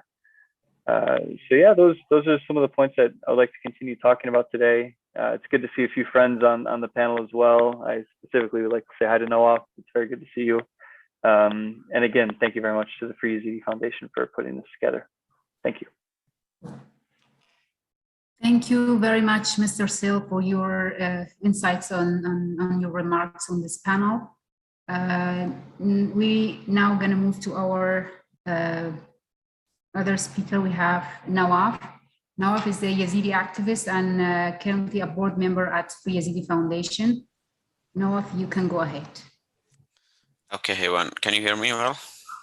Yes. Okay, thank you so much, Hewan, and thank you. I want to thank Free Yezidi Foundation for these panels, and I want to thank the people on the board here today with us being good friends of Yezidi and very supportive. I want to also send my condolences to all the people who have lost their beloved one in these days 7 years ago.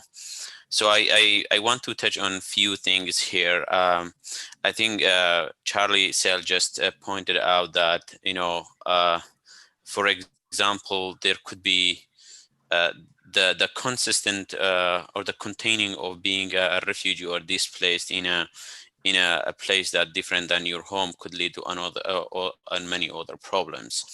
So that being said, I think there is a very ready environment for discrimination, whether it's in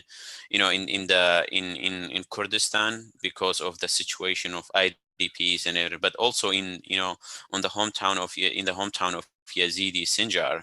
It's also what the genocide left over provide all the circumstances that Yezidi could be discriminated against, and other people, I would say unfortunate people could also be discriminated against. So yeah, so that being said, how can we, and I'm glad that the name of this, the title of this panel is Discrimination, Education and Training, because how could we tackle discrimination so that all people live together in a very good cohesion and coexistent?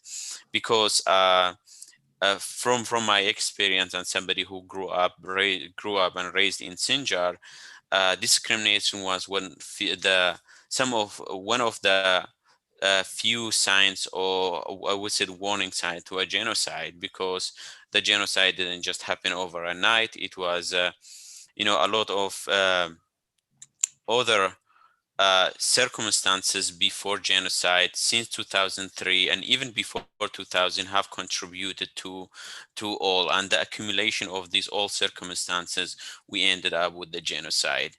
But how to make sure that will not happen in the future, that's we should be looking for. I know that right now things are better than 2014 in Sinjar. Probably some people are going back. It's safe to live there, but as one of my my co-panelists here mentioned, before, living next to each other is not, you know, the solution to a coexistent community or cohesion, accepting each other. So what are the solution we could do or come up with to, you know, the Yazidi who went to a genocide be able to live with their Arab or Sunni Muslim or, you know, Kurman Muslim in Sinjar. In terms of opportunities and you know, workplace, I think even in education and training there is a lot to be done. Once in 2018, when I was in Washington DC, a friend from USAID asked me, should we focus on building, you know, infrastructure, or should we build, you know, in rehabilitation and other stuff in Sinjar? I said you should be doing the both, because I think there should be a training should be done and education should be done about accepting each other. One of the things that one of the examples that I always give, a friend of mine from Mosul, he's a teacher of, I think, second grade in high school. And he said, you know, he dedicated purposely one of his classes to teaching his student about Yazidi, and half of his students in the class have left the class because they thought, okay, how you're teaching about us about infidels. And I think that's a warning sign for another genocide. And this is the point, you know, this is small details in the community. I think Sel also mentioned some small details of the uniqueness of the Sinjar community and the Sinjar area. These small details should be taken very seriously, and they also should be, you know, there should be working on through training and education and other stuff. So these small details wouldn't lead to a bigger event, whether it's a genocide or a massacre. Thank you so much, everyone, again, and thank you. I want to thank FreeSD Foundation again. I'm looking forward to hear from other people on the panel. Thank you so much. Thank you very much, Mr. Nawaf, for your remarks. We now gonna move to Khalida. Khalida Nawaf is a Yazidi IDP. She's a program manager at the Free Yazidi Foundation. Khalida, go ahead.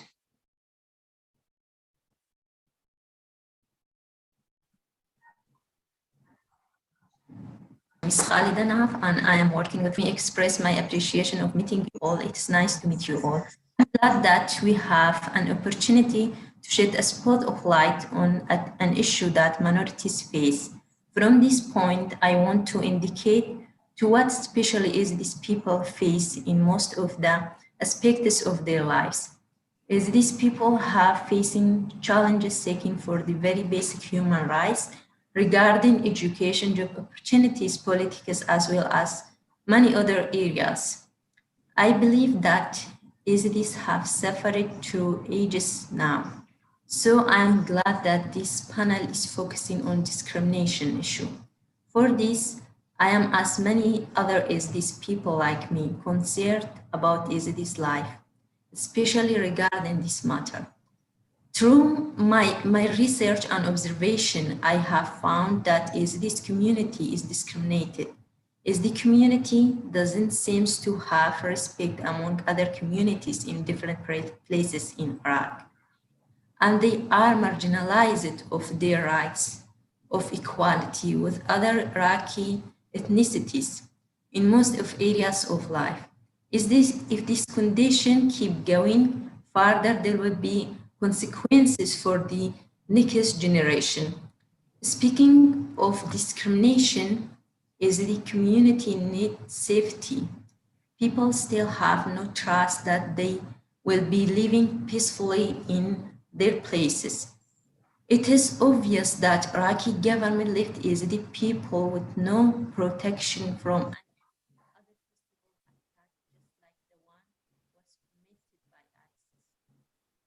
seems that Yazidi people are not considered Iraqis. Otherwise, why they would be marginalized based on their ethnicity? There are many reasons we face discrimination in Iraq. Most of them are related to the ideology other communities in Iraq have against Yazidis. Some of them call us kafir, non-believers, because they don't understand our religion. The Islamic State justify their genocide from this reason too. If we talk about this topic, we need days to finish it. And unfortunately, we have very limited time. I have many examples to share with you, but not enough time. Later on, I will share with you some of my own experience that I faced discrimination. Thank you. Thank you very much, Khalida, for your remarks and inputs on discrimination.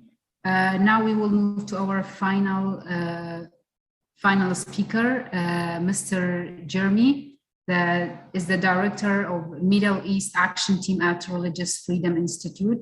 Mr. Jeremy, the floor is yours. Thank you very much, Ivan. And it's a privilege to join the Free Yazidi Foundation for today's event commemorating the 7th anniversary of genocide committed against the Yazidi people in Iraq. As we've already seen today, these events 7 years later are still very much alive in the hearts and minds of the Yazidi people. They have not been forgotten, and indeed they cannot. And events such as this, I think, are important not only to ensure that the Yazidi community remembers this, but that all Iraqis and the entire world does not forget what took place in the summer of 2014.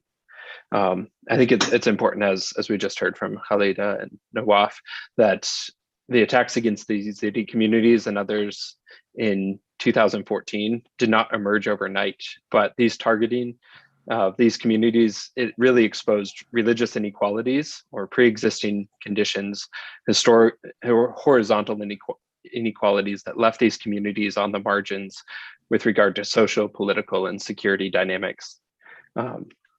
Not only were these present prior to 2014, but I think they're also an important element of understanding the success or failures thus far of humanitarian development and justice efforts since 2014. And as we just heard, a failure to meaningfully address these issues of religious inequality or systematic discrimination across these different dimensions will at best return these communities to the status quo, which set the conditions for genocide. And that truly is an unacceptable objective. So we must seek to do something more. And this will require concerted action from both state and non-governmental actors. We've heard already about efforts regarding political inclusion, security, integration, economic empowerment.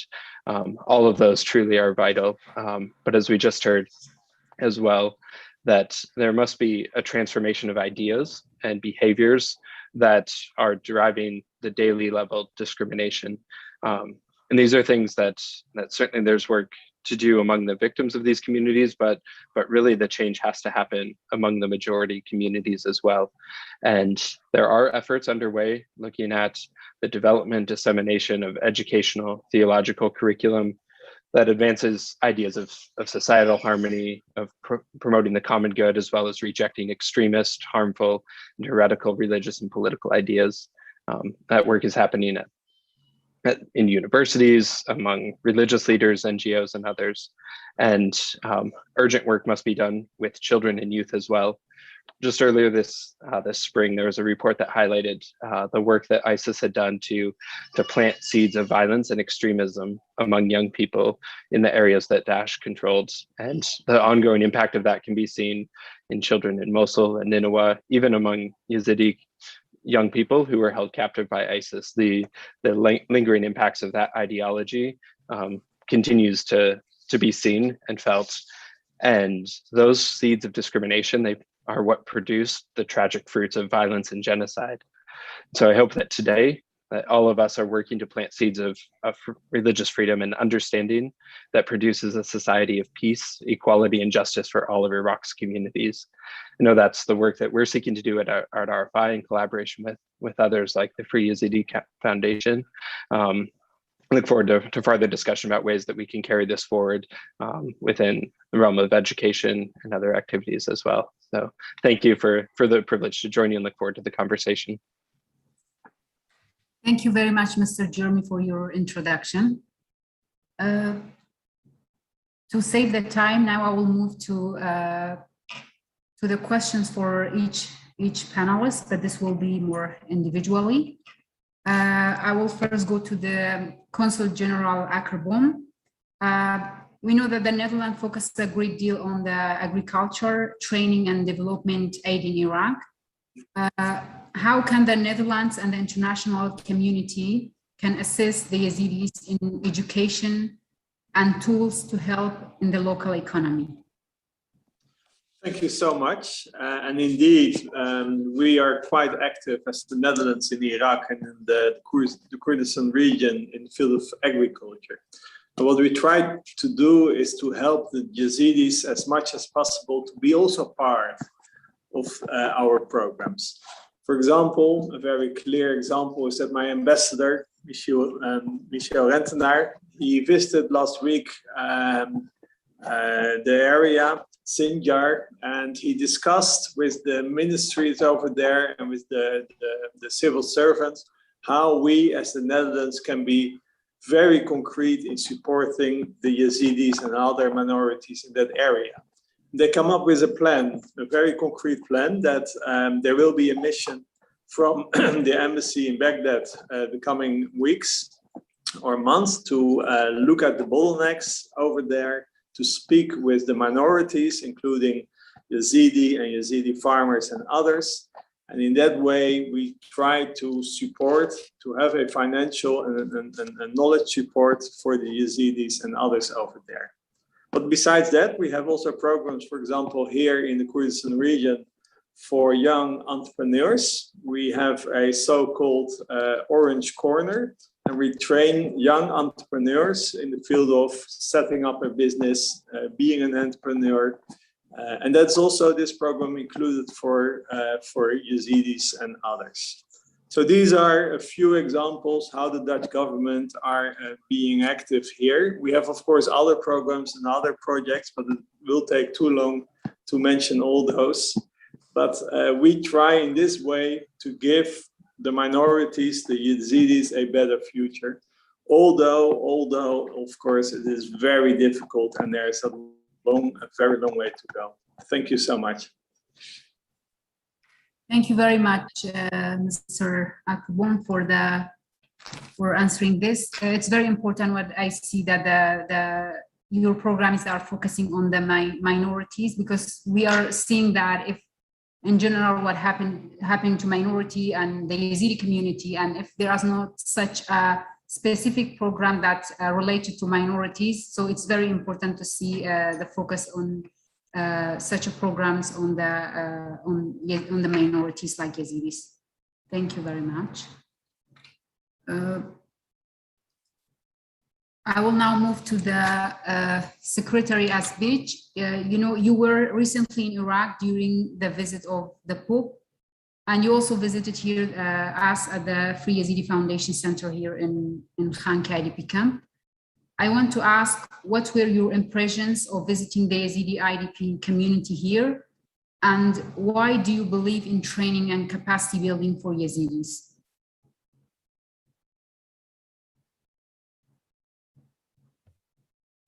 It was a very important experience to visit you in Khanka. Congratulations for all the great and important work you do.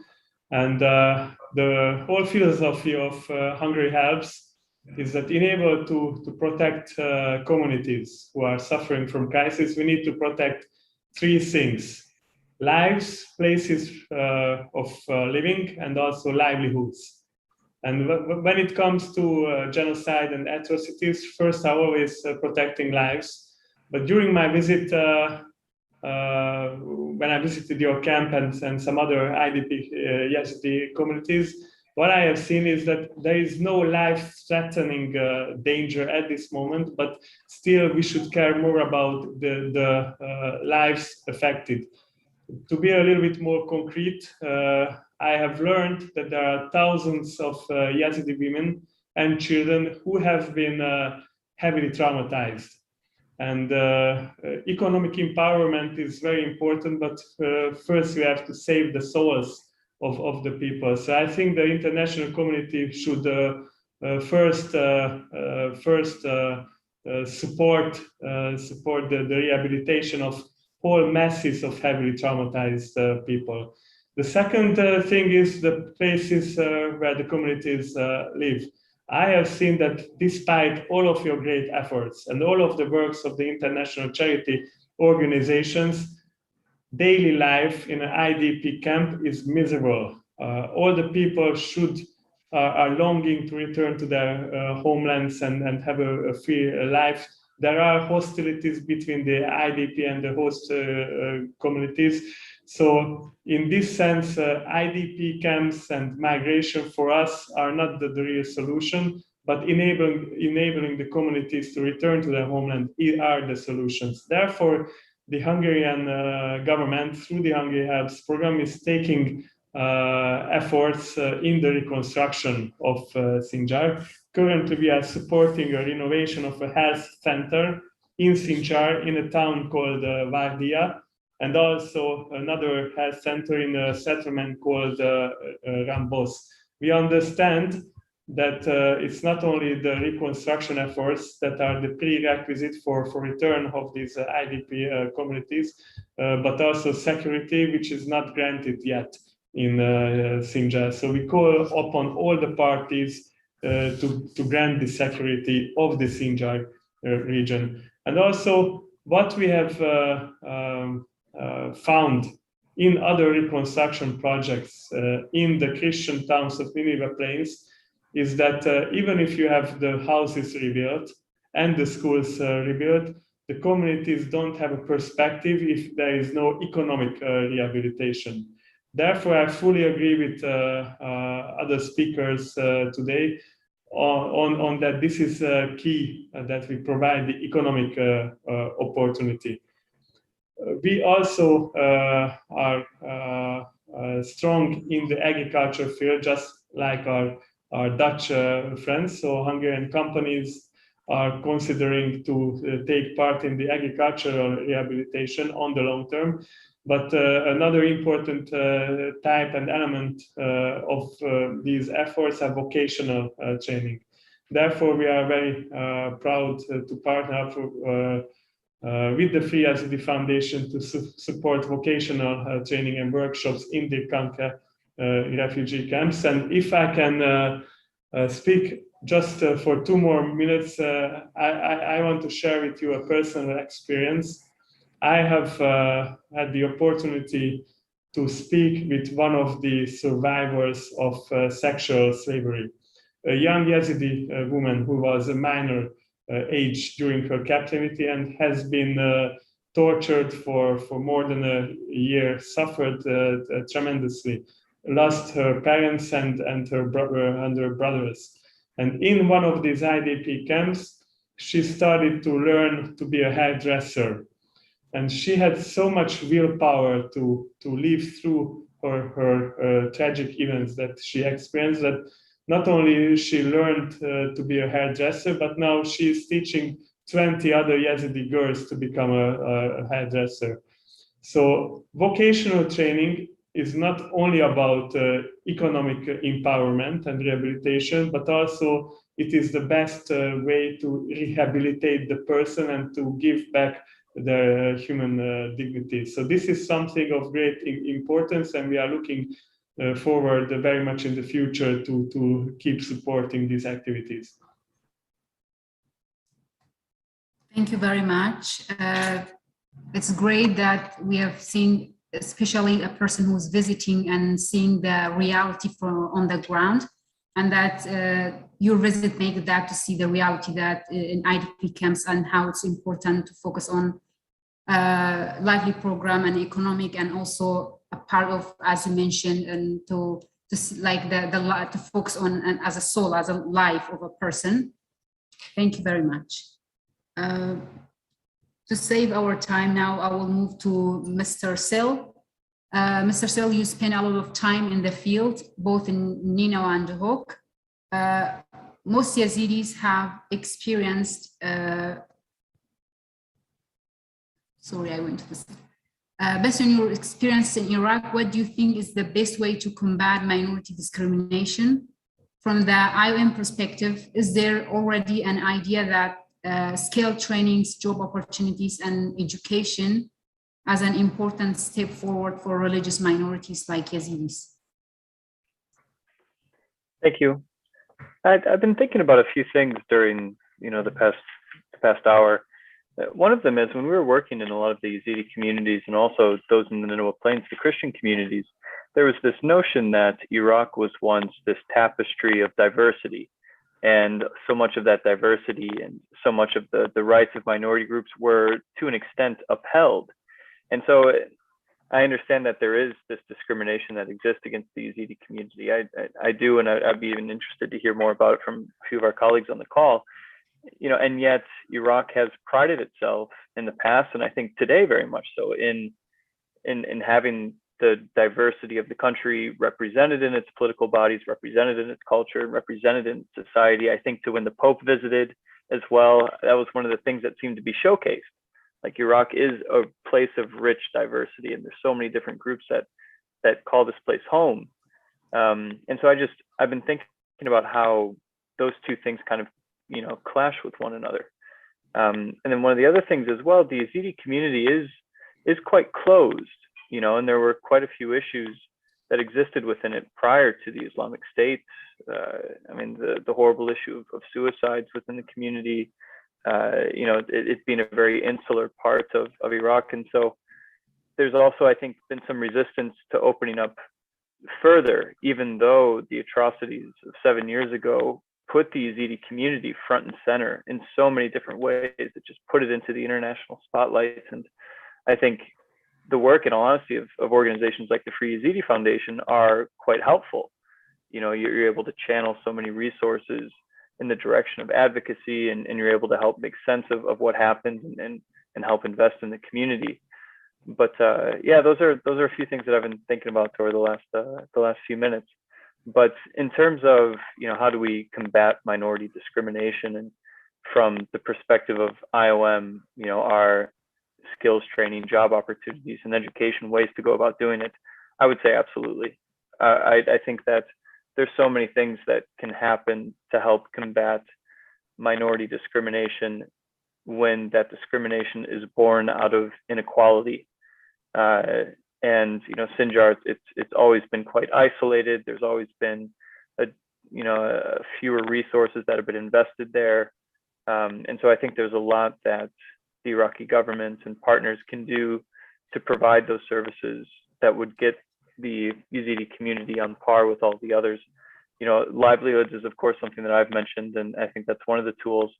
HLP as well, housing, land, and property rights, is a very big thing within the Yazidi community. It was one of those issues that was not equally afforded to the Yazidi community compared to its neighbors. And there's been a lot of work by UN Habitat, for example, to address that. And I think moving forward, that could be a big tool as well. And then skills training is, I think, another big part of it. There's been so many people in Sinjar employed by international organizations, by NGOs. And so I think it's a really interesting opportunity where, like, the next generation of Yazidi workers, activists, international aid workers are in the field right now.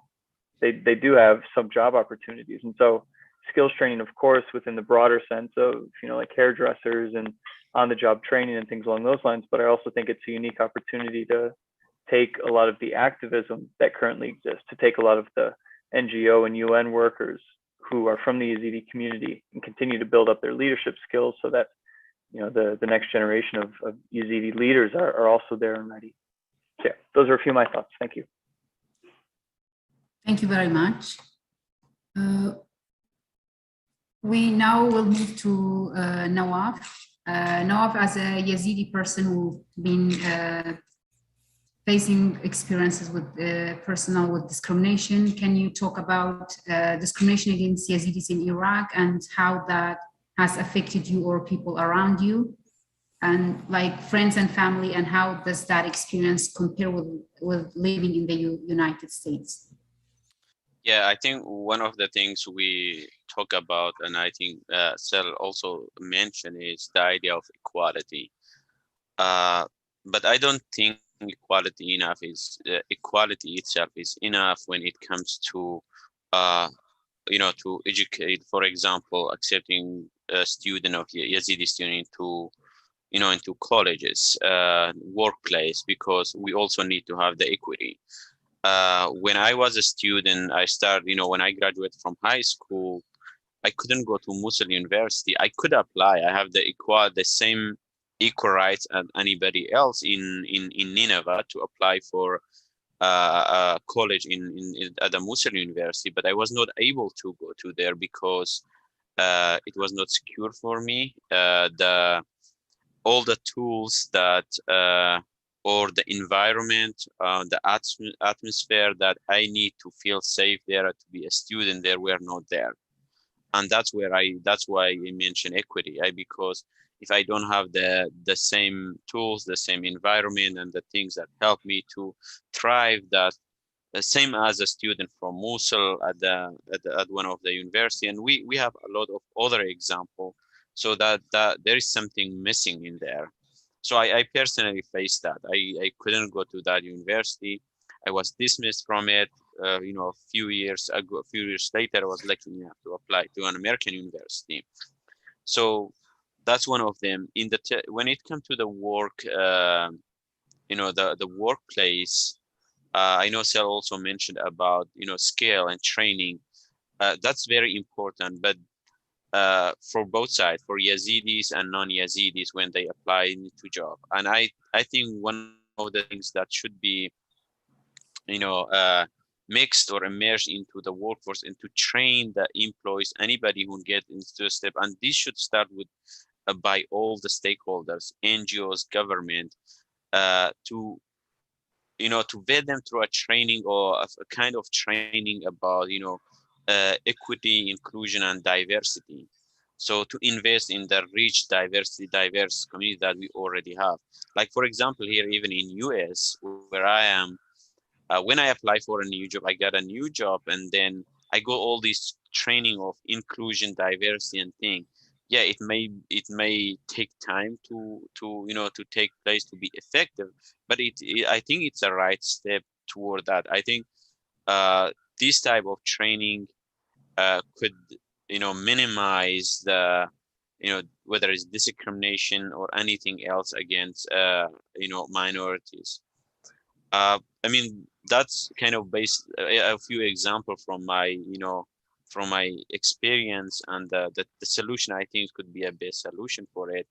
The other thing I would say, I will encourage very heavily, and some of the people are already doing. For example, I want to thank the Council General Ackerbaum and the Secretary, the State Secretary Tresen, for visiting on people on ground.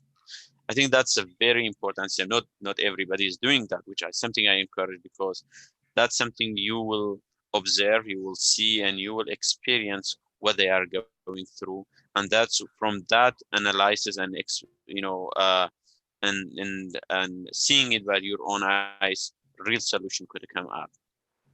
Thank you so much. Thank you very much, Noah, for sharing your experiences. We have seen with the case of Yazidi students attending colleges at University of Mosul. We have a lot of experiences from Yazidi community who face this. Thank you very much for sharing it. We just want to make it sure we have two more panelists to share their thoughts. Now I'm going to move to Khalida. Khalida, can you share how discrimination against Yazidis has affected either you or people close to you in the past? After the Yazidi genocide, do you feel the people of Iraq are more sympathetic to the Yazidi than they were before? There are many situations that I have faced discrimination personally, as well as some people I know, and it is worth to mention. This situation have been happened for long as I remember till the moment. The story personally happened with me before 2014, as the students who were studying at University of Mosul were getting treated on their lives based on their ethnic background. This spread fear among Yezidi students, and I was one of them. After those threats, we kept going to the college, and had happened that we could continue our study at least for that academic year. However, a story of murders destroyed our entire hope. Bus drivers who were driving Yezidi students to the university were killed after those threats. Then none of us could go to the university from fears that the terrorism will kill us as they killed the bus drivers. When that happened, I was in my first year of college at University of Mosul. I was wearing scarf, hijab, just like 100 of Yezidi girls, because of fears of possible murder that could happen to any one of us. We were not safe just because of our identity.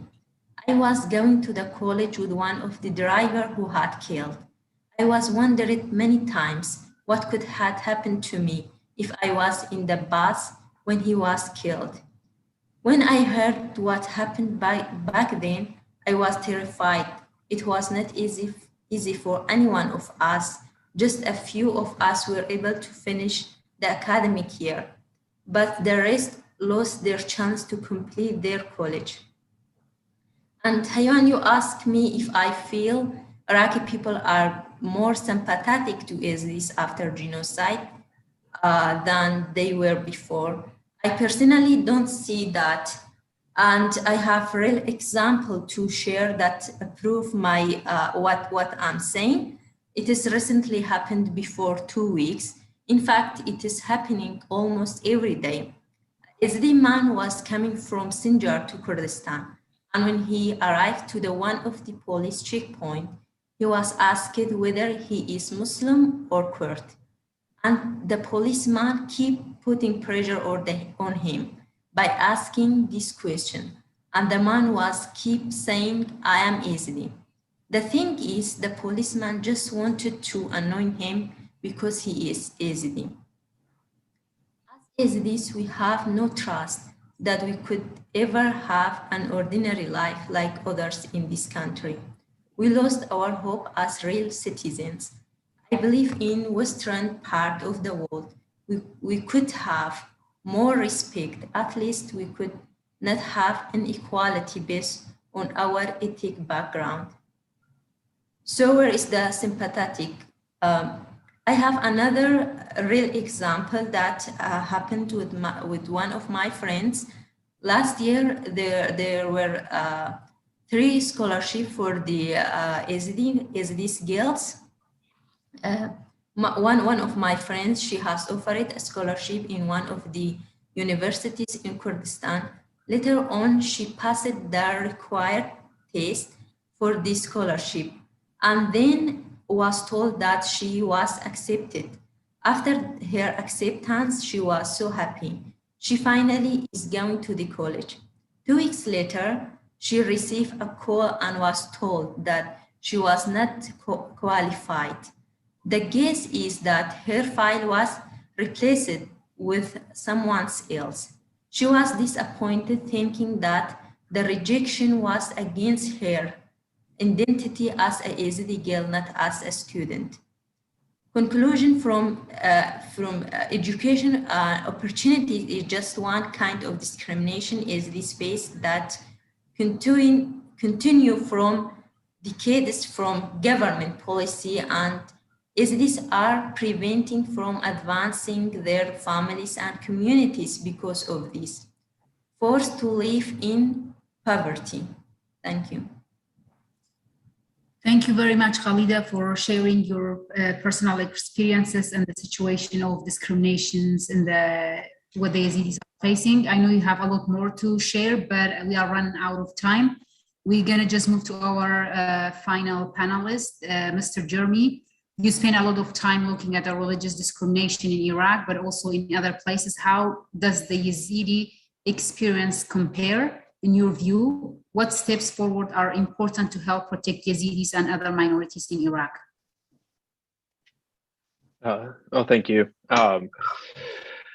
Yeah, there's a lot that we could say, but recognize we're up against the time. But I think even just hearing from Khalida just now of the situation that she's able to recount, you see some of the hallmarks that lead to genocide, that is an otherizing of a community based on a clear factor, and then both low level but becoming more severe hostilities or crimes committed against them with impunity and just no real recourse for justice. So those, we've seen those in places like Myanmar against the Rohingya community, as well as Karen and Kachin, Christian majority communities that suffered kind of these sorts of attack factors that lead to mass atrocities.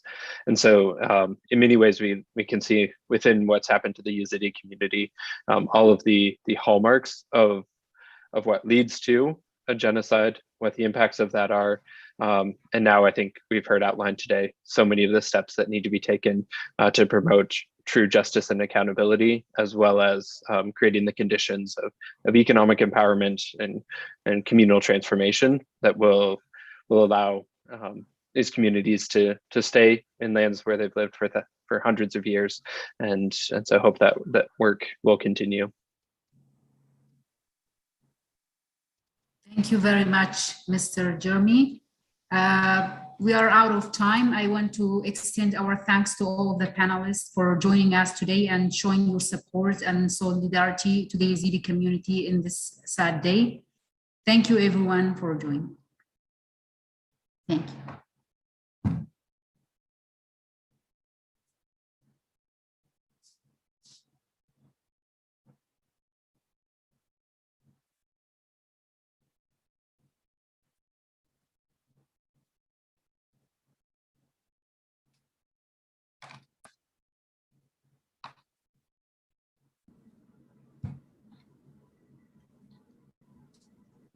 Thank you, Hawan.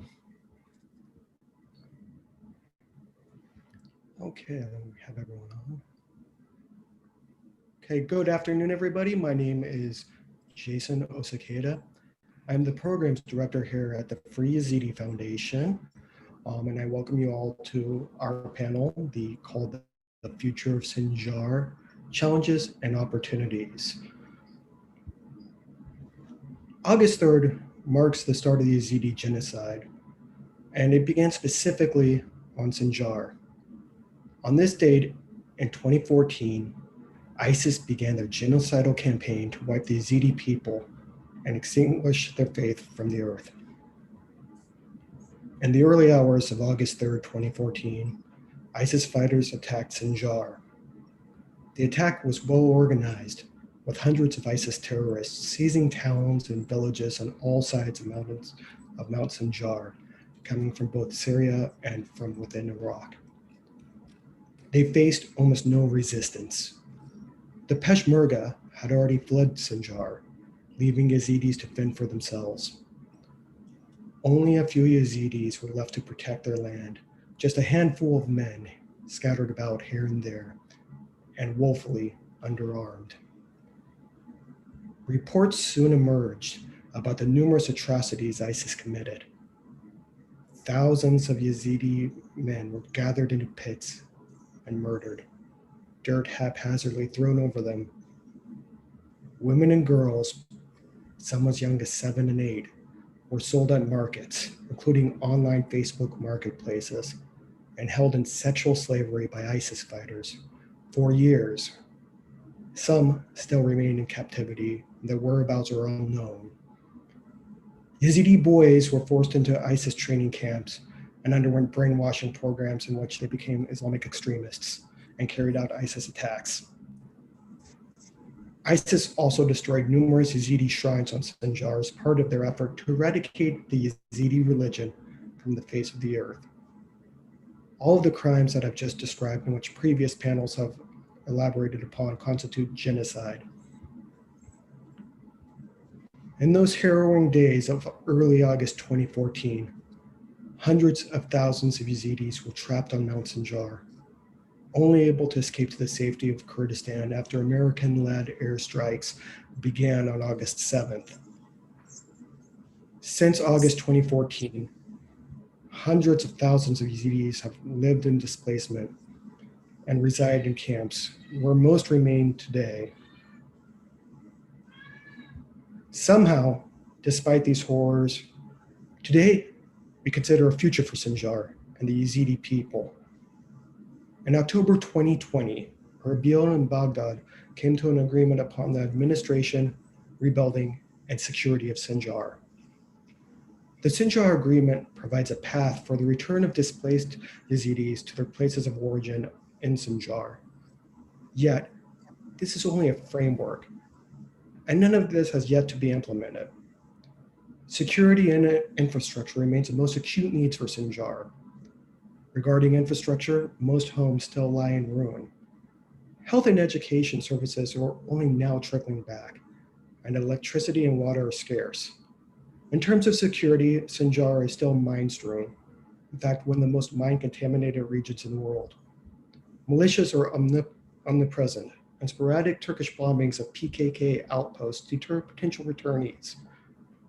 Other issues include the secondary occupation of Yezidi homes, a lack of housing, land, property documentation for Yazidis, and potential conflict arising from Yazidis and Arabs whom they perceive as having assisted ISIS in 2014.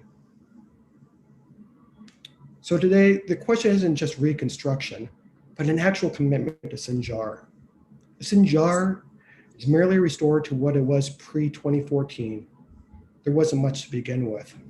And to illuminate my point, I quote an IOM special report, for example, talking about mental health. It says, mental health support in Sinjar is non-existent. The director of health in Sinjar confirms that there's no department or unit for mental health there, and that doctors often prescribe sedatives instead of proper treatment for individuals complaining of psychosocial problems. The director of Sinjar's health center reports that the center sees 2 or 3 cases daily of psychosomatic symptoms or psychiatric problems, yet there's no psychologist or social worker on staff. This report was from 2011. Decades earlier, in the 1970s, the Ba'ath regime began an Arabization project in northern Iraq, targeting Iraqi minorities. This caused the displacement and relocation of hundreds of thousands of minorities away from their homes, including the forcible transfer of 100,000 Yazidis from Sinjar. Yazidi land rights were violated. The regime denied them the right to register their assigned land in their names. An estimated 250,000 people and perhaps 146 villages, Yazidi villages, were forced to abandon their homes during this process. So when we speak about a future of Sinjar, it's not just addressing the destruction of the 2014 genocide. It's addressing longstanding neglect and violations from the past. In this panel today, I'd like to welcome the speakers individually and then allow them time to individually to offer an introductory talk. First, I'd like to welcome United Nations Assistance Mission for Iraq, Deputy Special Representative Ingeborg Soran Gisladal. Thank you. Thank you for inviting me to participate in this panel. Excellencies, ladies and gentlemen, dear panel members. On this solemn occasion, let me again thank you for giving me this opportunity to participate in the Free Yezidi Foundation panel. On behalf of the United Nations, let me begin by recalling that the United Nations have not forgotten those who lost their lives in August 2014 or whose whereabouts remain unknown to this day. 7 years later, on the 7th annual commemoration day of the Yezidi atrocities, we reaffirm our full solidarity with the families who lost their loved ones and pay tribute to the inspiring bravery of the survivors. As you all know, last October 2020, and that has already been mentioned by the facilitator, an agreement was reached between the federal and Kurdistan regional governments on administrative, service and security arrangements in the Sinjar district, which entered into force in November 2020. The Sinjar agreement was an important step in the right direction to create a conducive environment for stability, security, and better living conditions for the Yazidis and all communities of Sinjar, to put the Sinjar's people's interests first. Excellencies, ladies and gentlemen, to date, representatives of the federal and Kurdistan regional governments continue to engage on the Sinjar Agreement security provisions. A joint committee has been formed to identify potential recruits for the local police. In this regard, security provisions of the Sinjar Agreement, such as the full withdrawal of all non-state armed actors and their replacement with Iraqi federal forces and local police, have begun but have not yet been fully implemented. Progress on administrative and reconstruction provisions has unfortunately also been limited thus far. Parties continue to express their willingness to come to the table, but sustainable progress will remain elusive without institutionalized, regular, and structured dialogue. It's due time to walk the talk. We all know well that lasting peace, development, and prosperity will not be delivered overnight. Yet, a critical first requirement is a stable governance and security framework. Almost everything rests on this foundation. In a spirit of continued solidarity with the Yazidis, United Nations Special Representative Janine Hennis-Plasschaert remains actively engaged with Baghdad and Erbil and has visited Sinjar district several times to follow up on the Sinjar Agreement's implementation and engage with the Sinjari communities. Thus, the United Nations continue to encourage the federal and Kurdistan regional governments and all relevant stakeholders to put aside partisan interests, overcome differences, and place the needs of the people above all, and do so without further delay. In this context, reaching an inclusive consensus to establish stable governance and security structures without delay, facilitating the safe and dignified return of internally displaced persons to their homes and the reconstruction of affected areas remains one of the United Nations priorities. And I can only emphasize our readiness and commitment to help all stakeholders move towards a normalized, sustainable situation on the ground. Regarding reconstruction and development in the Sinjar district, the United Nations believe that speeding up reconstruction in affected areas would enable the safe return of displaced people in the Sinjar district as a first step to overcoming deep tragedy. The United Nations continue to provide humanitarian and development support in the Sinjar district. UN agencies, funds, and programs have also embarked on supporting survivors through psychosocial support, legal services for missing identification and legal documents, reintegration efforts, local community reconciliation, and reparation. From our field point of view, the humanitarian and development work at grassroots level in Sinjar aims to help alleviate the sufferings and bring communities back and together. Particularly successful have been projects for agriculture, rehabilitation of houses and villages, such as Kocho, schools, and other development and cultural projects, including solar-powered wells, which have been welcomed by the Sinjari communities. However, the large and sheer scale of needs and investments that are required go beyond the United Nations mandate.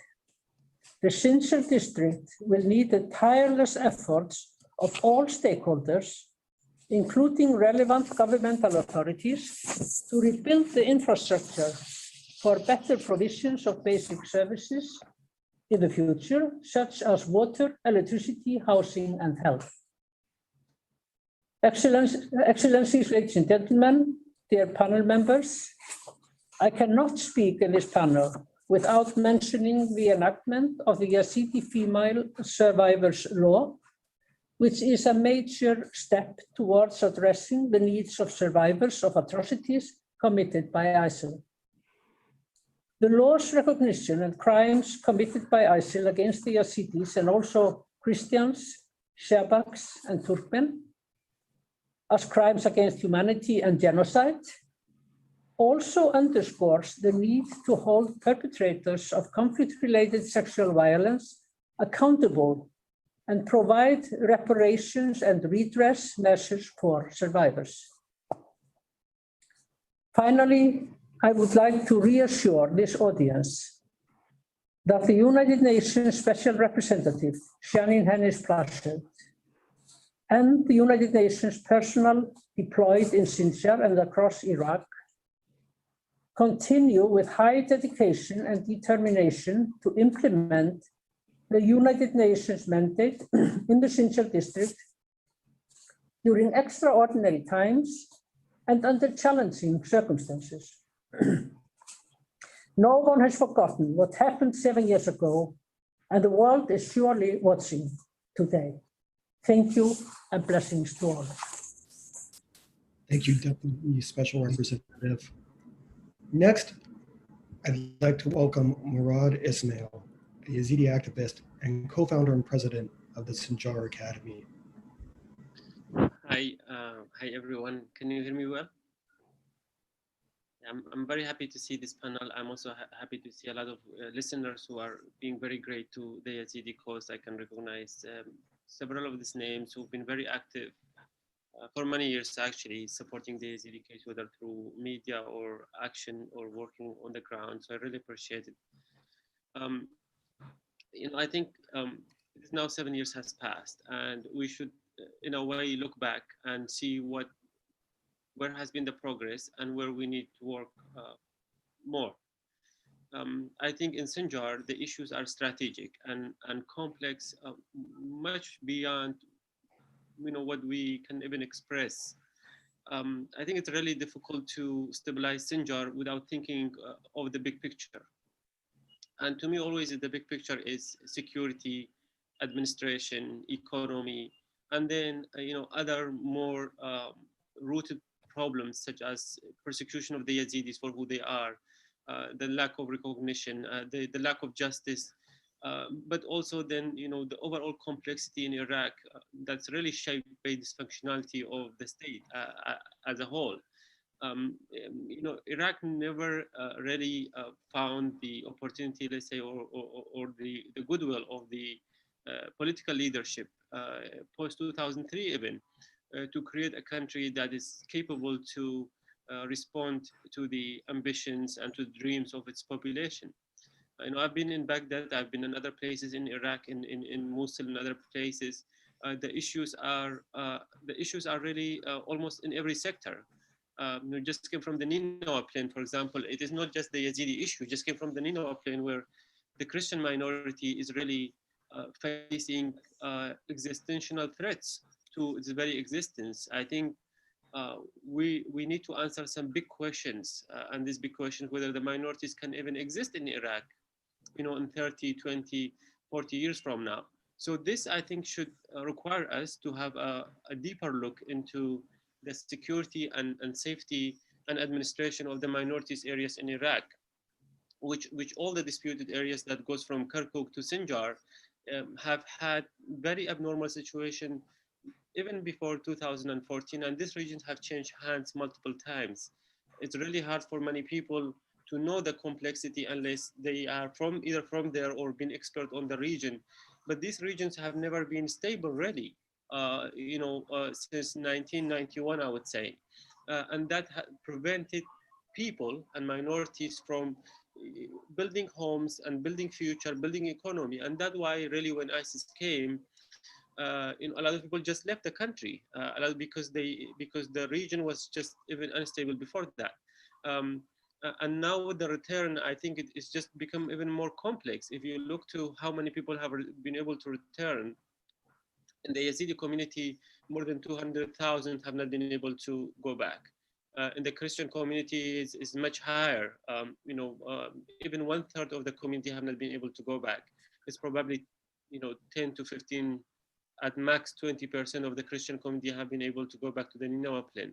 So I think the questions that we need to address to make sure that the communities in this region will be able to last forever, hopefully, or at least for the foreseeable future, is that we need to provide security that is native from the region, that we need to remove all the political influences on the security.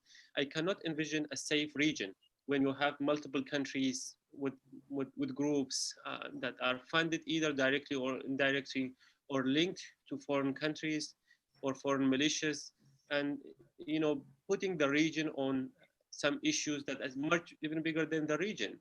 What we need to do in Sinjar and in Nineveh plain, and actually in all the disputed areas, we need to localize the conflict. So it's no longer a regional conflict at one step. We need to provide local security, but the local security has to also be a good security. I think, thinking ISIS is wiped out, I don't think it's right to think that the threat of terrorism and ISIS is gone forever. I think the minorities and the Yazidi community, as a people, they should always have tools to defend themselves. The minorities should always have tools to defend themselves, because whenever the geopolitical context in the region, God forbid, destabilizes, we would expect other wave of terrorism to rise up in the region. Now, we don't want that to happen, but it could happen, given that the region is very still unstable, in my opinion.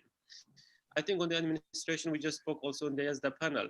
I think we need to think about innovative and creative way of administration of Nineveh. I think creating a province in Sinjar, for example, and a province in Nineveh plain is probably the best way to go forward. Because thinking about, you start with very small budget, and then you also to start with very corrupt political system, where leaders will take money to their provinces and to their people, and actually not even to their people, to their companies, and with commissions of high percentage of commissions that the political system takes away. So by the time a single dollar would be sent from Baghdad, probably a cent will get to Sinjar, or half cent will get to Sinjar, or much less than that. So unless we can create an administrative system where the budget can be allocated in Baghdad and can be sent to very local, close to people, to run schools, to run hospitals, to run the region, I don't think Iraq will be successful. I think also the biggest challenge will be for Sinjar, two challenges: economy and environment, that we didn't think about it much. But I think water will be a big problem in whole Iraq. And I think we will see mass immigration within Iraq if the global warming and environmental changes kind of go in the wrong direction in Iraq. I mean, I was hoping Iraq will become more rain and will be better, but it seems it's going in the wrong direction. And I think Sinjar, we've seen like water springs drying up now that they never dried probably in the history because of lack of water. And I think that will be a huge issue in the future. But economy also will be a big issue. I think we cannot rely on agriculture. I don't think we can rely on like small shops, very small economy. Sinjar also is a smuggling route, and I've heard some terrible news about Sinjar being even used a route for drug trafficking and for weapons trafficking. And these are the things, some really serious issues we have to tackle. Sinjar need to create technological economy. I think industrial economy, an economy that would be attractive to the young people to go back. I think if we are not successful in that, we will not see return of the 200,000 people. And I think that also brings other questions, whether we are at a point to ask the KRG, for example, or the international community to find some permanent housing for at least 100,000 Yazidis in the Kurdistan region. Now, this proposal could be very, not that much rational, but I think at least half of the Yazidis and IDPs will stay there forever. And we need to think about a more permanent solution. And if we are very good in the response, maybe we can take 100,000 more back and we can take care of the people who are already in Sinjar. And that in itself is a big job. And one proposal we've been thinking about that the Iraqi government need to make some serious spending. All the money comes from the NGOs and from the donors, and that has to stop. The Iraqi government need to allocate at least $1 billion to rebuild Sinjar and probably same money to rebuild Nineveh Plains. Thank you so much, Murad. Next, I'd like to welcome Nadine Meinza, the chair of the U.S. Commission on International Religious Freedom. Thank you so much to the Free Yazidi Foundation for inviting me to this important event. I have so much admiration for Per Abraham and all of you at the Free Yazidi Foundation for doing such important work. And I also really appreciate this panel, some of the experts I respect the most. And I'd like to begin by sharing my condolences with all of you who lost loved ones or were victims of violence during this genocide. We remember this day with you. And I'm also honored to represent the U.S. Commission on International Religious Freedom, as you heard, where I'm honored to serve as chair this year. So USRF is an independent, bipartisan U.S. government agency that was created by the Religious Freedom Act in 1998 to independently assess religious freedom conditions abroad and make recommendations to our own government, to the President, Secretary of State, and Congress. So when we're reporting on a country, we are laser focused on religious freedom. We don't consider the U.S. relationship with that country. Instead, we're truth tellers. Sometimes we call attention to serious situations long before the U.S. government or foreign policy world starts paying attention. So by looking back at USRF reports in the years leading up to the genocide, USRF was alarmed at the ongoing systematic and egregious violations of religious freedom in Iraq and recommended it as a country of particular concern, or a CPC, starting in 2008 and continuing through 2016. The State Department did not follow up on our recommendations and has actually never designated a post-Saddam Hussein Iraq as CPC or put it on its special watch list. Since 2017, we moved Iraq to a tier 2 country and now recommend it to be on the State Department's special watch list. Rather than repeating conditions that you are hearing from others in this panel and during this event, it was recommended that I take a look back to see how we got here. So how was this genocide allowed to happen? How could it happen again? In looking at our 2013 report, USRF reported that, quote, violence against Iraqi citizens continued in 2012 at the same level as the previous year. And there were no large-scale violent attacks causing death or injury against the smallest religious minority communities in the 2012-2013 reporting period. So there were large-scale attacks against Yazidis and Christians, however, in the previous years. And USRF also reported that religiously motivated violence by extremist groups really continued with impunity, mainly targeting Shia Muslims, and that the Iraqi government took actions that increased rather than reduced the Sunni-Shia tensions. USRF did report that the smallest minority communities, particularly Christians and Yazidis, were fleeing the country and that, quote, the diminished numbers that remain face official discrimination, marginalization, and neglect, particularly in the area of northern Iraq over which the Iraqi government and the KRG dispute control. And there was talk of a potential for an autonomous area for Christians. In our 2014 report covering 2013, we reported that violence had escalated, but mainly, again, against the Shia community. USRF mentioned that the Iraqi government, again, was taking actions that was making the situation worse. And we wrote this really interesting paragraph, quote, members of the smallest minority communities continue to experience violence, intimidation, and discrimination, particularly in the areas disputed between the central government and the KRG. Although they reported fewer violent incidents than in the past years, these groups continue to report a perpetual sense of fear. In this report, which was in 2013, covering the 2013 year, it was mentioned that there were religious freedom abuses towards women who did not conform to the strict interpretation of religious norms. And in addition, the Iraqi cabinet passed the creation of 3 new provinces, the creation of 3 new provinces, including one in the Nineveh Plains. So we don't have the scope in this discussion to look back at the steps towards genocide and how they were missed, and that discussion needs to continue. But what we can do is look back and see how that can help us going forward. So first, it was clear that the disputed areas were a particular problem before the genocide, with Christians and Yazidis facing, quote, discrimination, marginalization, and neglect. So the question is, has that changed? Second, Committing religiously motivated violence against Shia with impunity had emboldened these perpetrators, allowing them the space to continue their violence against Yazidis and Christians. Does an environment of impunity still exist? So with the huge US footprint in Iraq during the years before the genocide, it is disappointing that the governance and security issues were not addressed, as it was clear they were problematic, especially for religious minorities. The Iraqi constitution provides a way to settle these areas, but it is difficult, and neither the Iraqi government nor the KRG want to risk losing control of these areas. Unfortunately, not settling the governance and security void in the disputed areas created an environment allowing for the worst atrocities seen in a generation. So here we are now, 7 years after the genocide, and the security and governance void remains. Iranian-aligned militias, or the Popular Mobilization Forces, or PMFs, have attempted to fill this void, creating hostile conditions, once again, for Yazidis, Christians, and other minorities. In fact, our 2021 annual report states that the PMF is operating with impunity, committing heinous violations in the Nineveh Plains and Sinjar.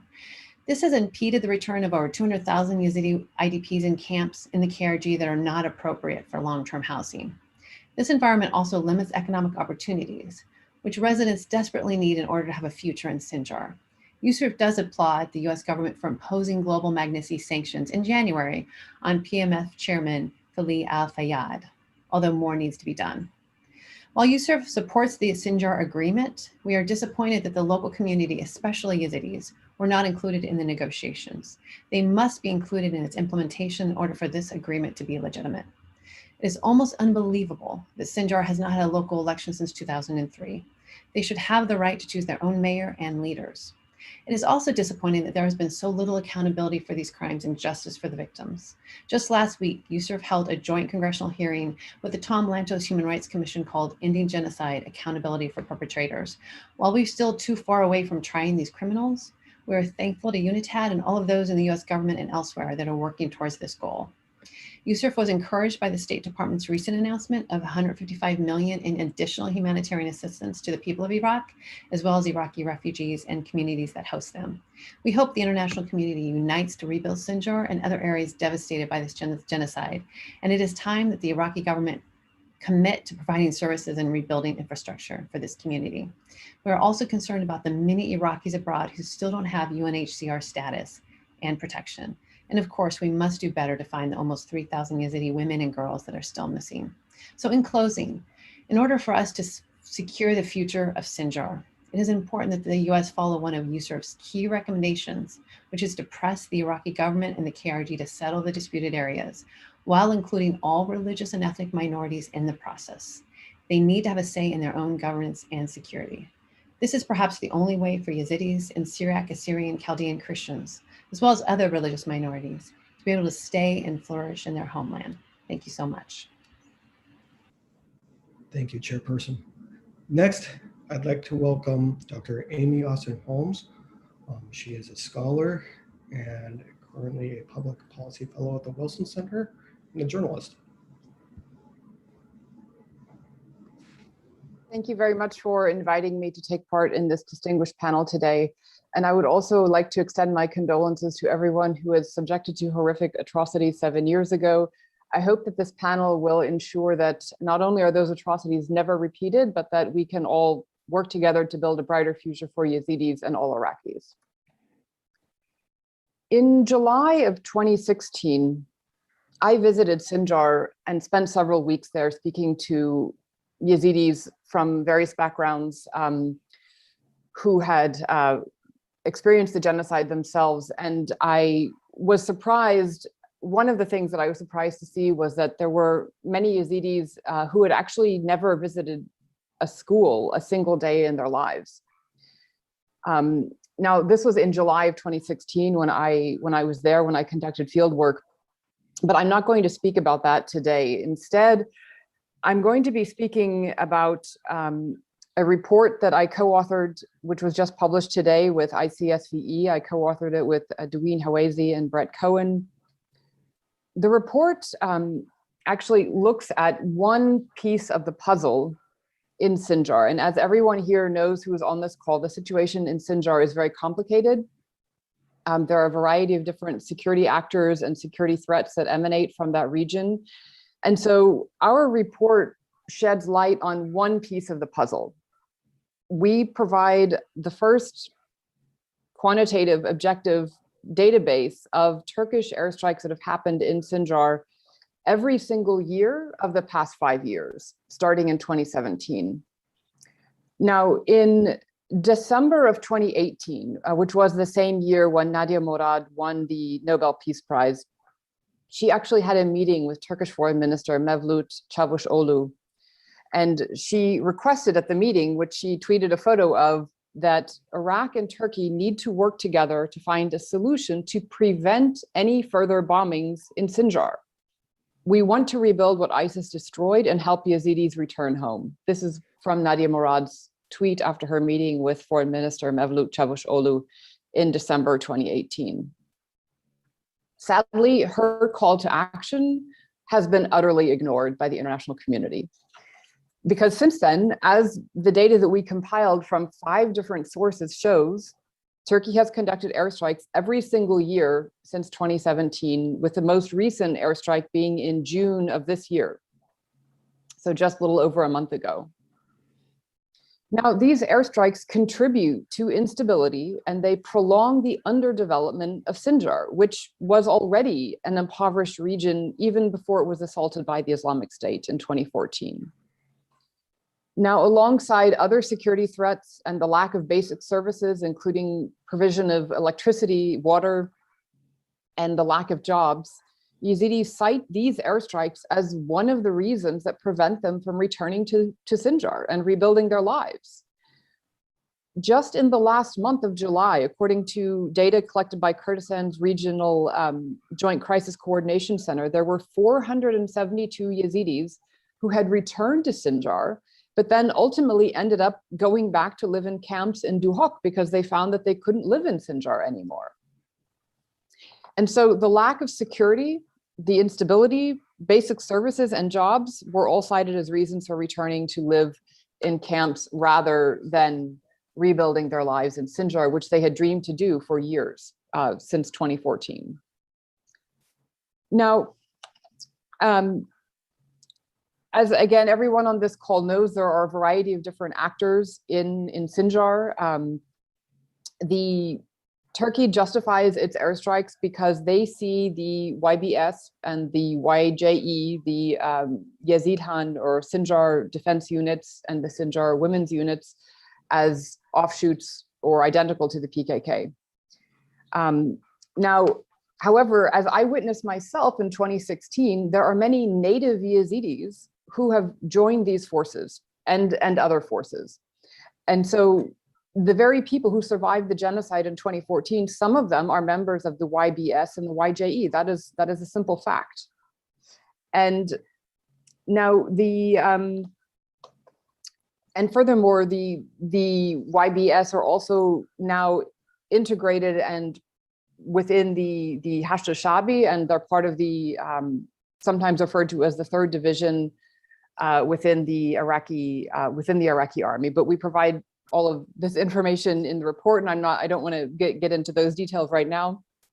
But the point is that these airstrikes, which have occurred at least on 24 separate days of the past 5 years, we don't know the total number of airstrikes. These are merely the days on which they occurred. But however, on some days, Turkish officials have claimed to hit as many as 81 targets in a single day. Now, at least 33 individuals, according to the data we collected, again, from 5 different sources, at least 33 individuals have been killed as a result of the Turkish airstrikes in Sinjar alone. We're not looking at Turkish airstrikes in Gade or other parts of northern Iraq or Kurdistan region, only Sinjar. 33 individuals were killed as a result of these airstrikes in Sinjar alone. And according to data from Air Wars, at least 13 of them were civilians. So the Turkish airstrikes began in April of 2017, according to data that we collected. Now, it's unclear why exactly Turkey began these airstrikes in April of 2017, because at the time, the international coalition of which Turkey is a member was still focused on defeating the Islamic State, which still controlled territory in both Iraq and Syria. And those airstrikes in April of 2017 were actually roundly condemned by Washington, Erbil, Baghdad, and many Yezidi and Kurdish advocates. The spokesperson of the global coalition at the time said that the airstrikes were not approved by the counter-ISIS coalition. A US defense official said they had only been given 1 hour's notice before the airstrikes began in April of 2017.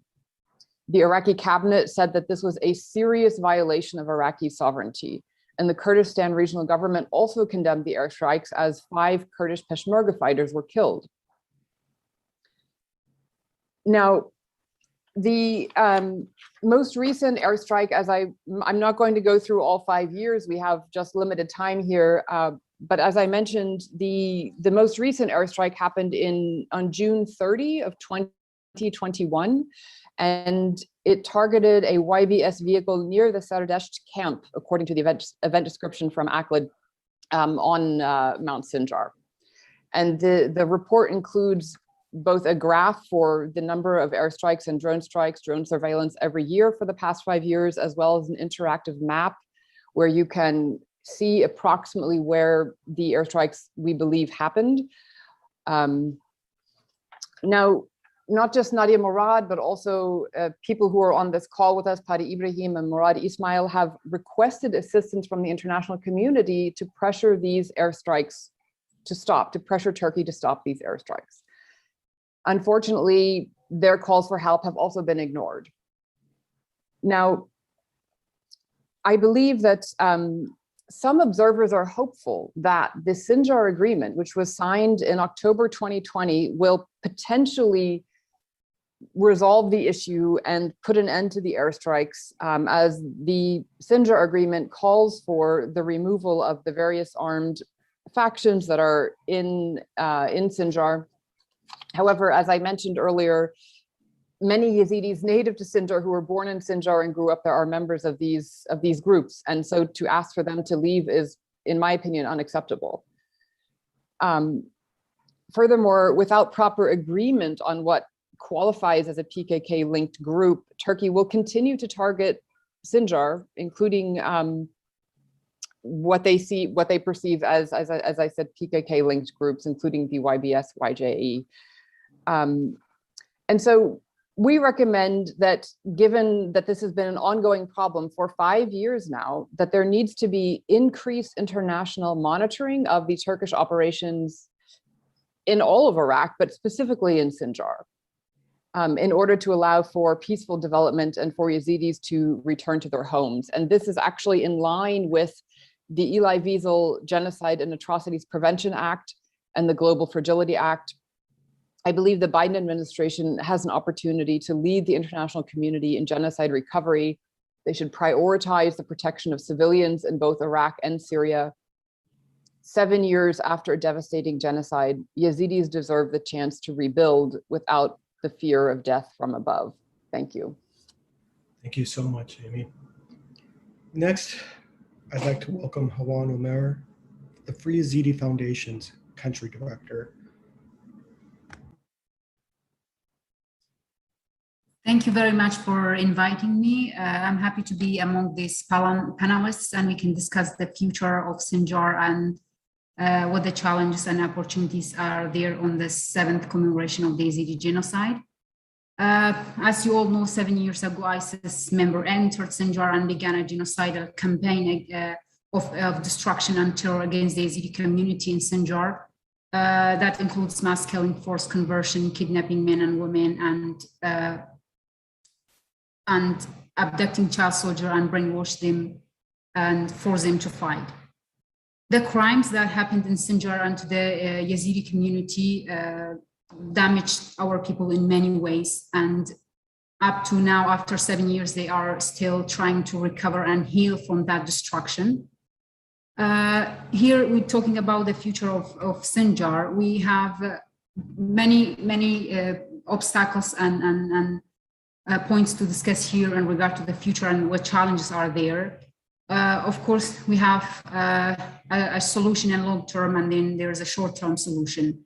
At least what we have seen after 7 years from the government as a government and the responsibility to protect and the Yazidi community, and we have seen a real tangible thing that has been done. We know that there are, in regard to the agreement and regard to the survival law, there are words has been done, but there's no a serious action that's there. So if we are, the challenges there, you are seeing now, like some people have returned back to Sinjar, mostly to the north part of Sinjar. I mean, those people who are living there, if you are listening to these people and what they are facing there, we have the first thing to the challenge is there, the different military groups that are there.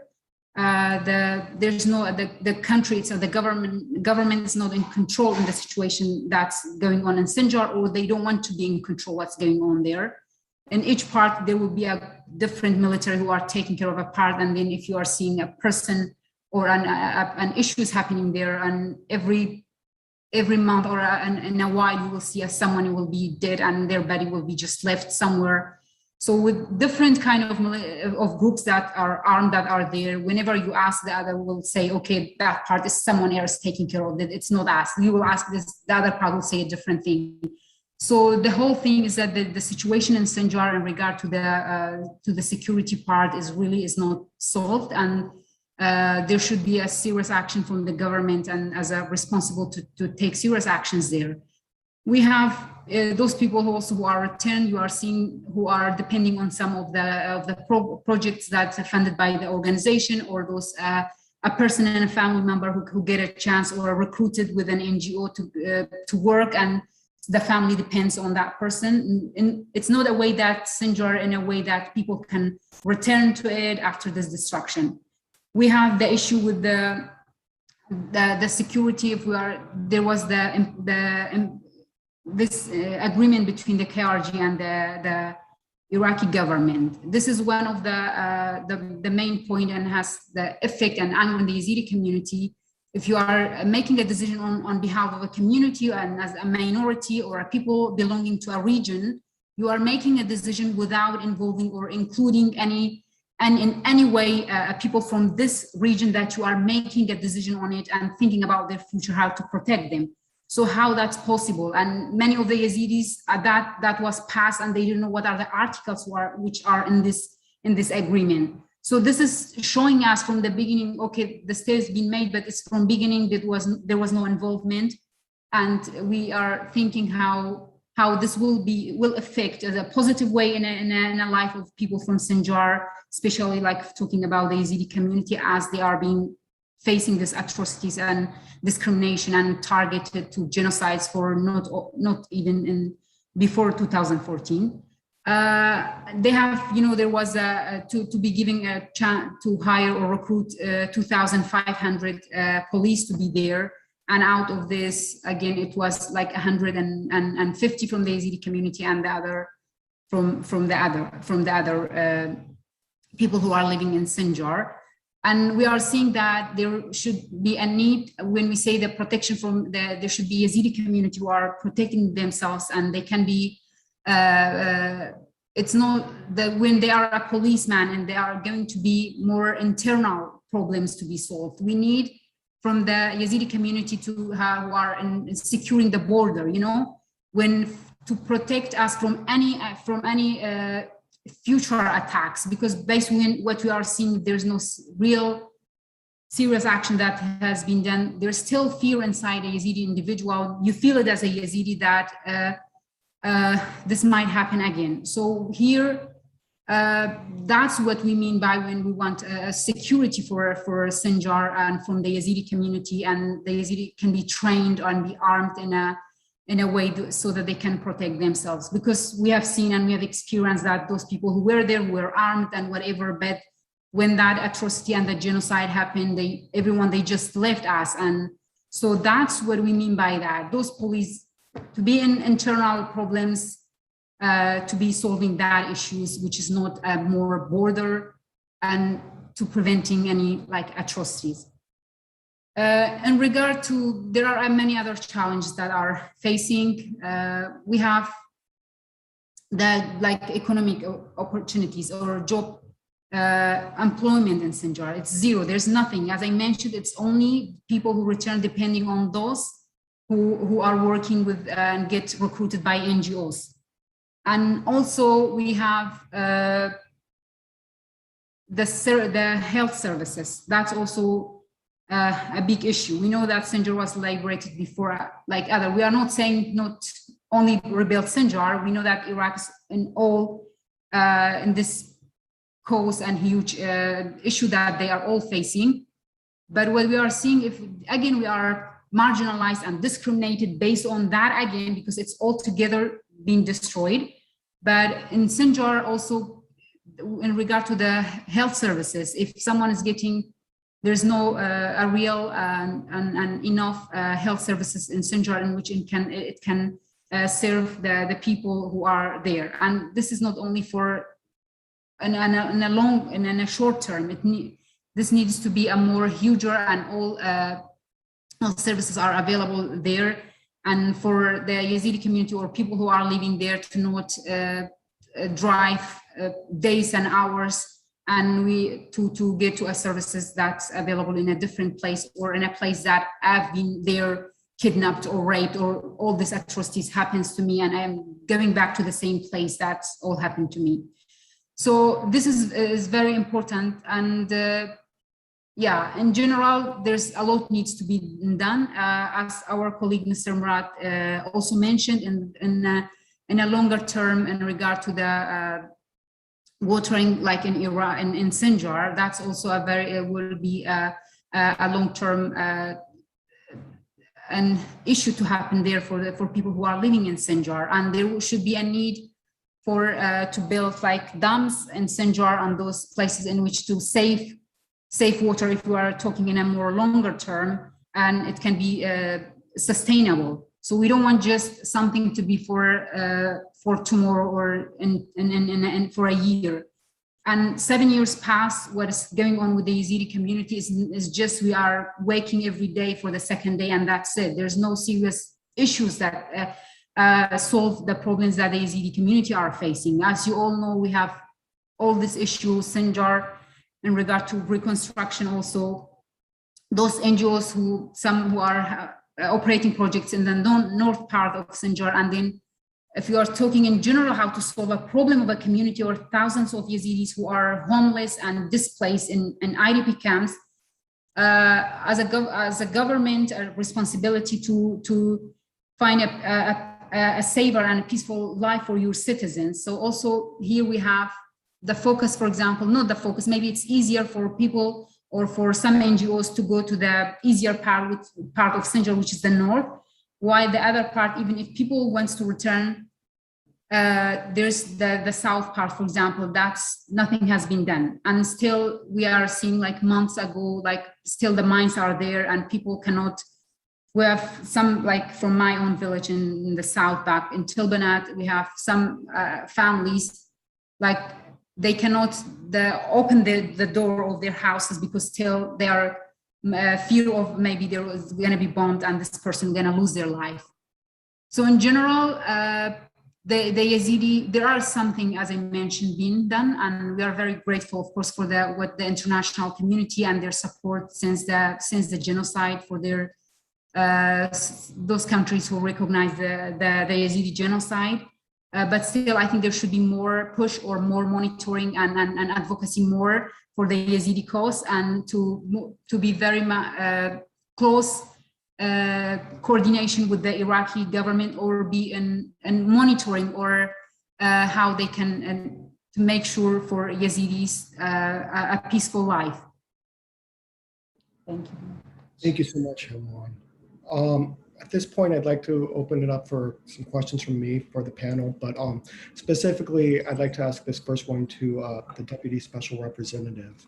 Deputy Special Representative, you mentioned the dignified returns of IDPs as a priority, and given your special mandate for political affairs and electoral assistance, I'd love to hear your thoughts about this question, and after she answers, perhaps others can chime in with their thoughts as well.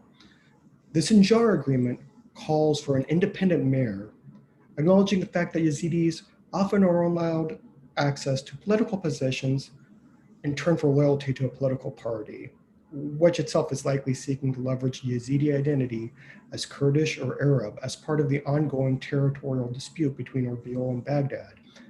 Given these factors, how can Yazidis elect and maintain an independent mayor of Sinjar?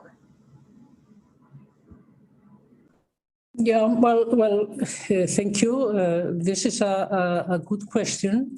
I guess, if I was supposed to answer it personally, I would probably give you a different answer than the one that I will give you on behalf of the UN, because, and I want to mention that here, I was a mayor myself for 9 years.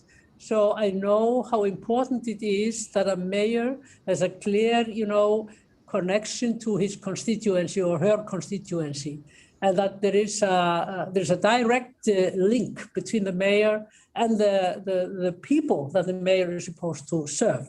And therefore, I think, if we want a mayor in Sinjar to be a successful mayor, and we will want to have a successful administration, I think it will always be very difficult to kind of parachute into Sinjar a mayor that doesn't have some direct links or access to the community he or she is supposed to serve. So it is important, and that's of course the opinion of the UN, that there is an inclusive consultation between all partners on a possible mayor candidate that is acceptable to all parties. That's not easy. It's not easy to find a mayor that is acceptable to all parties, but I think that's at least to start with. And there will not be a direct election for this mayor according to the agreement.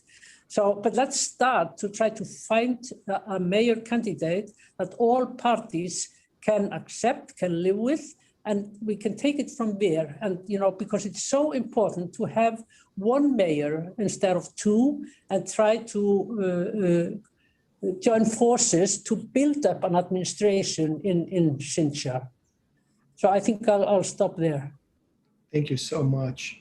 And I think at this point, I'd love to hear from Hawan and Murad, their thoughts about that, and also perhaps link that to two other factors, and with a special emphasis on the Sinjar agreement.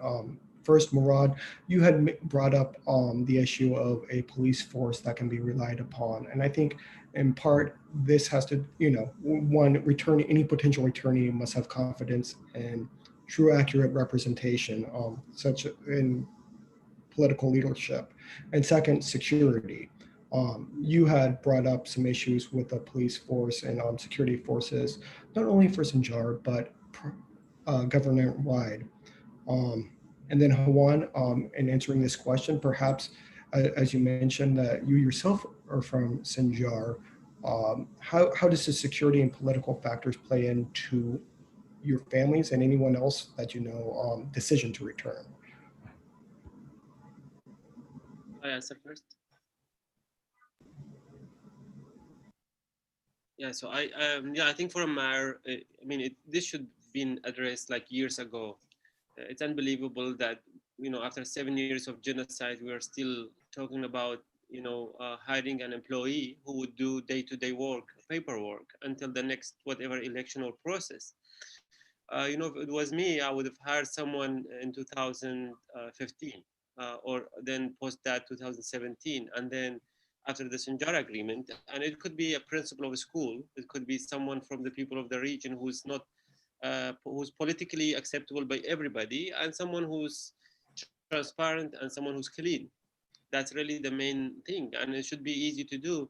It really struck me, when it comes to the Yazidi issues. Things take forever, such as the mayor appointment. To me, that should be very easy. Now, as you know, the return of KDP to Sinjar the dispute on the land, whether the KDP and KRG will be able to be present in Sinjar or not. That's really the main issue. You know, I think personally, disputed areas would have to have some balance. They have to be ruled by the people there, but then they should have equal access to Baghdad and Erbil. You know, equal access to economy, to education, to health, because it's really difficult to break these regions from either Baghdad or Erbil. So kind of this whole mindset of forcing minorities to choose between Erbil or Baghdad, and then actually they don't even have the choice. So whoever is more powerful takes the land, and whoever then becomes weaker, then they will lose the land, and then the minorities will become the victim. So they really don't have a real choice, but let's say in theory they have the choice, but they should not be forced to choose between Baghdad and Erbil.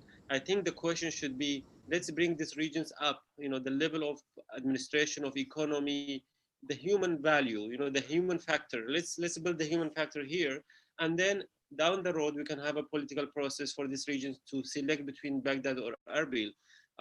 I think on the security, I mean, I've said my opinion on it. I don't agree about the recruitment of the 2,500. The numbers were given to tribal leaders, to political parties, and then there was corruption in it. You know, there was people who paid money. 5,000 Yazidis rushed to this like recruitment, and they said, go, we will open online application, and there was no online application at all. So you're talking about building something that's supposed to be good, but it's starting wrong, you know, because you're not going to get the best of your people. You also don't give a fair chance, a fair level ground for people to come and accept jobs in the security. It really makes me very angry that we all work very, very hard for this like reform in the security sector. But then when it was done, it was not our decision.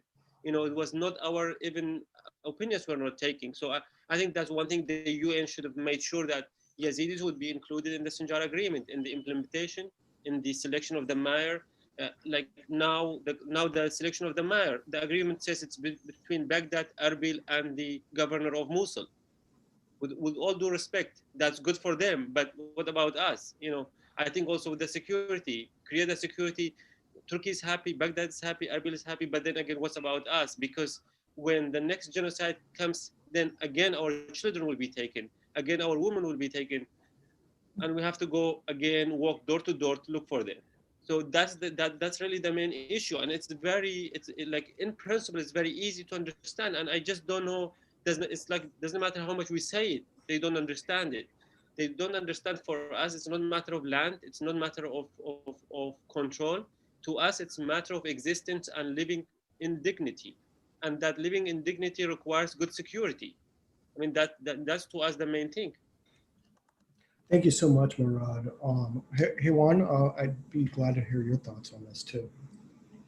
Yeah, so in regard to the mayor for Sinjar, like whatever you decide on behalf of a community or people, you have to involve the people from the region, and in bringing a person to represent them in a way in many aspects in their life, while you have no idea who's this person is, or you are not agreeing what he's a person. Because I'm of course you are seeing if the person who has been chosen not by the community themselves is going to be either belonging to focusing on the personal interests, that's not caring about the cause of the community as a whole. So it's not Yazidi community in Sinjar are against a person like individually. It's because they have faced it, they have experienced it.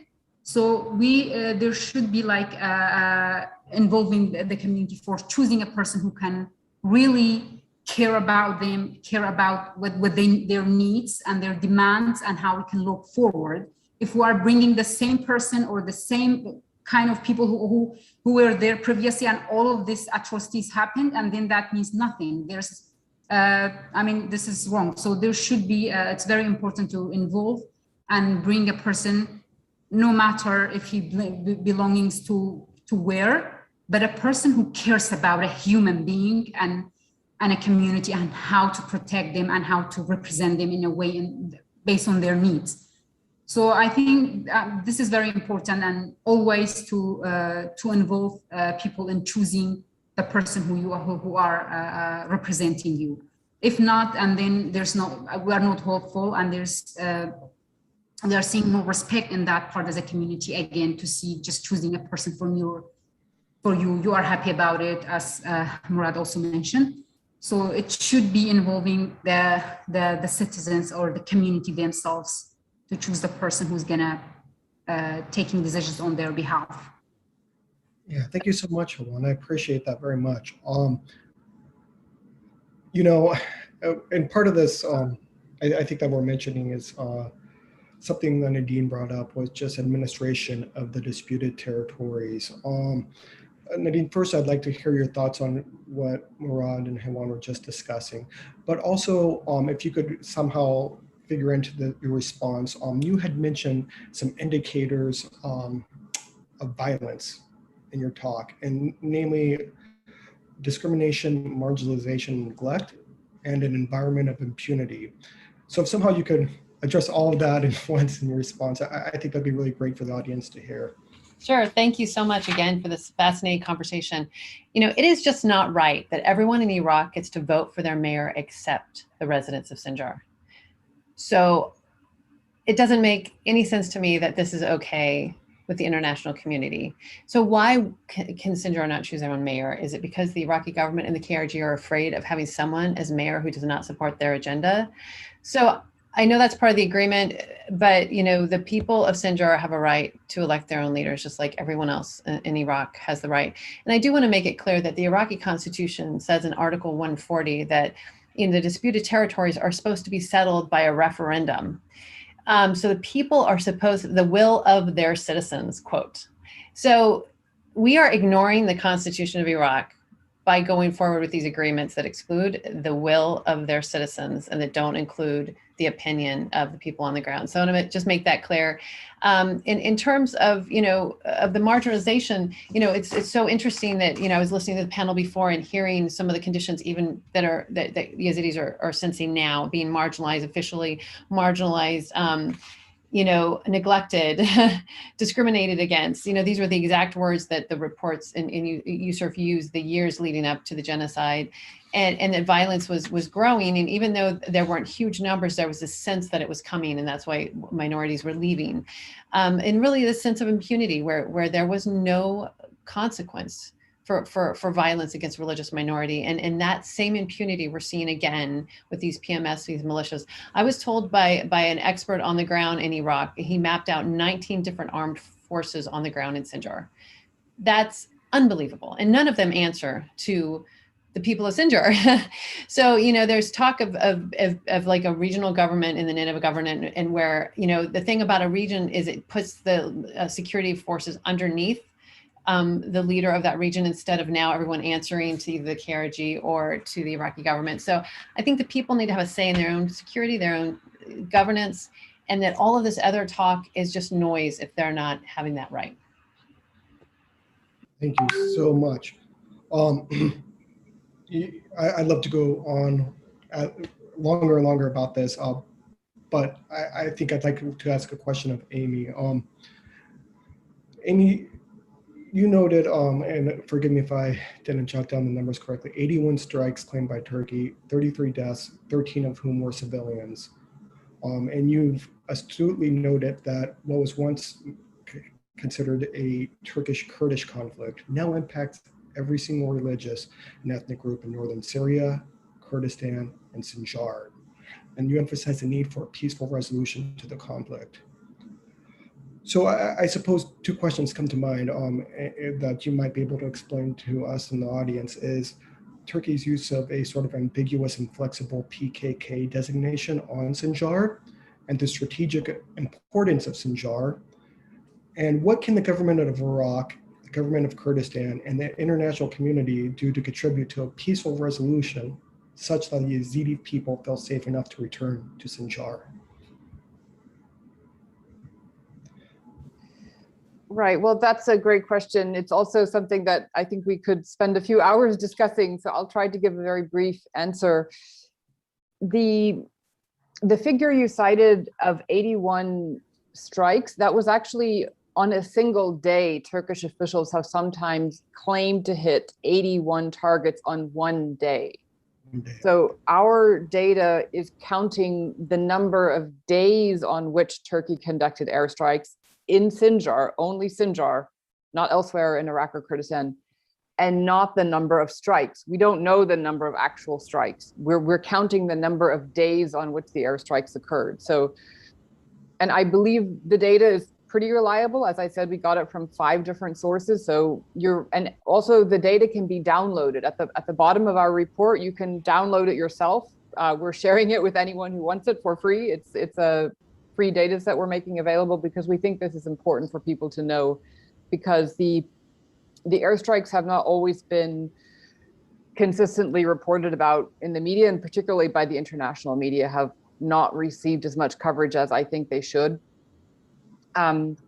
Now, regarding Turkey's, as you put it, I believe, expansive definition of who counts as a PKK, I think you're absolutely right. Their definition has become more expansive over time. And you mentioned the Syrian Democratic Forces or Northern Syria. The SDF now is actually an Arab majority force. So the majority of the rank and file fighters in the SDF, about 70,000, estimated 70,000 members of the SDF in Northern Syria, the majority of them are Arabs. And Turkey also considers the SDF PKK or a terrorist organization. So it's, you know, and recently there have been members of the SDF who have been captured inside Syria by Turkish proxy forces, Turkish-backed Syrian militias, transferred illegally across the border into Turkey and sentenced to life in prison, including Arab and Syriac Christian members of the Syrian Democratic Forces. So they're not even Kurds. I mean, they're Arabs and Christians, Syrian citizens captured in Syria, sentenced to life in prison in Turkey, accused of being a member of a terrorist organization because they're in the SDF. So, I mean, this just gives you an idea of how really broadly defined PKK is for Turkey. And so this is my concern for Yazidis in Sinjar too. Now, you know, and again, I think this is something that is very complicated and that we could discuss for a long time, but the United States has more leverage over our NATO ally Turkey than we do over other actors in Iraq. And so I believe that if we could solve, again, it's one part of the puzzle. The Turkish airstrikes are just one part of the problem. There's many other problems, as everyone here knows. But I believe if we could solve this one part of the puzzle and prevent further Turkish airstrikes, it would go a long way to improving the situation, not just so that Yazidis feel that it's safe to go back and live there, but other projects could be rebuilt. Schools, hospitals, businesses could be opened, because if you don't fear that you could have your building destroyed by an airstrike, you would feel much more confident to go back and rebuild Sinjar and invest there, which is what is going to have to happen in order for Sinjar to be rebuilt after this devastating genocide. And so I think, again, it's just one part of the puzzle. And I think that if we could solve this one part of the puzzle, it would go a long way to improving the situation overall for all of the people in Sinjar. Thank you so much, Amy. You know, I know we're running slightly over time, so I wish we could have continued this panel for much, much longer. The future of Sinjar was named this panel, and I think, as we've all illustrated, that future is somewhat unclear right now. There's so many numerous factors contributing to how Sinjar got in this state and what will be done next.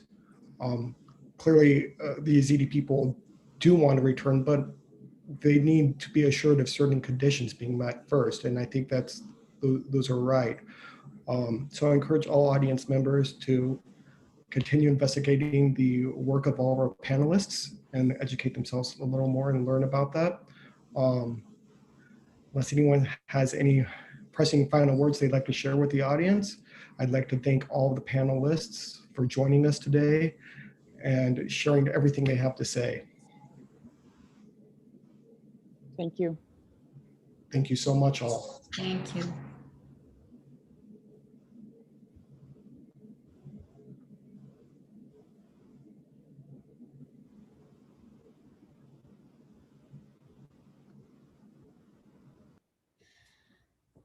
Thank you very much to all our panelists and obviously for the people who are watching at home. We have come to the end of the first day with this panel that you just watched being the last one of today. We have many more panels to go. Tomorrow, we'll talk about justice and accountability, the gendered aspect of the genocide, the slavery. So much more to talk about and much more to learn about. Many, many years ago, the world said never again is never again. And we will ensure that we prevent such atrocities like genocides, crimes against humanity, so that these kind of crimes would never happen again. Unfortunately, we the Yazidis have seen with in real life, that these promises are not always accurate in reality. And unfortunately, many people suffer because the world is unable to keep to its promise of never again. I know we have many, many friends around the world, and I know many have been watching, and many have been sending beautiful messages today to me and many other Yazidis. I would like to take this opportunity to thank all of you for watching, listening, and always just being a listening ear to maybe many of our complaints and many of the suffering of our people. But if we look back now, 7 years, I think we as a Yazidi community have managed to get very far with those 7 years. I want to applaud the youth from the Yazidi community who have worked immensely to make sure that our voices are heard. I want to applaud those Yazidis who are trying to rescue back our women and girls. And I want to thank the Free Yazidi Foundation staff who is behind the scenes, making sure that everything is going well on such a very sorrow day. Sorrow as it may be, we always look into the future. What can we manage to ensure that our people have a better future? We heard from the youth, we heard from older Yazidis, and there's much, much more to do. So to end this, again, thank you very much. And thank you for being a listening ear. And please do not forget that till this day, 2,686 Yazidi women and children are still in captivity. In Western countries, we always get a message on our phone with an Amber Alert if a young child is lost. We know of stories of young Yazidi girls, 7, 8, 9 years old, being sold as sex slaves in Iraq and Syria and raped. Till this day, they are suffering in the hands of the Islamic State. I'm asking the international community today and tomorrow and the rest of our lives to make sure that each and one of them is not forgotten, and we will never silence 2,686 Yazidi women and girls are still in captivity. Keep that number in your mind. Keep those numbers in your prayers. And don't ever forget those who were kidnapped on 3 August in 2014. And do not forget those who lost their lives. And remember those in need in IDP camps.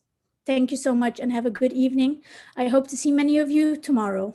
Good night.